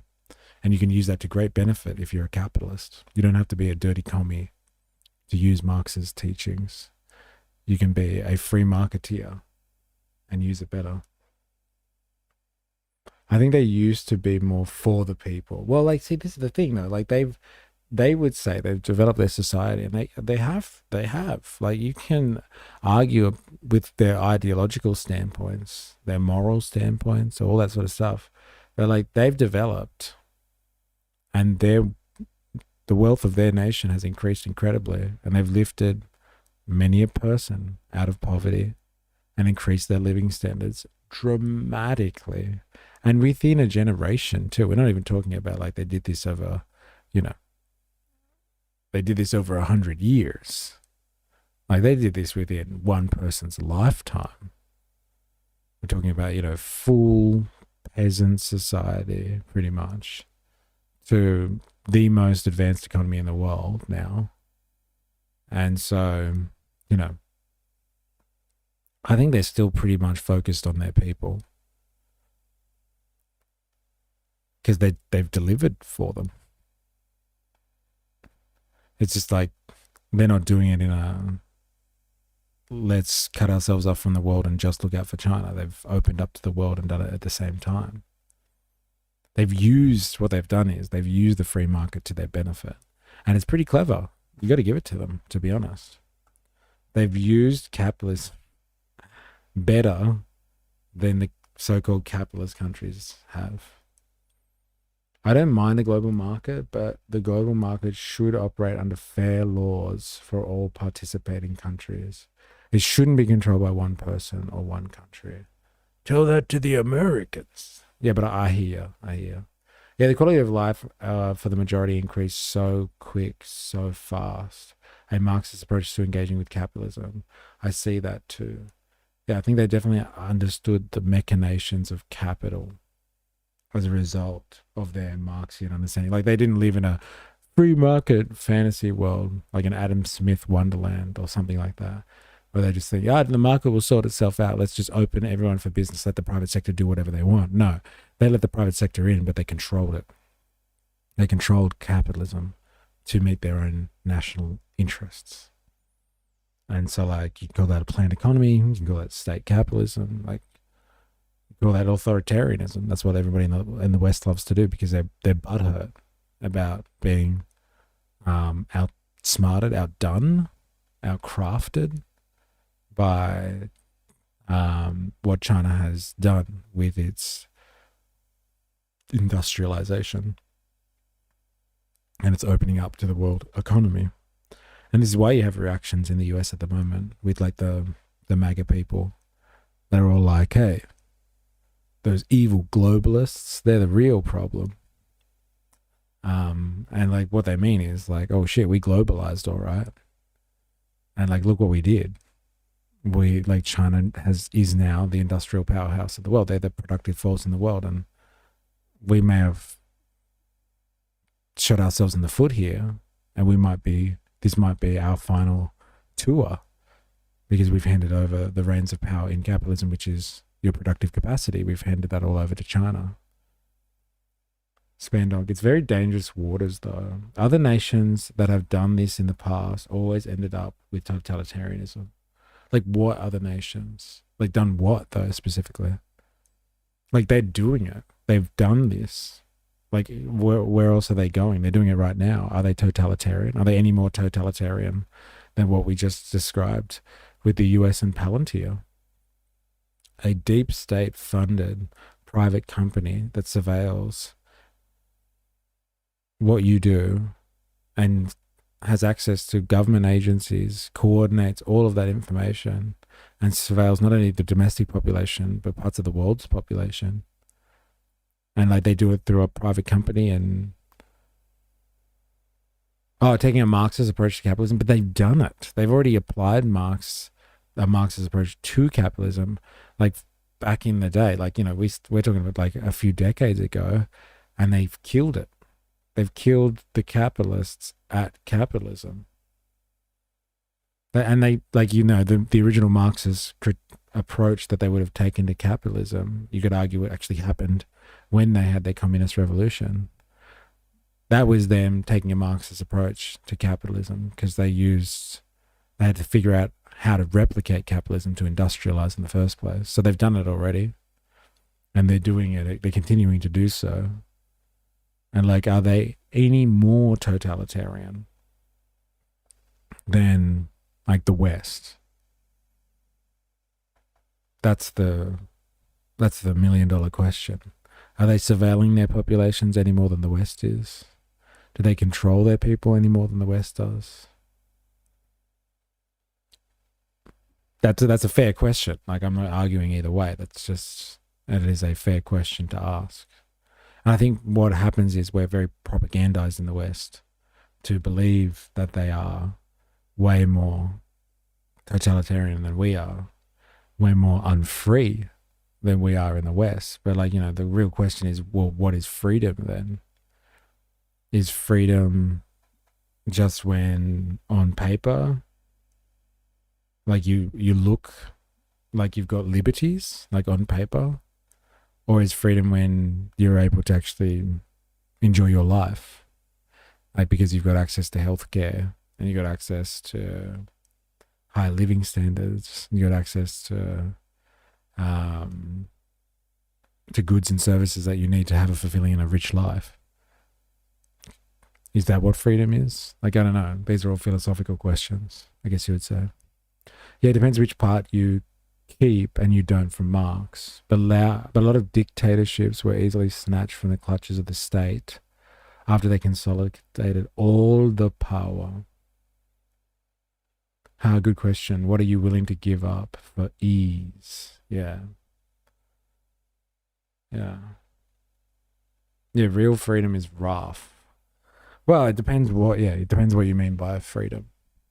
Because like, yeah, if you're free like the people that we saw in the More Perfect Union documentary the other day, freedom to have 2 jobs and not be able to afford to put food on the table, thank God for the American dream, huh? Is that freedom?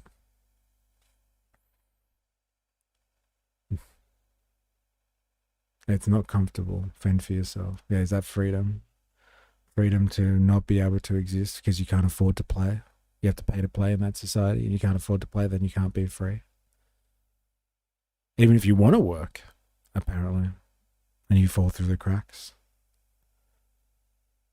These are all important questions. Very important questions. Now, in saying all of that, it's a really big tangent for like,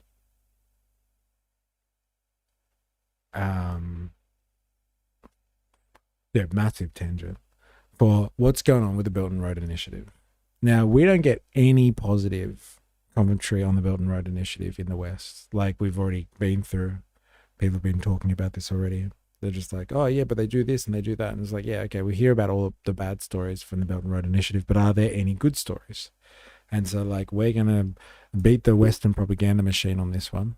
And we're going to go straight to the source.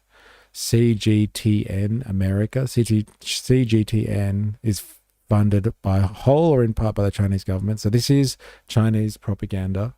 Like, let's hear what they have to say. Not gonna lie, I want to visit China's crazy mega cities, but having to use your passport in place of tickets everywhere gives me the creeps a bit. Bit of irony there. Yeah, fair enough. Sorry for the sidetrack, and thanks. Oh, no. I love the sidetrack. I got sidetracked. And like, but like, I did want to like speak about the Belt and Road Initiative, which I think is interesting because we don't get the story on the Belt and Road Initiative apart from, like its failures or when it's, it's debt trapped people and all that sort of stuff.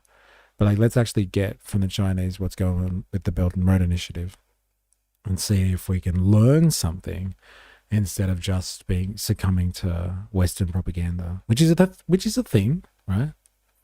This is what I really don't understand about America. Why, when you're a rich person, you get privileges that another person doesn't get just because they are poor? Yes, you don't have the same standard of living, but there should be equal rights as a human being, like good healthcare and good education. These are not options; they're personal rights. Yes, I agree, but that's dirty socialism, Razor. Like, I'm making sure everybody has access to healthcare and a good education. That's dirty socialism. Because that's when the government does stuff, it's socialism. It's like not ensuring not the idea of ensuring your population lives to a suitable standard and taking responsibility for that. That's dirty socialism. Yeah, really fascinating. We have to wade through the propaganda. So I'm dying to hear what they have to say for themselves. Yeah, let's have a listen. Economic challenges. China's Belt and Road Initiative set a record for global engagement last year. Amid global economic challenges, China's Belt and Road Initiative set a record for global engagement last year, with infrastructure and investment deals topping more than $214 billion. A joint study from China's Fudan University and Australia's Griffith University found that Africa emerged as a leading destination for projects. Renewable energy and connectivity surged alongside traditional energy and transport networks. This year, China and local governments are prioritizing broader cooperation, stronger ties, and expanded people-to-people and innovation partnerships under the BRI. Could this next phase redefine how global infrastructure and trade interconnect? There's a lot to talk about. Let's get straight to our panel. Zoon Ahmed Khan is a research fellow with the Center for China and Globalization.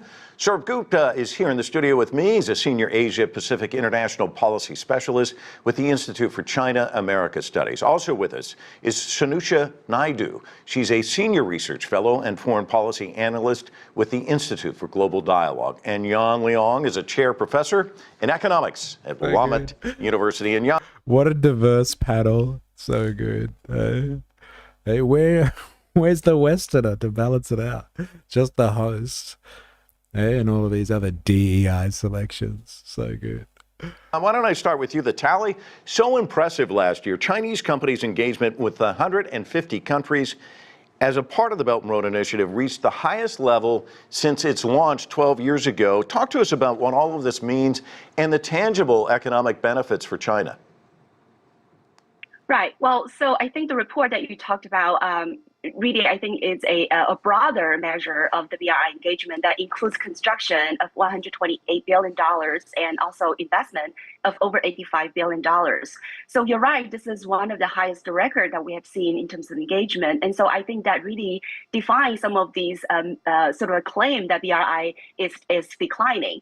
So I think, BRI really serves China's strategic interest, right? Not only I think this helped to build the global South sort of alliances and coalition when it comes to sustainable development, but it also I think helped China to project its economic influences all over the world, and that means uphold the multilateral sort of principles and promote mutually cooperation, and sort of trade and investment. And I also think that it serves China's own interest, right? Because China sees globalization, integration into the economy, global economy really help its own economic growth. And so it helps to really boost trade, investment, technological partnership, and as you mentioned, people and people changes and so on and so forth. So that really helped to boost efficiency, but also I think help China to secure some of the very essential commodities and minerals. And I think so that really helped in terms of both in China's domestic goals, but also its international sort of objectives. Let's talk about the Global South. Zoon, BRI has been a cornerstone of development in many Global South nations. We're talking about Latin America, Asia, Africa, and in the Middle East. Noted Chinese professor Song Wei has talked about the impact there. I want to play a little bit of what she had to say, and then I want to get your reaction on the other side. The Belt and Road Initiative has maximized China's cooperation with Global South countries. Through the BRI, we have helped Global South countries achieve infrastructure development, promoted the transformation of their resource-based economy, and advanced sustainable economic development. We have achieved a high degree of alignment and coordination with the development aspirations of the Global South. This has also driven the diversification of China's development cooperation options, thereby tangibly enhancing the resilience of China's economic development. Let's talk. I'm telling you, of course they're not doing it altruistically. They're not just going around and helping other people out by investing, in infrastructure because it's the good thing to do. As I said, it benefits them in the long term because then that stimulates their economy also. They're allowed to send people over the world developing infrastructure. They get better at building infrastructure and get the knowledge that you can attain from that type of those projects and that level of construction. And then you have a continual market as long as you have good relations with that country going on, then you're constantly going to be doing trade and business with each other nonstop. It helps the flow of capital. And like, that's why I started off talking about this idea. Like, if they're truly Marxian, they learn what capitalism is really about. And this is the problem with Marx. Like, everybody thinks that, you know, Marx is an evil commie and was trying to get rid of capitalism. And he was. Like, he also defined how capitalism works really well. And so, like, people that aren't dirty commies will use his understanding of capitalism to do capitalism better. And so it really is a system here of them being able to make sure all of the extra capital that they are producing flows. And so they're going around the world ensuring the flow of their capital. It's really important stuff. Yeah, the amount of times they said for China. Yeah. But hey, they're paying. Like, you know, I would be stoked, right? If like they had excess cash, which they do. Like, they had a $1.25 trillion trade surplus last year, China. Like, they've got money to burn, China. Like, who has that? Who has that? A $1 trillion trade surplus? They've got so much money coming in. People are buying so much Chinese goods. What the fuck are they going to do with all that money? And so, like, they reinvest it and they build global trade infrastructure, which means they can push more of their shit onto other people around the world. Now, if they develop people in the meantime and they're paying for it up front, like, you know, I'd be in on that. If I was a developing nation, I'd be wanting to open a dialogue with China if they're really doing that, right? If they're really doing that, right? The excess, just let us use the roads. No bad deals, please. Please. LOL. Yeah. Talk about Pakistan. Certainly, it's been impacted by the BRI. Talk to us about the impact there. Actually, Mike, firstly, thank you for having me on the program. I happen to be visiting Pakistan right now. And the first thing I can tell you is that every person I meet who knows that I'm from China, they have a lot to talk about, already what they've learned, not only about China's massive investments, the opportunities from obviously greener energy infrastructure, digital advancement, also vocational and educational training, agricultural modernization, etc. But they're also deeply inspired by how far China has come. What I'll say is that, Pakistan is obviously one of the core partners in the Belt and Road Initiative. In 2015, the $46 billion intended infrastructure investments announced actually covered all of Pakistan's core requirements, from energy, transportation, Port of Gwadar, special economic zones. And since then, the project has really evolved to what I would say is, in the end, problem solving for Pakistan, the local governments, the deficits in infrastructure, mobility, also modernization that we have been facing. Another role that the BRI and CPEC, the China-Pakistan Economic Corridor in particular, has been able to play is for us to conceive what is possible. For example, how to do rural revitalization. How can you find more creative ways to improve opportunities for communities in Pakistan that were maybe, not in the fold of the national grid, for example, or did not have access to better markets? How can we find more, creative ways to engage them? Additionally, the China-Pakistan Economic Corridor from hard infrastructure has also focused on people-to-people exchanges and people-to-people, improvement. So there's a massive focus on trainings. There's a massive focus on how are the local communities in the vicinity of CPEC projects positively being impacted. There are tens of thousands of Pakistanis coming each year to benefit from Chinese scholarships, whether it's universities, whether it's technical and vocational education through Luban or other opportunities, whether it's short-term, projects or short-term education programs. Sir, let's talk about this. China now logging $1.4 trillion of investment in construction contracts with 150 countries under the BRI since its launch. I mean, when we first heard about this, we're like, oh, this sounds... Did they just cut her off? Seemed like they did. All right, that's enough from you. But I mean, when you look at it with the longer lens, it's really incredible, isn't it? It is absolutely incredible. This is from about 2013, 2014. Right. This push, I thought it was very well conceived and thought out. You know, the Japanese also did it earlier in the 1970s, but there wasn't a framework within which it was done, and therefore didn't turn out to be as productive as it's been the case right now. I think with regard to what BRI has done, the most important things is, and where it's evolving to at this point is, it has obviously built a lot of infrastructure in developing countries. It affords the opportunity for those developing countries now to kind of fire up their domestic economic engines and then use those engines to export back to China. And it's going to be a virtuous circle. Second, I think the area where I think the growth needs to happen, and I think it would be very, very useful. You know, we have now world-beating Chinese private companies in the commercial space, you know, the BYDs and the Alibabas and all those guys, particularly in the area of renewables and, you know, electric EVs and all those things. They're still a kind of a niche and rich product for a lot of developing electric EVs, so good. Countries.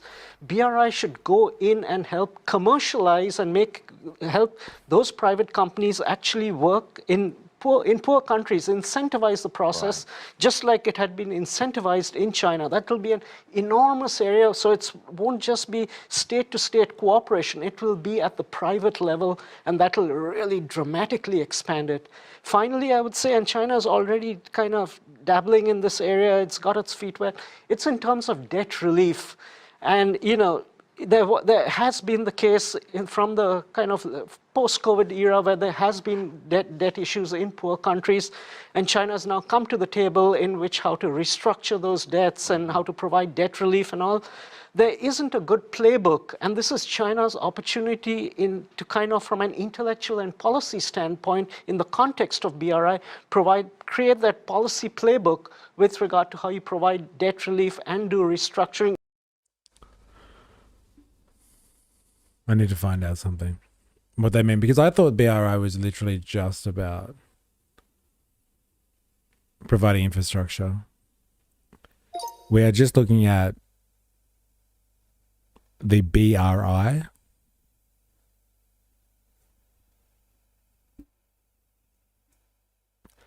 By China. And one of the commentators we're listening to is speaking about debt relief being part of the initiative. Can you very briefly explain what they mean by debt relief as part of the BRI?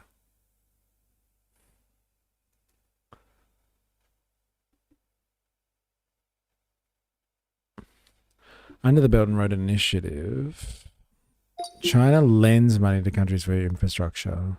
Debt relief means that if a country struggles to repay those loans, China may delay repayments, give more time, reduce or cancel some debt, or renegotiate terms, lower interest, longer. CPOC? Is that what it says? CPOC? The fuck is that? It's a way to ease the financial burden on countries so they don't default while keeping projects and relationships going. Setting itself up as a new bank. Yes, but they have a development bank already through BRICS, which they are a major contributor of. I think it's called the New Development Bank, which is basically like the IMF. So like it's funny that they do this as well. We'll build ports, aka we'll send money to build ports. I smell a new empire. Yeah, look, it's empirical, that's for sure. But like, what type of empire are we talking about here? What is it called? Steel, germs, and something. What type of empire is it? Is it a new empire or not?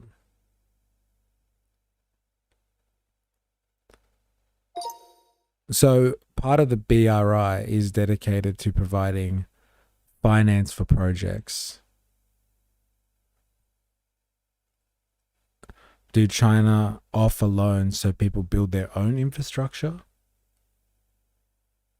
Or is it so they build infrastructure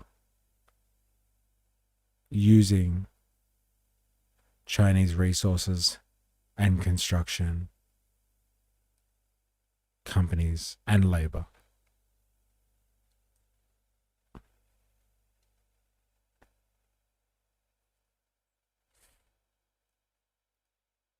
China provides loans, often via state banks. Projects are usually built by Chinese companies. They often use Chinese contractors, Chinese equipment and materials, sometimes Chinese labor, though local labor is also used.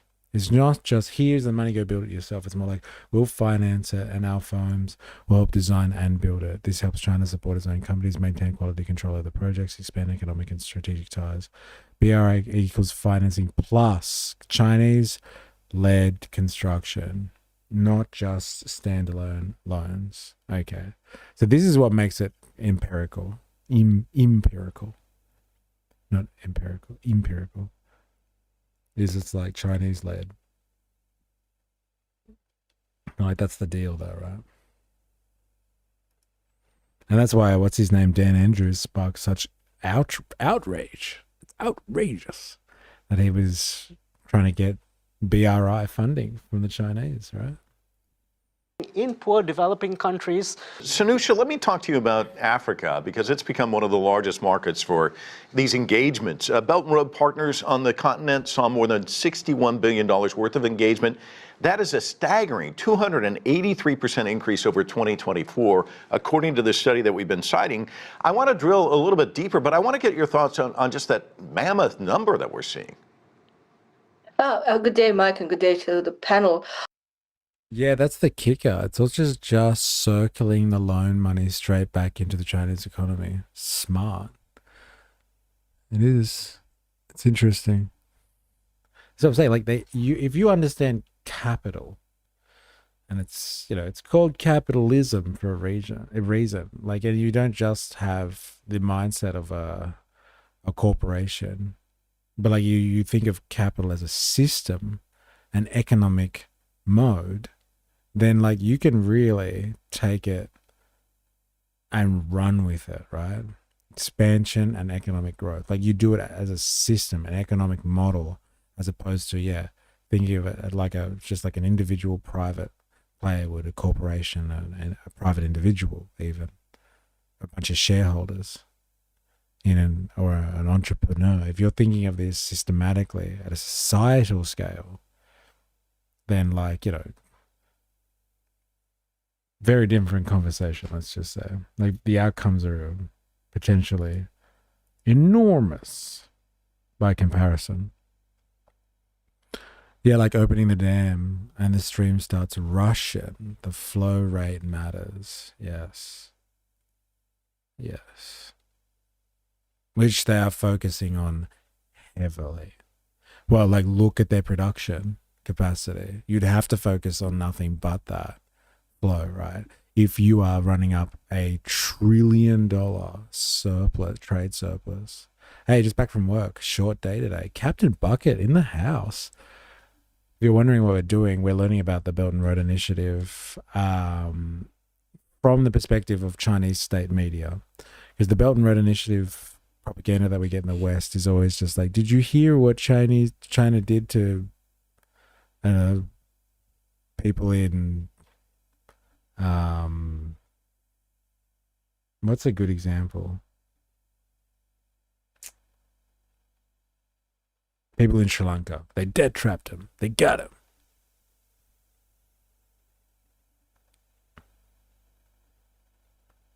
Yeah, their efficiency is wild. Yeah, so like we only hear like horrible stories about the Belt and Road Initiative in the West, and so we're going to Chinese state media to try and figure out what their story is on it. I mean, I think it's a very important number. I mean, in terms of the percentage, it looks really high. But of course, we got to also remember. What did he ask her again? A little bit deeper, but I want to get your thoughts on just that mammoth number that we're seeing. Good day, Mike, and good day to the panel. I mean, I think it's a very important number. I mean, in terms of the percentage, it looks really high. But of course, we got to also remember that Africa's percentage of global trade with China is not as high in terms of where China does most of its regional and global trade, which is in its Asian markets, its neighborhood. So I think when you look at the number and you drill down in it, you kind of get the sense that it looks spectacular. Look at that port facility. Look at that. What is that?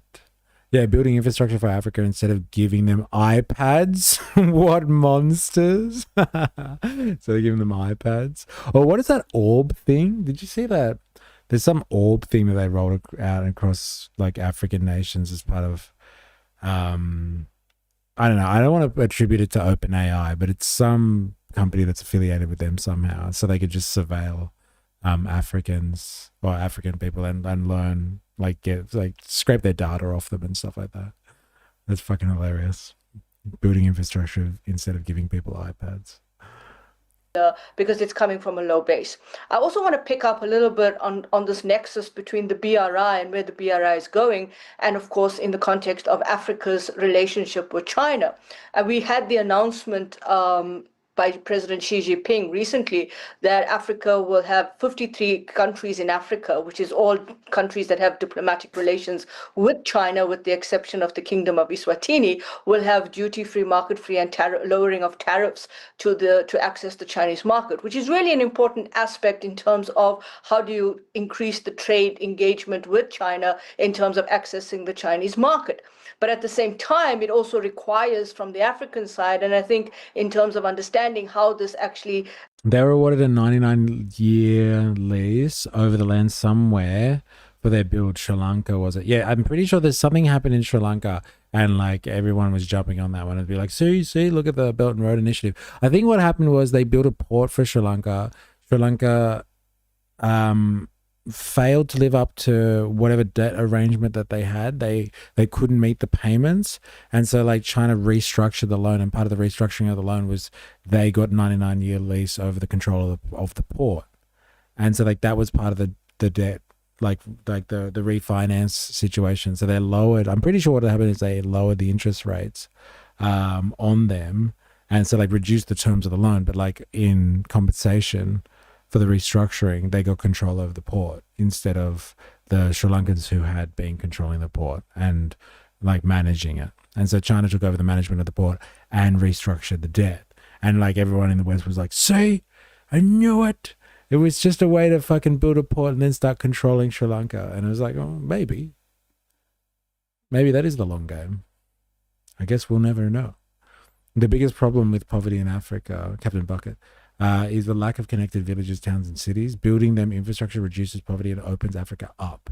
What? Outrageous. What, you think that instead of using the USAID model and just giving them aid instead of actually helping them develop so they can take the reins for their own sovereignty and their own self-determination, helping them build infrastructure which develops their country and industrializes them so they move into the modern world?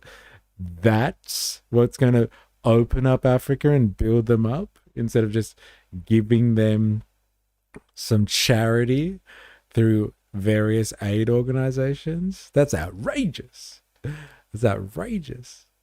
Maintaining the infrastructure is also important. Let's not forget we're talking about places that have been colonized once already. The roads fall into disrepair and they may as well not exist. Ask Rome. Yeah, but like that's part of the whole capital flow thing as well. Like they don't just build the infrastructure, they have to maintain the infrastructure. It's a constant flow. Like if China's building high-speed rail for people, like look at Laos and like Thailand, like they've got a consistent market there because like the high-speed rail needs to be maintained immaculately so it doesn't become incredibly dangerous. And so like they have to keep on coming back to Chinese manufacturers to maintain the equipment and Chinese contractors to maintain the lines, etc., etc.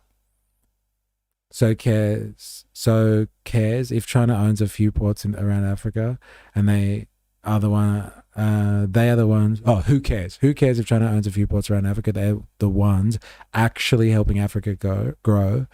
If anything, they deserve to have as many as they want.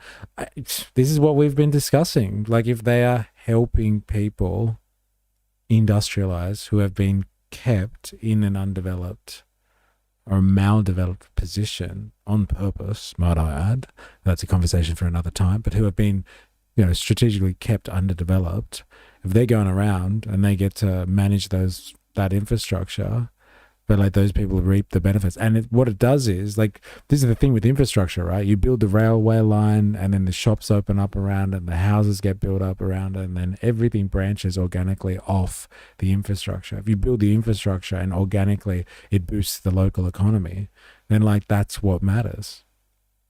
That's what matters. Somebody has to front the capital. That's the problem as well in a capitalistic economy, is somebody has to make the ballsy decision to front the capital in the first instance. And if you leave that to the private sector in the neoliberal world, they don't want to do it because like it's too risky to be the first person to front the capital for big infrastructure projects, because like, things can go wrong and the project might fall over and so you've lost all of your money. It's too risky. But like China, as we were describing before, has a lot of extra capital. So they're more than happy to fucking spend the capital. And if shit doesn't work, then like whatever, because they're still making the capital flow. And like, that's like when people criticize them for building ghost cities and stuff. Like I'm always saying to people, I'm like, you're missing the point. Like, what type of system are they living in where they have so much spare capital and productive capacity where they can just build fucking cities that no one lives in? Like, we can't even fucking fix our housing crisis in Australia. And they're building ghost cities? Damn. That's some fucking crazy productive capacity there. What's going on? What's going on here?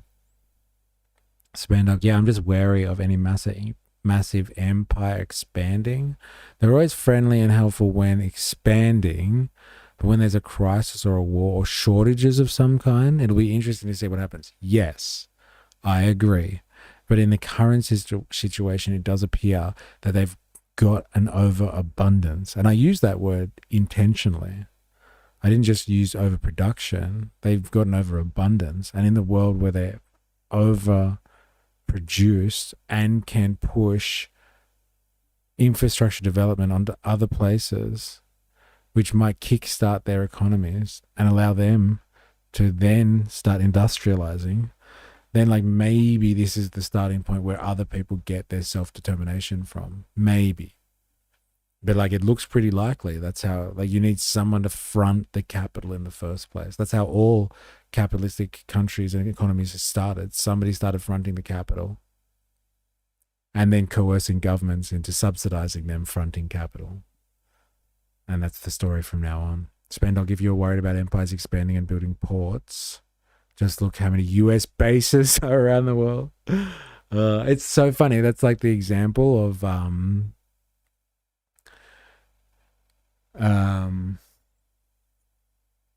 it's like the example of what was happening with the Port of Darwin. Everyone in Australia is really scared about Chinese control over the Port of Darwin. And then we investigated and found out why. Like what was kicked off all of the propaganda against the Chinese control over the Port of Darwin. And it was because the US have their military bases close to the Port of Darwin and they don't want the Chinese there. And so Barack Obama personally said to Malcolm Turnbull at the time that he should have checked with the Americans first before allowing them to lease out the port. It wasn't about China taking over Australian infrastructure and that being a national security threat for Australia. It's a national security threat for the US and for their interests in our land. It's absolutely mental. Leads up to the kind of access, what kind of access you're having into the Chinese market and what kind of products are going into the Chinese market, and how this will also lead back to whether this leads to a boost in trade and other kinds of manufacturing bases in Africa, particularly around some of those areas that were mentioned recently in terms of, your electric vehicle market and so forth, in critical minerals and so forth. For South Africa, I think what you're going to see with the BRI in Africa and South South Africa and other regions in Africa is more of the BRI becoming kind of domesticated in bilateral relations with China. So you have the China-Africa context, which is the Forum on China-Africa Cooperation, but I think having that at the domestic level and regional level will give the traction to the BRI in terms of how that relationship is crafted. And you touched on this important issue about the zero tariffs, but let's talk about the other aspect, which is the increased tariffs. We're seeing them everywhere. The U.S. relationship with the rest of the world. One of the reasons why I wanted to drill down on the number, the majority of this big number was in tariff. What is it? What did Trump say? Tariff's the most beautiful word in the dictionary. Eh? Tariff, baby, tariff. China is mogging America at the moment. And America is seething and coping. Bro, coping's rich. Do you reckon? Like, coping kind of implies that they're handling the situation somewhat. Coping is rich. But I hear you. They're not coping well. They're struggling with it. Construction contracts rather than investment. One reason was citing the impact of U.S. tariffs. So talk to us about that. Well, U.S. tariffs are going to, I mean, we haven't in the case of South Africa, for example, and I can't say too much about other African countries, but in the case of tariffs are definitely coping. It's so good. All right, fine. Everybody gets 15% then. Fuck you, Supreme Court. High on the copium. Africa. When we look at the impact of the tariffs, and people have been arguing that, it's going to have a negative impact on South Africa, particularly the... But our economy. But the Dow is 50K. LMAO, I know, right? Hey, but everything's fine. Look at the stock market. And you're like, do you realize this is all speculative, right? Like, you shouldn't really be basing your economic status on a completely speculative market. It's like going to a casino. But the Dow. Other African countries. But in the case of South Africa, when we look at the impact of the tariffs, and people have been arguing that, it's going to have a negative impact on South Africa, particularly the geopolitical context, but also the relationship between Washington and Pretoria, that will have an impact on us staying in the African Growth Opportunity Act, which has been extended by a year. If you look at that, it really doesn't impact on how much of trade we do with the Americans in terms of the access point and the tariff impact. I think it's quite negligible. So based on that, I think this question of the construction sector is interesting because it is an important area in terms of infrastructure. See, that's an interesting point. Like, also the market is largely inflated by AI, which will burst. Like, what do you think about that? Like, everyone's been in the same way that everyone's just like, oh, look, China builds cities and there's no one in them. And China's economy is going to collapse. And look, oh, China's investing in all these ports around the world and some projects fail. Like, oh, China's economy is about to collapse. And they've been saying that for they've got to be saying for the better part of a decade now. China's going to collapse. China's going to collapse. China's going to collapse. They've been saying for like a year now. Don't you reckon? It's got to be a year. Maybe that's a bit much. Let's say at least 6 months. They've been speaking about the AI bubble's going to pop. Any minute now, that AI bubble's going to pop. Eh? Any minute now. Do you reckon it's true that the AI bubble is just going to burst all of a sudden? It's going to be the next .com crash or something like that. Like, there'll be corrections in the market for sure. But like I feel like everyone's expecting there to be a financial meltdown, and so they're kind of willing it to be so. And like, they're not going to let it happen naturally. They're just willing there to be some type of financial crisis. And they're like, oh, AI, it's definitely AI. It wasn't the fact that the economy was completely fucked anyway before this. The world economy was fucked because of neoliberalism and, Western dominance. No, it was AI over speculation that was a bad thing for the economy. It's like, I think you put too much faith in like one thing being the problem that brought it all down. Like, it was a pretty screwed up system before we had the AI craziness. Yeah, and I get 85 euros for every 100 US dollars. So sad. Yeah. Well, you know, you can only imagine what it's like for us Australians then. Our Australian dollar doesn't go very far with the US or the euro.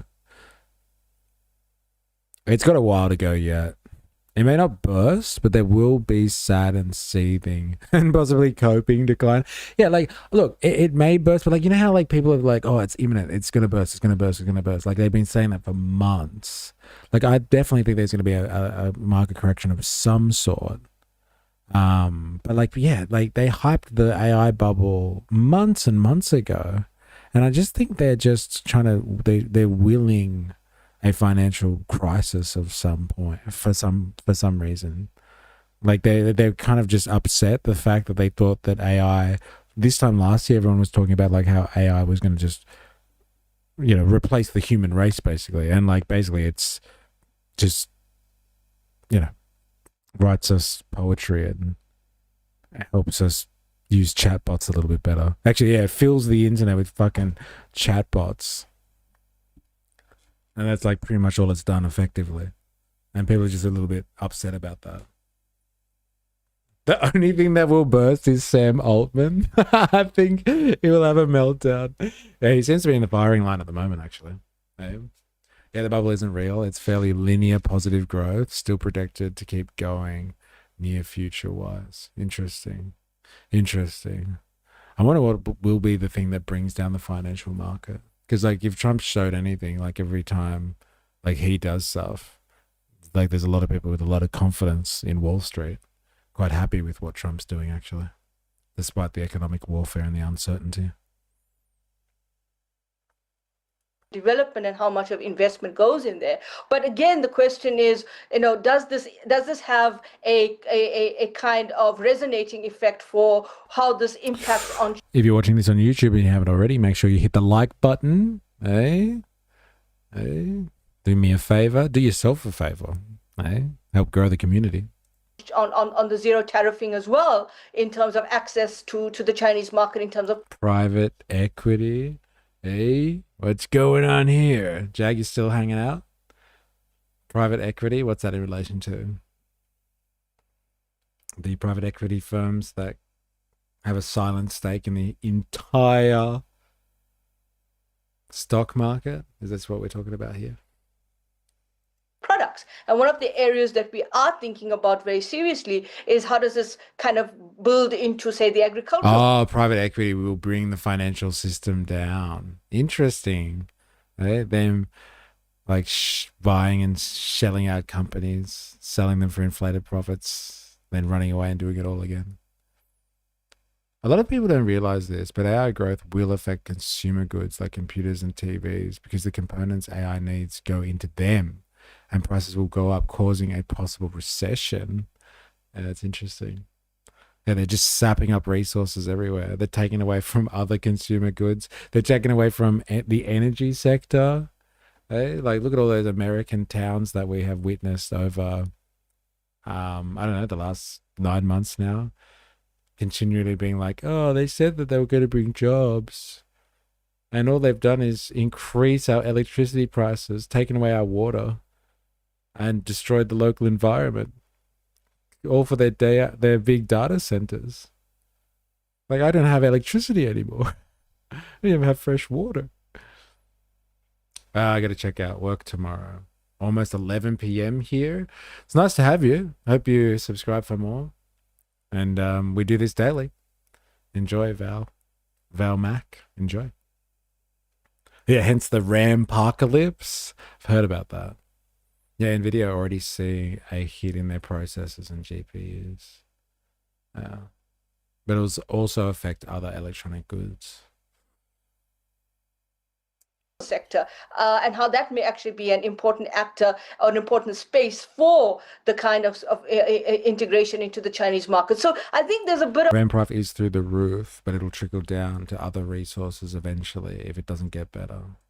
of a spin-off and a bit of an interesting dynamic between what we're seeing as the tariffs coming in from the US and how much does it impact on what sector, what industrial products, what kind of industrialization, and how that spin-off may actually have an impact for the kind of zero tariffing for the access to the Chinese market. And we need to have that drill down even further. Yeah, very interesting point. Jan, let's talk about this study again, because it says that we could see more deal making, significant, although we do have these economic headwinds driven by the U.S.-led trade impositions of tariffs. But it said it's also possible that the engagement could actually moderate a bit. What do you see for 2026? Well, as I mentioned earlier, I do think that BRI serves China's strategic interest, both domestically, but also in terms of its global ambition. And I also think that it really helped to serve the global South countries. I think study after study, it has really demonstrated that BRI has the potential to boost the trade, investments, connectivity, as well as boost, GDP growth.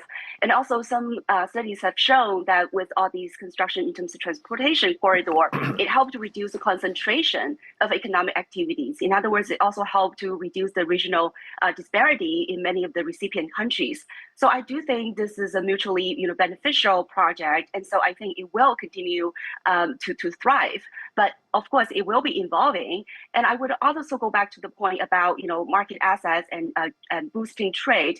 I think when it comes to, export growth, it's not, at least for African countries and many others, it's not only that, China is lowering the tariff and provide more market assets, but China is also help countries to, in a way, enable them to improve their production capacity, to improve their productivity, and therefore their capacity to export. So when you look at the 2025 engagement, one of the biggest, I would say, largest signature project is the construction of a gas revolution industrial park in Nigeria. So this is to help to turn gas into fertilizers, petrochemicals, and menthem and others, and also the construction of hydrogen projects in Nigeria. So what I'm seeing here is, on the one hand, there are projects that help to boost energy efficiency and energy,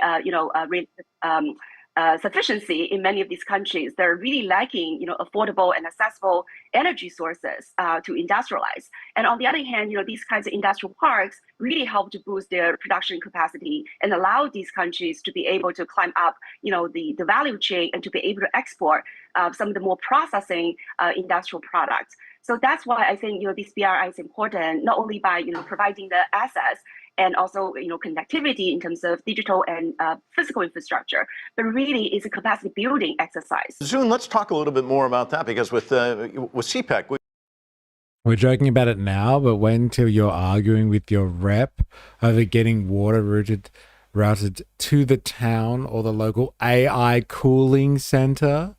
Hey?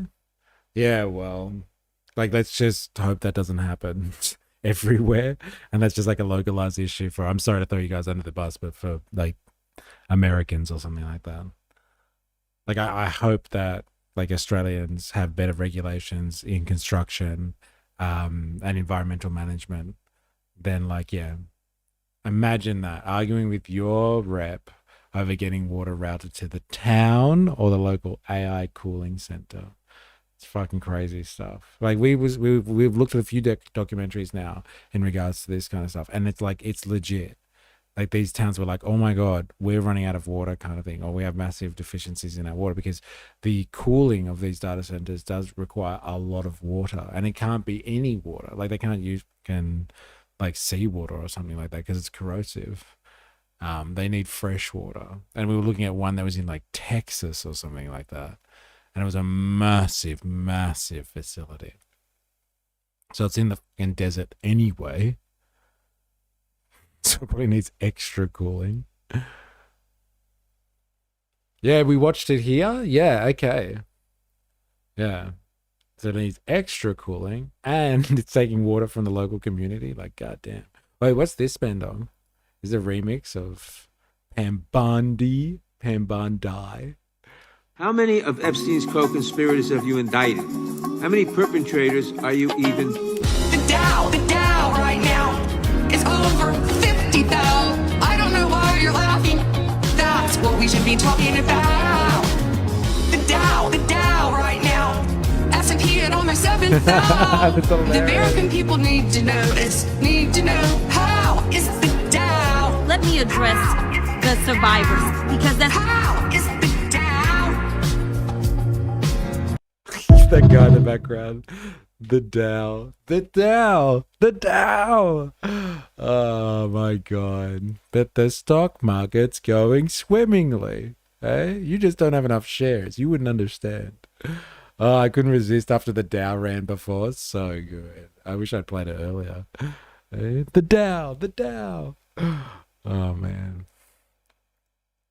We've seen that as well, where, initially it's ports, it's roads, but now it's evolving. It's CPEC 2.0, soft connectivity, artificial intelligence, digital payments, green energy. This is scary stuff for the and this is Americans, getting right? back to They must be fucking terrified. If the Belt and Road Initiative isn't just about making ports and stuff like that, but like they're giving them access to telecommunications infrastructure so they can build up their own internet space, and then as a result of that, because they're building up their own internet space using Chinese technology, then China has influence over their information space and has information control outside of American capture. And they start using their AI services, integrating their AI into other people's countries through the Belt and Road Initiative. Like, this must be terrifying for the Americans, because like they control the information space for the most part through their companies and their telecommunications infrastructure. Their software, basically. China starts expanding its software out and engulfing more of the information space. And then they're able to push their AI out, roll it out on more and more of the world's population. More AI you integrate throughout the world, the better your AI gets. It's all a numbers game with AI, right? That's some crazy shit. Yeah, the guy in the background is a guy who's been working with Massey too. Yeah. Canna? Yeah, I shouldn't have watched that. All it did was make me angry. Oh, whoa. Slow down. Dilemmas. This was the Stefanovic and Albo interview, and you didn't even enjoy it? Oh, man. I was going to ask you for highlights. Tell me one thing that pissed you off. Oh, Rokana. Oh, okay. No. Tell us about the. Are you talking about the Albo and Carl interview that pissed you off? Push out the digital and the real infrastructure at the same time. They're making big moves. Yeah, massive. But the arrow and the graph go up. Why am I in trouble? The Dow. Dilemmas, give us your best moment from Carl v. Albo. Carl v. Albo.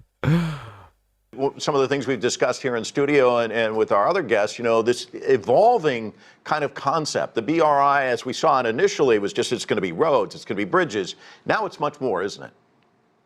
Absolutely, Mike. And that was the exact point. Road, that when in 2015 the first phase was announced, it was obviously, about balancing Pakistan's energy mix. And interestingly, Pakistan was one of the few global south countries in this region, at least, which had a lot of renewable energy, which was not efficient, and very less, non-renewables. But within 2 years, China's advancing technology actually made it possible for the Pakistani local governments, for the central government, and for policymakers to, focus on more green energy projects. So with that also, as you mentioned, from hard energy infrastructure to transportation, what China has gradually done is to become really a partner when it comes to development. And that development is multifaceted. It is about, modernizing the way things are done. It is about helping local farmers think of ways, techniques, or to improve their yields. It is about helping young Pakistanis, become better at different skills, which make them more competitive. It is also about helping There was a lot, but Albo's saying, isn't your car better now than a GTR Tirana? Was funny and cringe to show how detached she is from the working class. I voted the questions from the comments section. 4K people watching live. And everybody hates him. LOL. 4K people watching live. God damn. Hey, that's going to be this stream one day, ladies and gentlemen. Hey, 4K people watching. Analyzing China and the Belt and Road Initiative. Watch this space.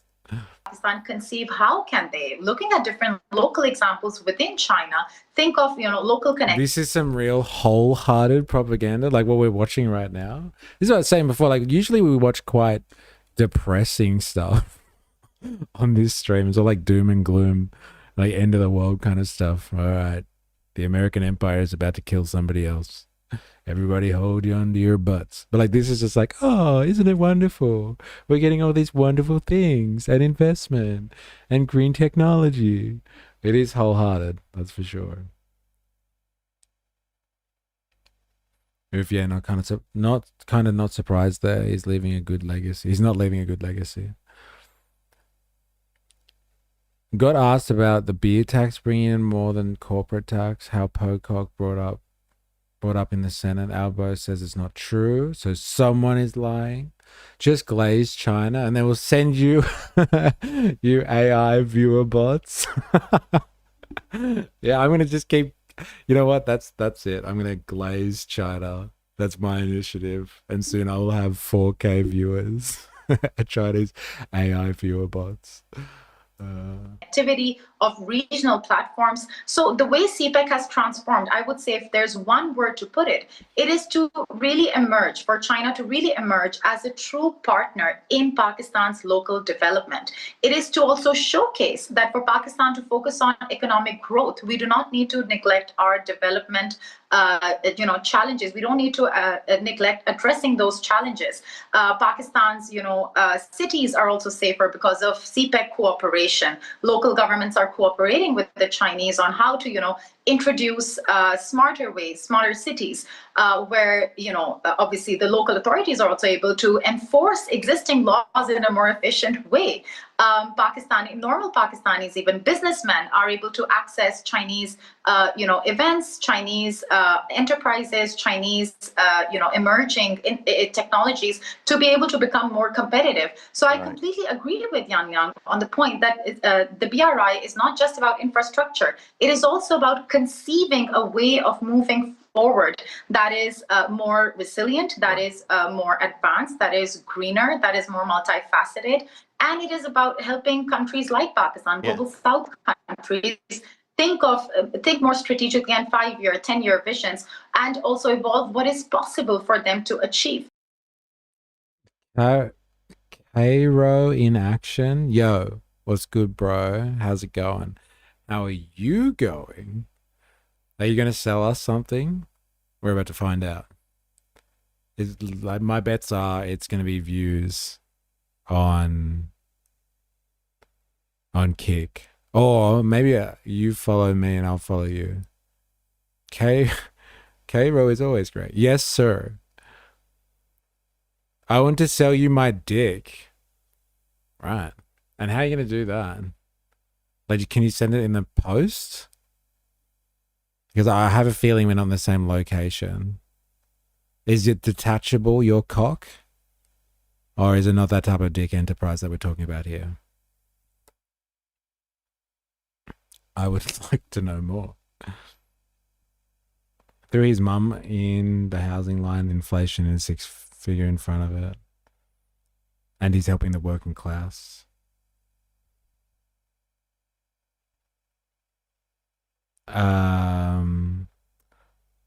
Detachable penis. I think you buy if before also. I think you buy if before also. I don't know, man. I'm not following. I'm not following. You just close your eyes and suck it out of a hose. Oh my god. I'm so glad there's South Park references in the stream. It's so good. All you had to do was suck it out of a hose, eh? Yep. Suck it out of a hose. Suck it out of a hose. Got asked about Grace Tame and why she didn't get arrested for her comments. Laws aren't in yet. Then blew it off. Oh, so like Carl was like not being nice either. He was asking him all the hard questions. What are you going to do about Grace Tame? Hey, like it's your problem. Hey, you going to do something about it? Hey. So what CPEC and what the BRI is really doing is unique from what we have seen in the past. Yeah, Sharp, let's talk about that because, I think this is such an interesting concept that she's touched on. Partnership. I mean, you talked about the policy playbook. This whole thing has evolved from, it may be ports, but now it's green energy, but it's also partnership. It's like, what is going to be best for your country? We talked about, Jan was talking about citing Nigeria. What does Nigeria need? And this is kind of a different kind of, it's not a rigid formula. We're just going to do this. It's really kind of morphed, hasn't it? Yeah. There's an irony out here, you have a preset Chinese menu. That preset Chinese menu used to be what the West used to offer. This is the way aid is going to be done. There wasn't much trade to it. It was aid, and we will offer it this way, and you have to swallow and digest it and figure it out. And that's very different from the way China is dealing with these countries. It reminds me back, I think ex-Premier Wen Jiabao had talked about it with regard to Africa. He said, we know what it was to go to bed with one meal or go to bed with an empty stomach. We know where you guys are because we've been there, and our destinies have been so joined together in that unfortunate respect. And so we understand, there has to be local ownership of development.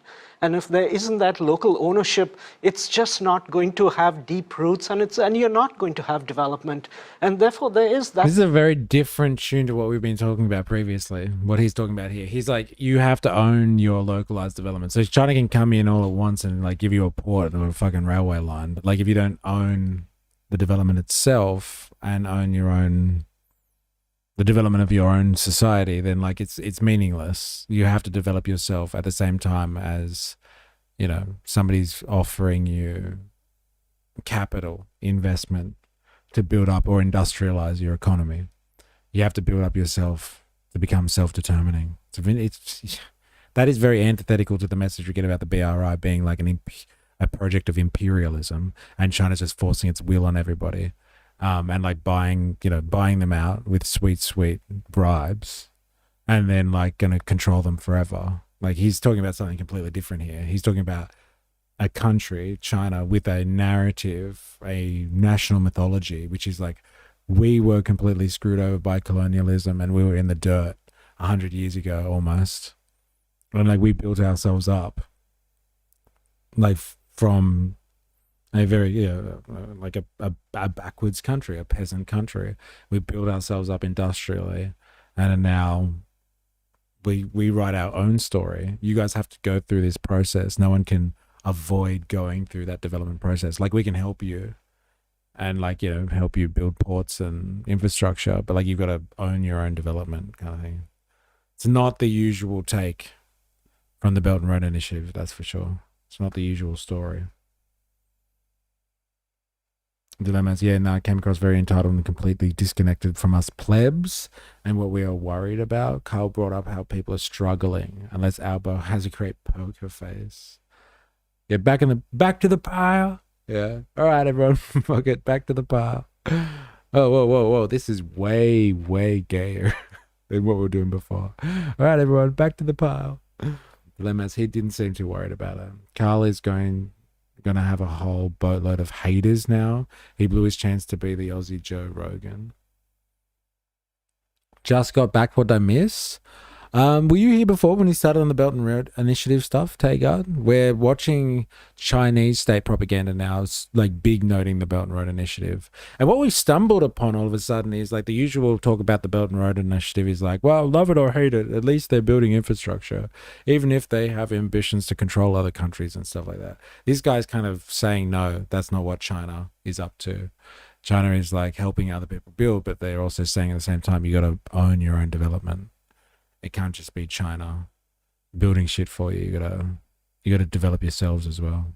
Captain Bucket, Joe Rogan and Carl share a single brain cell between them. Oh, Captain Bucket. Not a big fan of Rogan or Stefanovic, eh? Huh? Bad day to be in a Kubra. Can't lie, I've seen a few Carl's interviews recently and he's still funny and likable, but I used to respect how hard he pushed.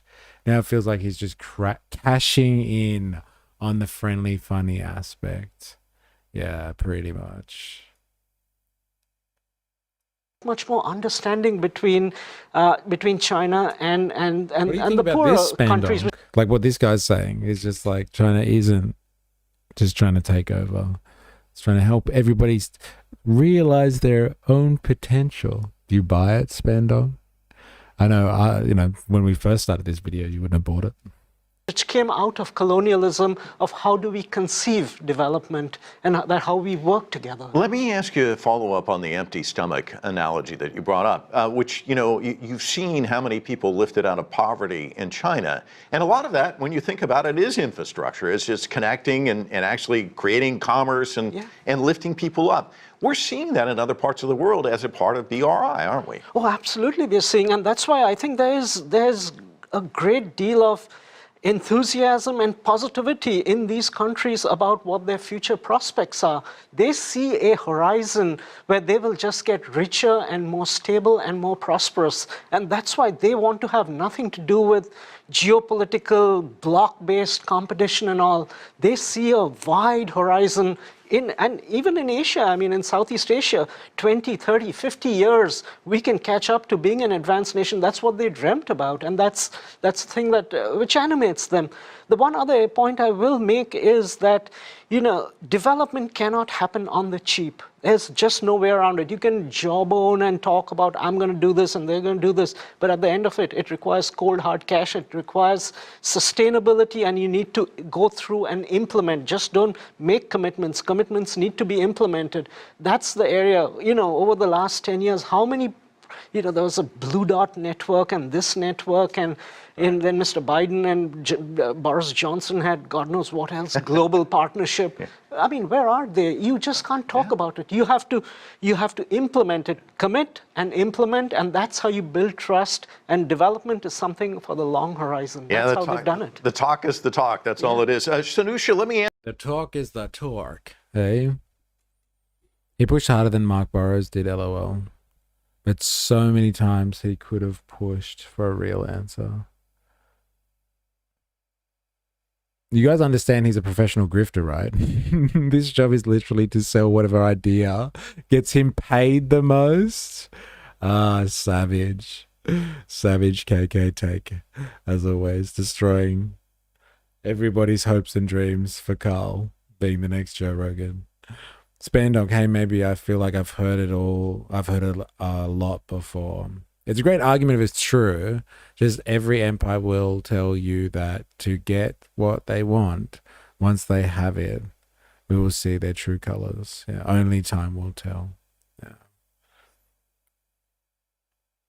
He's right. That's the ultimate question. One of trust. Right now, I think China have earned it. Spandog. Hey, where the hell did this come from? But whether they can retain it, yeah, fair enough. Tago, Chris Hedges can't even get in this country. Now that's a journalist. I actually saw Hedges not so long ago. I want to say it was the end of last year. He was in. That was when he got rejected from the National Press Club. They actually had him as a speaker, and then they rejected him from the National Press Club. Is that what you're talking about, Tago? Because he got into the country, but then they didn't want to have anything to do with him. So he had to do all these pop-up gigs because he was supposed to be. Oh, damn, I missed it? Yeah, well, I saw him in Sydney anyway. And he was supposed to speak at the National Press Club, and they banned him. They banned him last minute. I wonder if that had anything to do with the particular lobby groups that didn't want him speaking about what's going on in Palestine.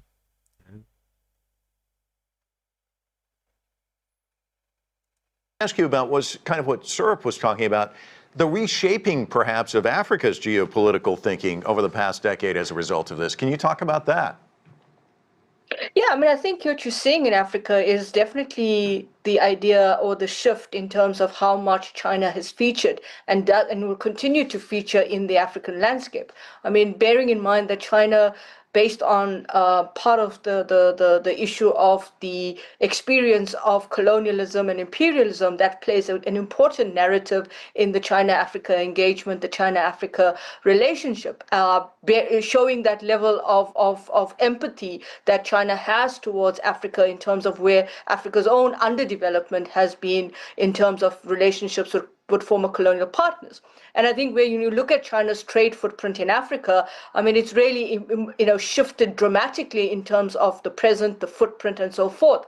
But at the same time, I think some African governments, and in particular, the issue from the African side is around the challenges in terms of the trade deficit that China doesn't have or has in terms of Africa has with China, in terms of the fact that China seems to be able to have more exports into the continent, and of course what we are exporting into China is more primary products, and that I think ties in very nicely with the idea that we want to see this investment through BRI and through other avenues move towards that industrial capacity. And yes, it's true, industrial capacity actually leads to that kind of level of improving productive capacity at the domestic level. But we also have to recognize that we live in a very, very unpredictable global order, and that the trade winds that we currently see also have what we have to recognize in terms of not just tariff barriers, but also non-tariff barriers, which can also create impediments to the value chain. And I think that is something we have to think about in terms of how much that level of integration of China and Africa in terms of the headwinds that we see in the geopolitical architecture. When we see the kind of investment comes through, we see the appreciation of China being a reliable investor and wanting to see Africa grow and see Africa become much more than just a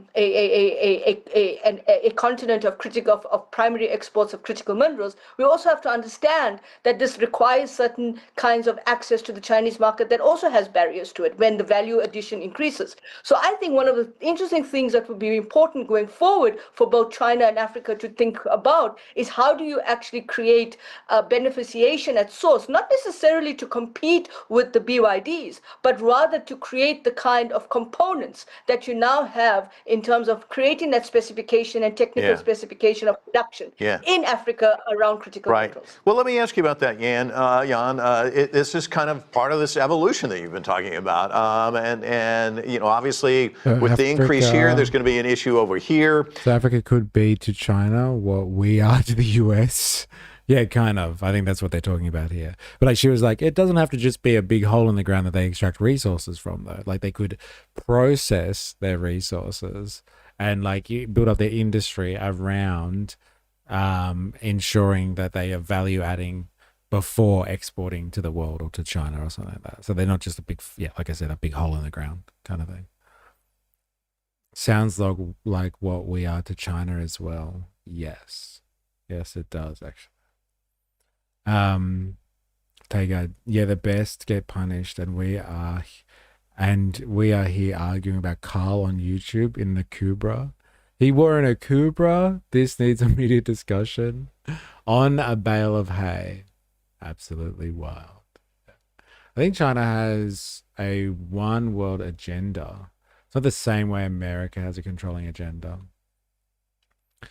Yeah, I definitely believe in their rhetoric about a multipolar world. Yeah, I definitely believe that they see globalism in the socialistic sense. They believe in the idea that everybody should have the right to control their own affairs and bring what they can to the global market as best they can. And like that'll sort itself out on the global stage, as opposed to it being sorted out by might is right, as Stephen Miller would say, some type of military power or something. We already are in a one world through globalism. Yeah, but like it's controlled through like multinational corporations, I would say.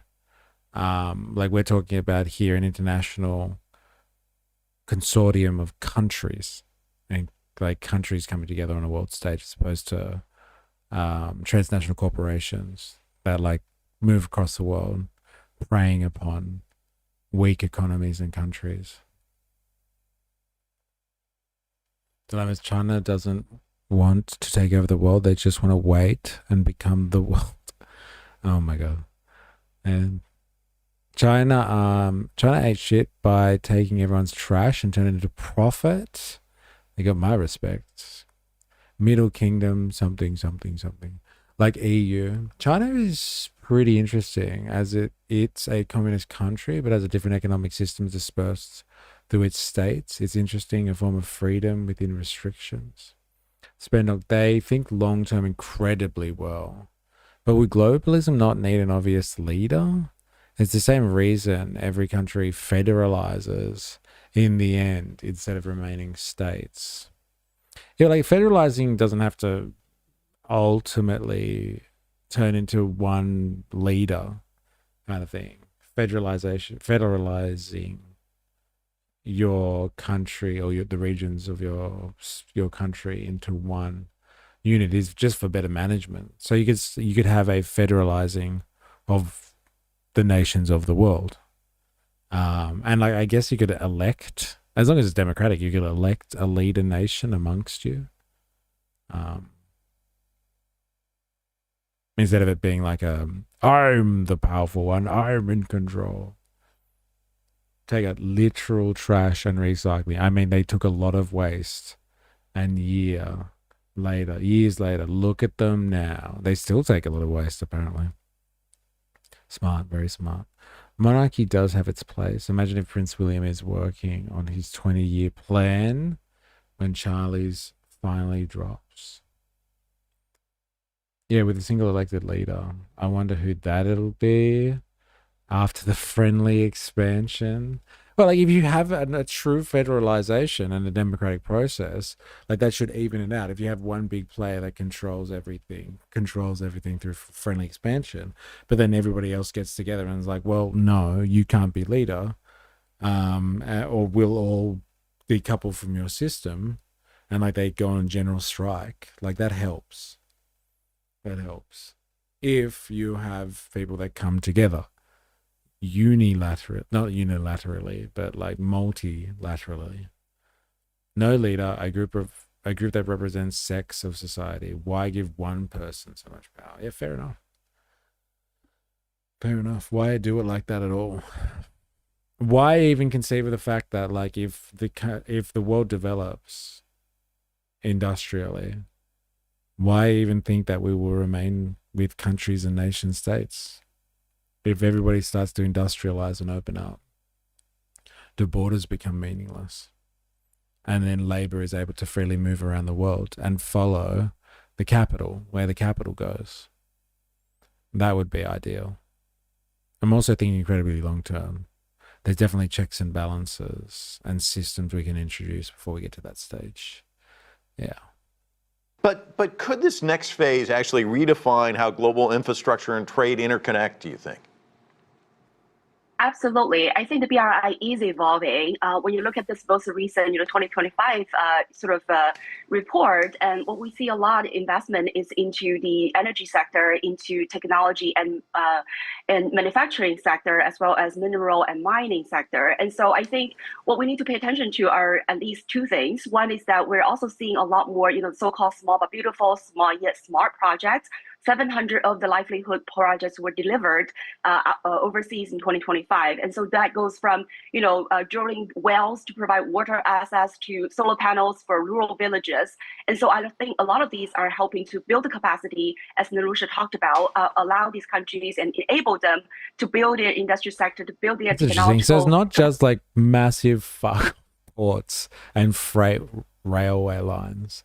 Like they're building wells and providing solar panels or solar panels to villages and stuff like that. That's interesting. Nuclear. I wonder if they are. That's a fair question. They're probably not. They wouldn't go around the world building nuclear power facilities for people. What if they start enriching too much uranium? And then the Americans will be threatening to bomb them. Funny how all we need to be pointing nuclear at each other. Funny how we all need to be pointing nuclear at each other to achieve peace. Yeah, it's pretty funny, isn't it? I was trying to see if the word was banned. Someone couldn't write it the other day. Does the BRI include any nuclear energy projects?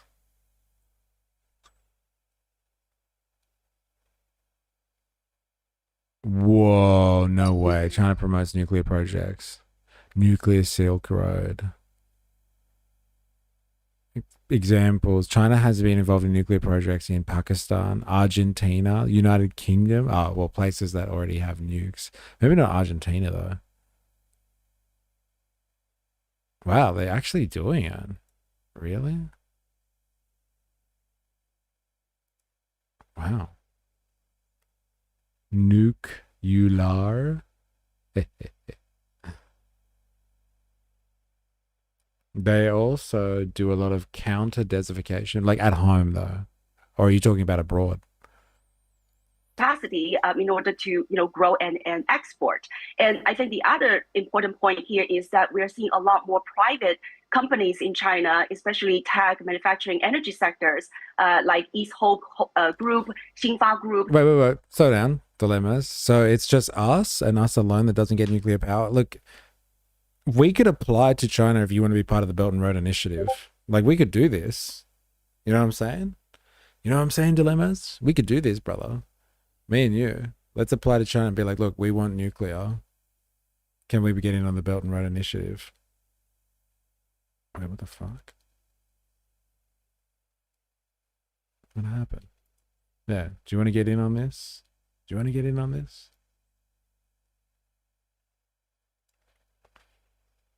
Or we could just wait for fusion and just hope that people share the technology, right?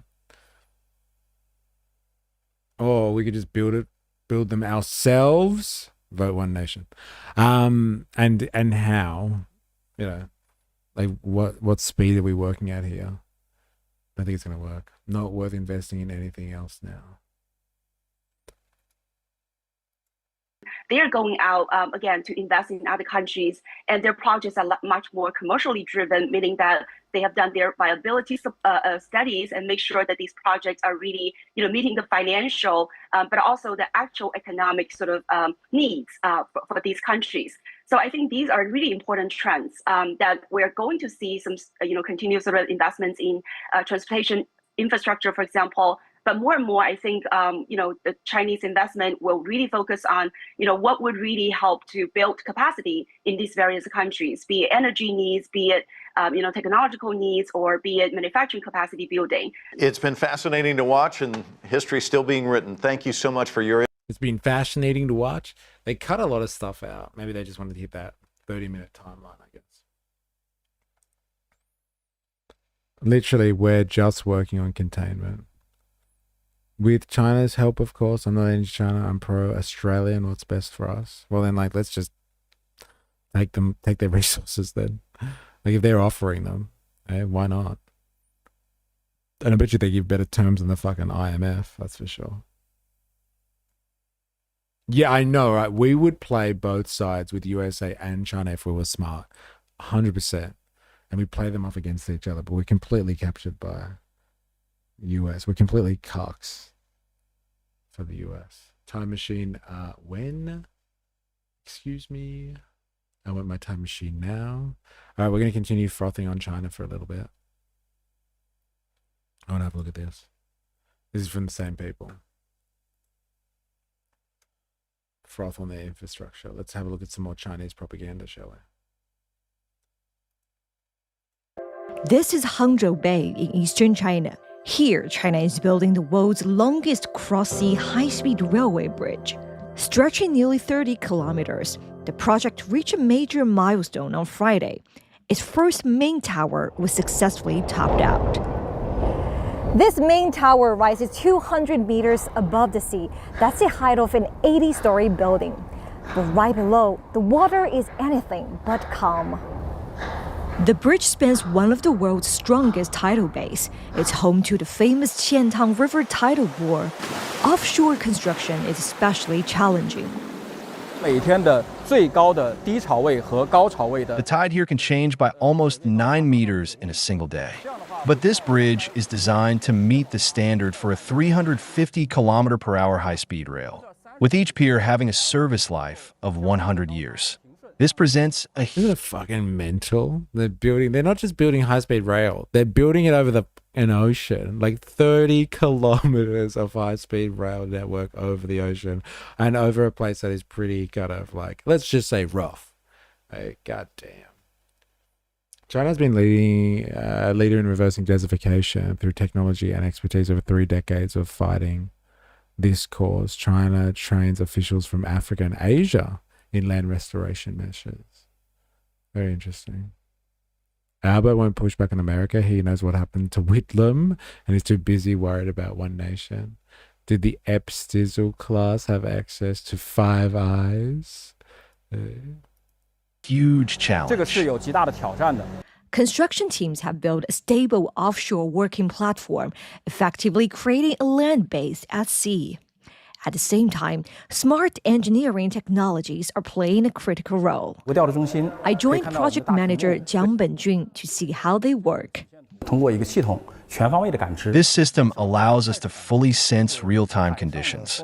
Everyone, from managers to on-site workers, can instantly adjust operations for safety. All systems are independently developed in China.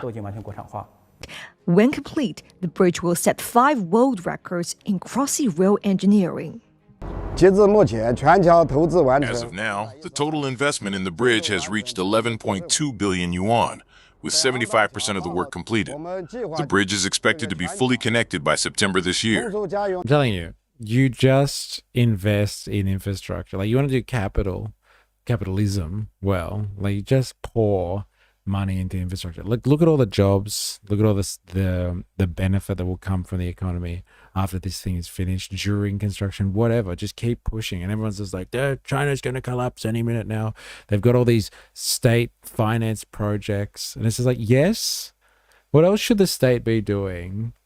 Like, why have control over the ability to print your own money? Like, literally, we have reserve banks, we have federal reserves, we have a reserve banking system, a central banking system. And it's like, we can print our own currency and we don't spend it on infrastructure projects. We go to the world market and like ask people to buy bonds instead, and then we get further into debt. Let's just print our own money and spend it on infrastructure projects. Like what they're doing. They don't stop and ask the neoliberal world order if it's okay if they build infrastructure. They do it. And like their economy is just fucking gangbusters. Seriously. It's just gangbusters. Fuck. We've got so much to learn. The entire project is set to be operational by the end of 2027. Once completed, high-speed trains will cross Hangzhou Bay in just around 10 minutes. And the impact goes beyond speed. The bridge will significantly enhance connectivity and support high-quality integrated development across the Yangtze River Delta, one of China's most dynamic economic regions.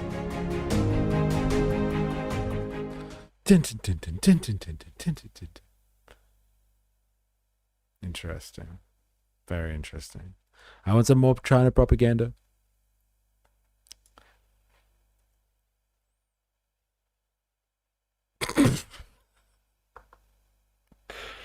I thought if you just buy back enough shares, then you'll increase your profits.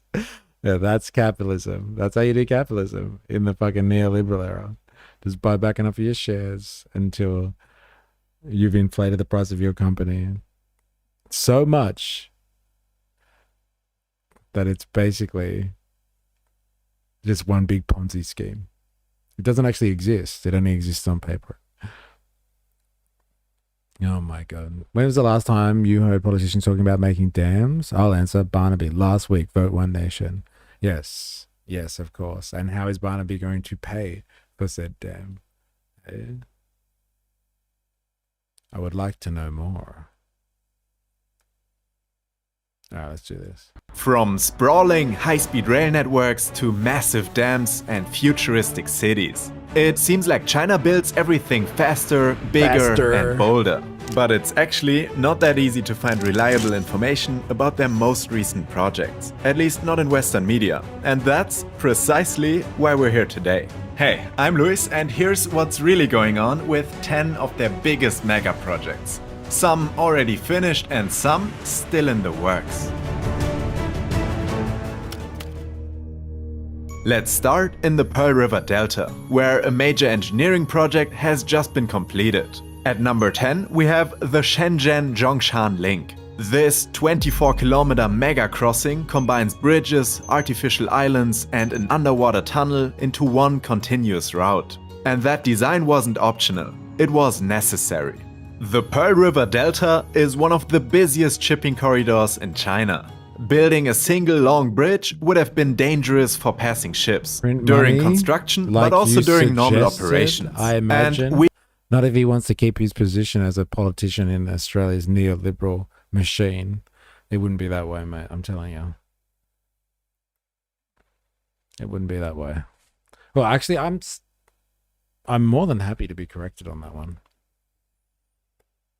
Or after they cut climate change officers, that budget could pay for it.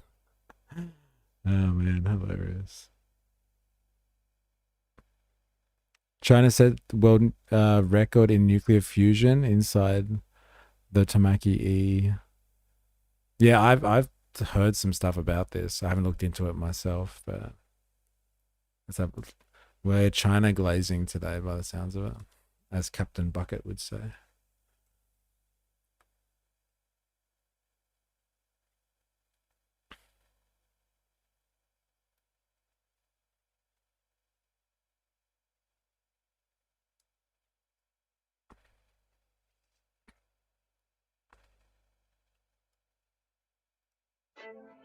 China's artificial sun broke all records, as it generated extremely hot plasma for 7 minutes on the night of April 12. The artificial sun project is based on nuclear fusion, giving China an unlimited energy source without generating residual waste. In a breakthrough, the experimental advanced superconducting tokamak in the eastern Chinese city of He produced and maintained plasma for 43 seconds, beating its own previous record of 1001 seconds set in 2017. The quantum leap was achieved after more than 122,000 runs. Oh, look who it is. 4B2s. Ahoy, Mr. E. Ahoy, chat goes. Anybody seen Kylie yet? No, I haven't. I don't know if anyone else has. I'm not sure what you're talking about either, actually.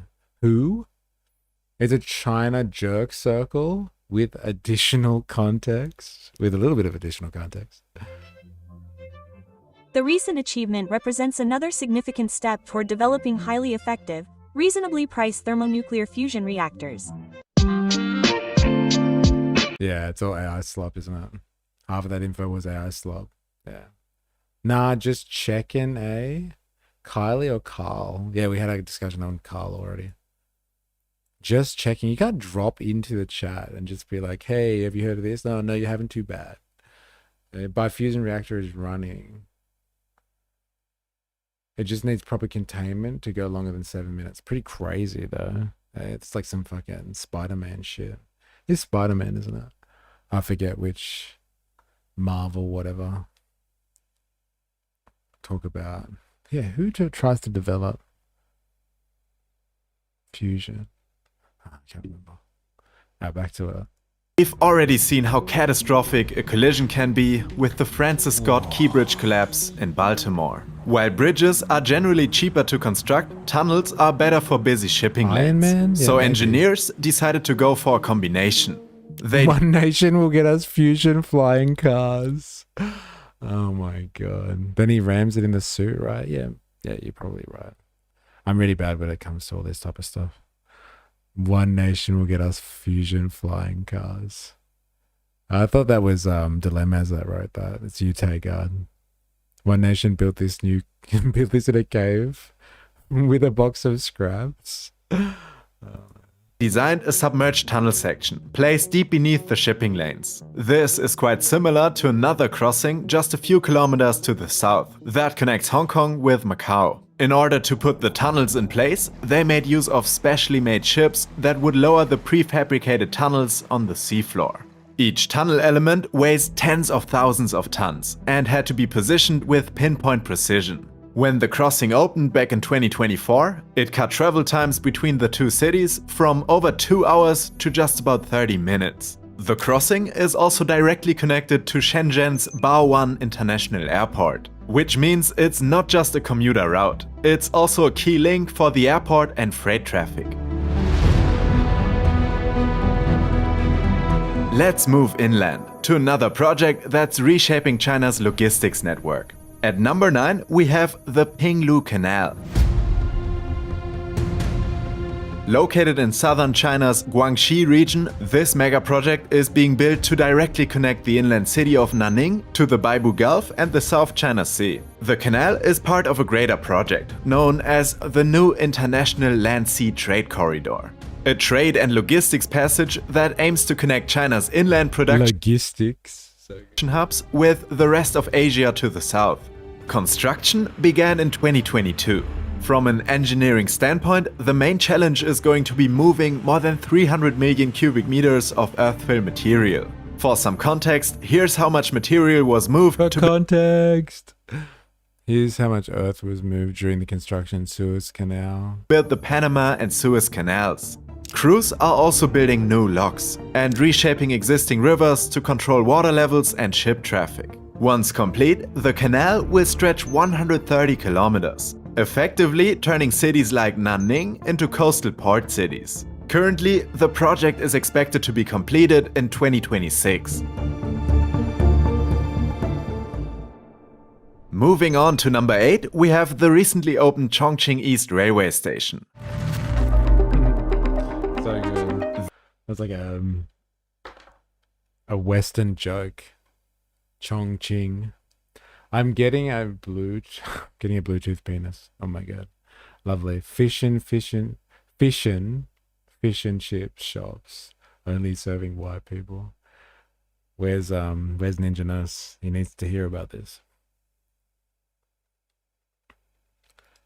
This massive structure is the single largest passenger railway station in the world. At 1.2 million square meters, it's even bigger than some full-sized airport terminals. It's located in the Nan'an district of Chongqing and serves as a vital link in China's rail network. But it isn't just another city station. It's a central hub that sits right at the crossroads of several of China's most important high-speed rail corridors. From here, trains branch out towards major cities like Chengdu, Xi'an, Guizhang and Wuhan. And once the Sichuan-Tibet Railway opens in 2030, the network goes even further west, to the sparsely populated regions of China. But more about that project later. To handle all of these routes, the station was built at an unprecedented scale. It includes 15 stations and 29 tracks, engineered to move massive passenger volumes without bottlenecks. But perhaps most impressive of all is how fast they managed to build it. Construction officially began in 2018 and the station opened to passengers in 2025. That speed was only possible with the help of robots. They took care of some of the most repetitive and tedious parts of the construction process. Some of these tasks include welding, concrete smoothing, wall installation, and even detecting potential hazards using drones equipped with AI. That's mental. You know, like they talk about the last bastion for AI isn't actually like white collar work. It's coming for white collar work first, but like AI won't be able to get in on the whole construction thing. Like AI is not going to be able to replace human workers because like we just don't have the AI or the robotics that is dexterous as humans at the moment, and they're using robots to build mega construction projects at lightning pace. If they develop these robots, like AI is coming for everyone's jobs. It's not just those fucking office workers. What does a construction union delegate look like in China? I don't know. Someone that works in a union. Hard labor jobs are getting hit too. Yeah. It's crazy. You know, after I watched the first scene of American History X, I was going to vote One Nation. Fuck. What does construction union delegate look like in China? Someone with a hard hat and a lot of stickers from all the sites that they've worked at with some high vis. I'm going to bite 4B2s. I'm going to bite. Where are you going with this? Yeah, Jesus dilemmas. That's wild. Yeah, what's going on, man? Seriously. China is not only at the forefront of construction projects like these, but also in the development of wind turbines. So we quickly want to check out number 7, this record-breaking 26 megawatt offshore wind turbine. It's currently the world's largest in terms of single unit capacity and diameter. For comparison, the typical high-end offshore wind turbine usually only has half the capacity of this one. On average, this 26 megawatt turbine can provide power to 55,000 homes. It has a height of 185 meters and a rotor diameter of 310 meters. This turbine is so huge and powerful that it even exceeds the power ratings of models that haven't even been released yet. And that's just with one unit. Imagine having an entire offshore wind park with these. Wait, do you reckon this guy's AI? Unit. Do you reckon this guy's real? I'm gonna put it to you guys. I'm sure all the delegates will look the same. I'm all one nation, just look like Thomas Sewell. Clones, LOL. Imagine having an entire offshore wind park with these. Is this AI slop? I wonder. Next, we take a look at a much larger project. This is number 6, the Central Yunnan Water Diversion Project. Yeah. Located in southwest China, this mega project is designed to solve one of Yunnan province's biggest long-term problems: uneven water distribution. While Yunnan is home to the Jinsha River, much of central Yunnan, including the capital Kunming, struggles with chronic water shortages. China's solution? Move the water to where it's needed. This project ties into China's broader strategy of large-scale water redistribution. We actually made an entire video about the North-South Water Transfer Project, if you want to check it out. The project will divert water from the Jinsha River and send it east and south across the province, through a massive system of tunnels over 600 kilometers long.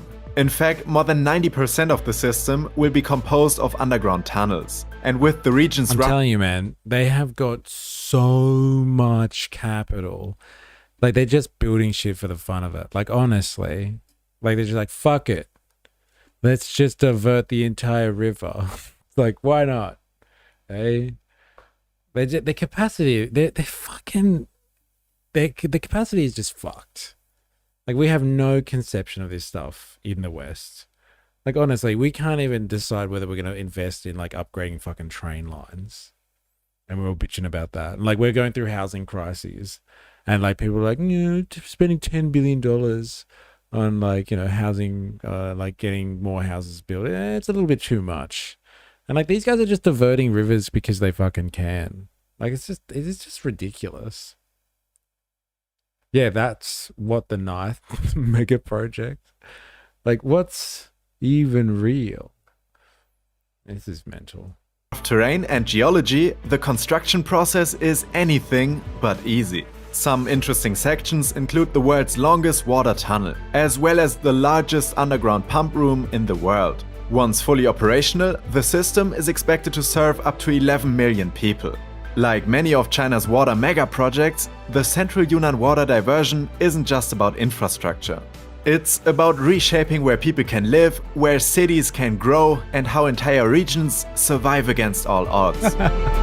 We invested in America and Palantir to fuck us. We have a sick fetish, yeah. So, like, capital is a powerful force. This is what we were talking about before. Like, capital is not a thing. It's like the movement of goods and services and products, commodities, basically. And so, like, if you can manage the force of capital as opposed to just leaving it up to the anarchy of the free market, let's say, quote unquote, you can use how capital works and distributes people's resources, social capital included, like people themselves. If you can direct capital as opposed to letting it just roam free in its natural environment, like, you can come up with some crazy shit. Crazy shit. Moving on at number 5 is the Greater Bay Area Sports Center, designed by the legendary Zaha Hadid architects.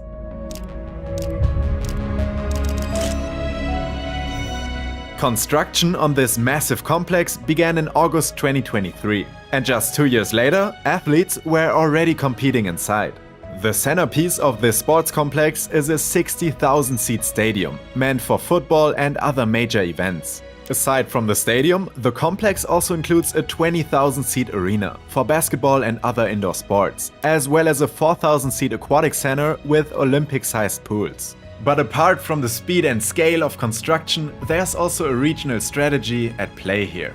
The complex sits at the heart of the Greater Bay Area. I mean, just look at where it's located on a map. It's basically right in the middle of the bay. This area is one of the world's fastest growing regions in many different aspects. With high-speed rail, expressways and airports linking cities like Shenzhen, Guangzhou, Hong Kong and Macau, this venue isn't designed to serve just one city. It's meant to serve an entire population cluster of more than 86 million people. Da Bay. Moving on to number 4. It's the Bay Area, bro. That's fucking 86 million people. We have the Jinshimen nuclear power plant. This is fucking mental. Nuclear power plays a critical role in China's long-term energy strategy. Currently, work on the project is going at a steady pace, with the first reactor already under construction. Jinshimen is being built using China's Hualong 1 reactor design. Once completed and operating, the plant is expected to deliver around 55 terawatt-hours of electricity per year. This alone is enough to meet half of the energy demands of the entire city of Ningbo, where the reactor is being built.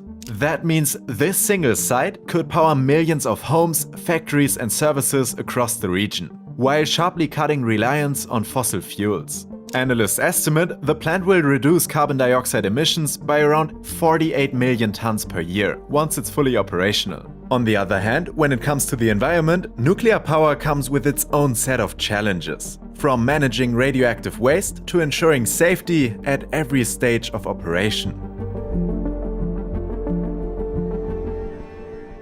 It's crazy. At number 3, we have a mega project that's quite literally on another level. Welcome to the Huajiang Canyon Bridge. We first featured it on our channel while it was still under construction, and now, just a year later, it's open to the public. At an insane 625 meters above the ground, this is the single highest bridge in the world. It's a steel truss suspension bridge that stretches nearly 3 kilometers, with the main span reaching almost half of that. Though it took only 3.5 years to construct, it was definitely not easy. The Huajiang Canyon Bridge spans one of the deepest and most rock gorges in the world. But the country is no stranger when it comes to building high bridges like this one. In fact, 10 out of the 10 tallest in the world are all located in China. The bridge is supported by 2 enormous towers, anchored directly into the canyon's cliff faces. Come on, a major give us the last one too. In second place, we have Xiong'an, a planned city costing tens of billions of dollars. This urban mega project is located about 100 kilometers south of Beijing. And there's a pretty good reason why it's located close to the Chinese capital. Xiong'an is meant to be a development hub for the Beijing So the Chinese built the pyramids? It would seem so. It would seem so. Tianjin-Hebei economic triangle. But what does that mean exactly? Well, this area is designed to relieve pressure from Beijing and its surrounding urban areas. In China, there's a term called big city disease. It describes how endlessly expanding cities start to struggle with pollution, traffic congestion, and lack of public services. Xiong'an is essentially a blueprint to fight that. The city is still in its early stages, but key government offices have already begun relocating, and transport links to Beijing are already operational. One interesting area that's already made significant progress is the Xiong'an Science and Technology Innovation Center. They just build a city. They're like, Beijing's too big. Let's just build another city then. And finally, China is building what could only be described as the most ambitious railway project in the world. At number 1, we have the Sichuan-Tibet Railway. Stretching over 1,600 kilometers, it connects Chengdu in Sichuan province to the Tibetan capital of Lhasa. Once complete, it would cut down the travel time between the two cities from around 2 days by car to just 13 hours. But the real story here isn't the distance nor the amount of time it saves. It's actually where it's being built. Much of the Sichuan-Tibet Railway cuts straight through one of the most extreme terrains on Earth, the Tibetan Plateau. An area known for extreme elevation changes, deep river gorges, and frequent landslides and earthquakes. In some sections, the railway even climbs to over 4,000 meters above sea level, making construction even more challenging than it already is. This is fucking ridiculous, honestly. This is fucking outrageous. Well, there you go, ladies and gentlemen. We've been glazing on China for the afternoon, so I hope you've enjoyed that. Like, we don't understand the scale of this stuff. Here we are, been bitching about Palantir, and like complaining about it integrating itself into our society. But like the best thing that we could do in Australia is build fucking toll roads at the moment. And we're talking about basically China here building through the fucking Himalayas, almost. This is absolutely mental. A rail through the most insane terrain on Earth. Oh man. The capital, the power of capital. You just gotta use capital correctly. That's the dream. That's the dream. All right, I gotta bounce. Thank you everyone who's been hanging out today. It's been quite a journey, I'm not gonna lie. Spandong, Captain Bucket, holding us down, Dilemmas. Avalava was here for a little bit too, Ninja Nurse earlier. Who else we got here? We had Val Mac, new person in the house, I think. We had some newbies in today. We had some randoms coming in today as well. Taygard hanging out. I think 4S was in the house earlier. KK online, chilling. Voltatura, been in and out, I think. I think Dr. Nathan was here earlier too. 4B2s came in, but like didn't give us a hypothetical.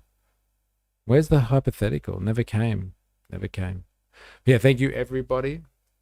Do appreciate hanging out and interacting. If you're watching this after the fact, then thank you. Even if you're lurking too, thank you. And we'll be back tomorrow for Hump Day, middle of the week run. So same time, same place. You know how it is. And until next time, please remember, I am, you are, we are a mystery. See you on the morrow. Cheers.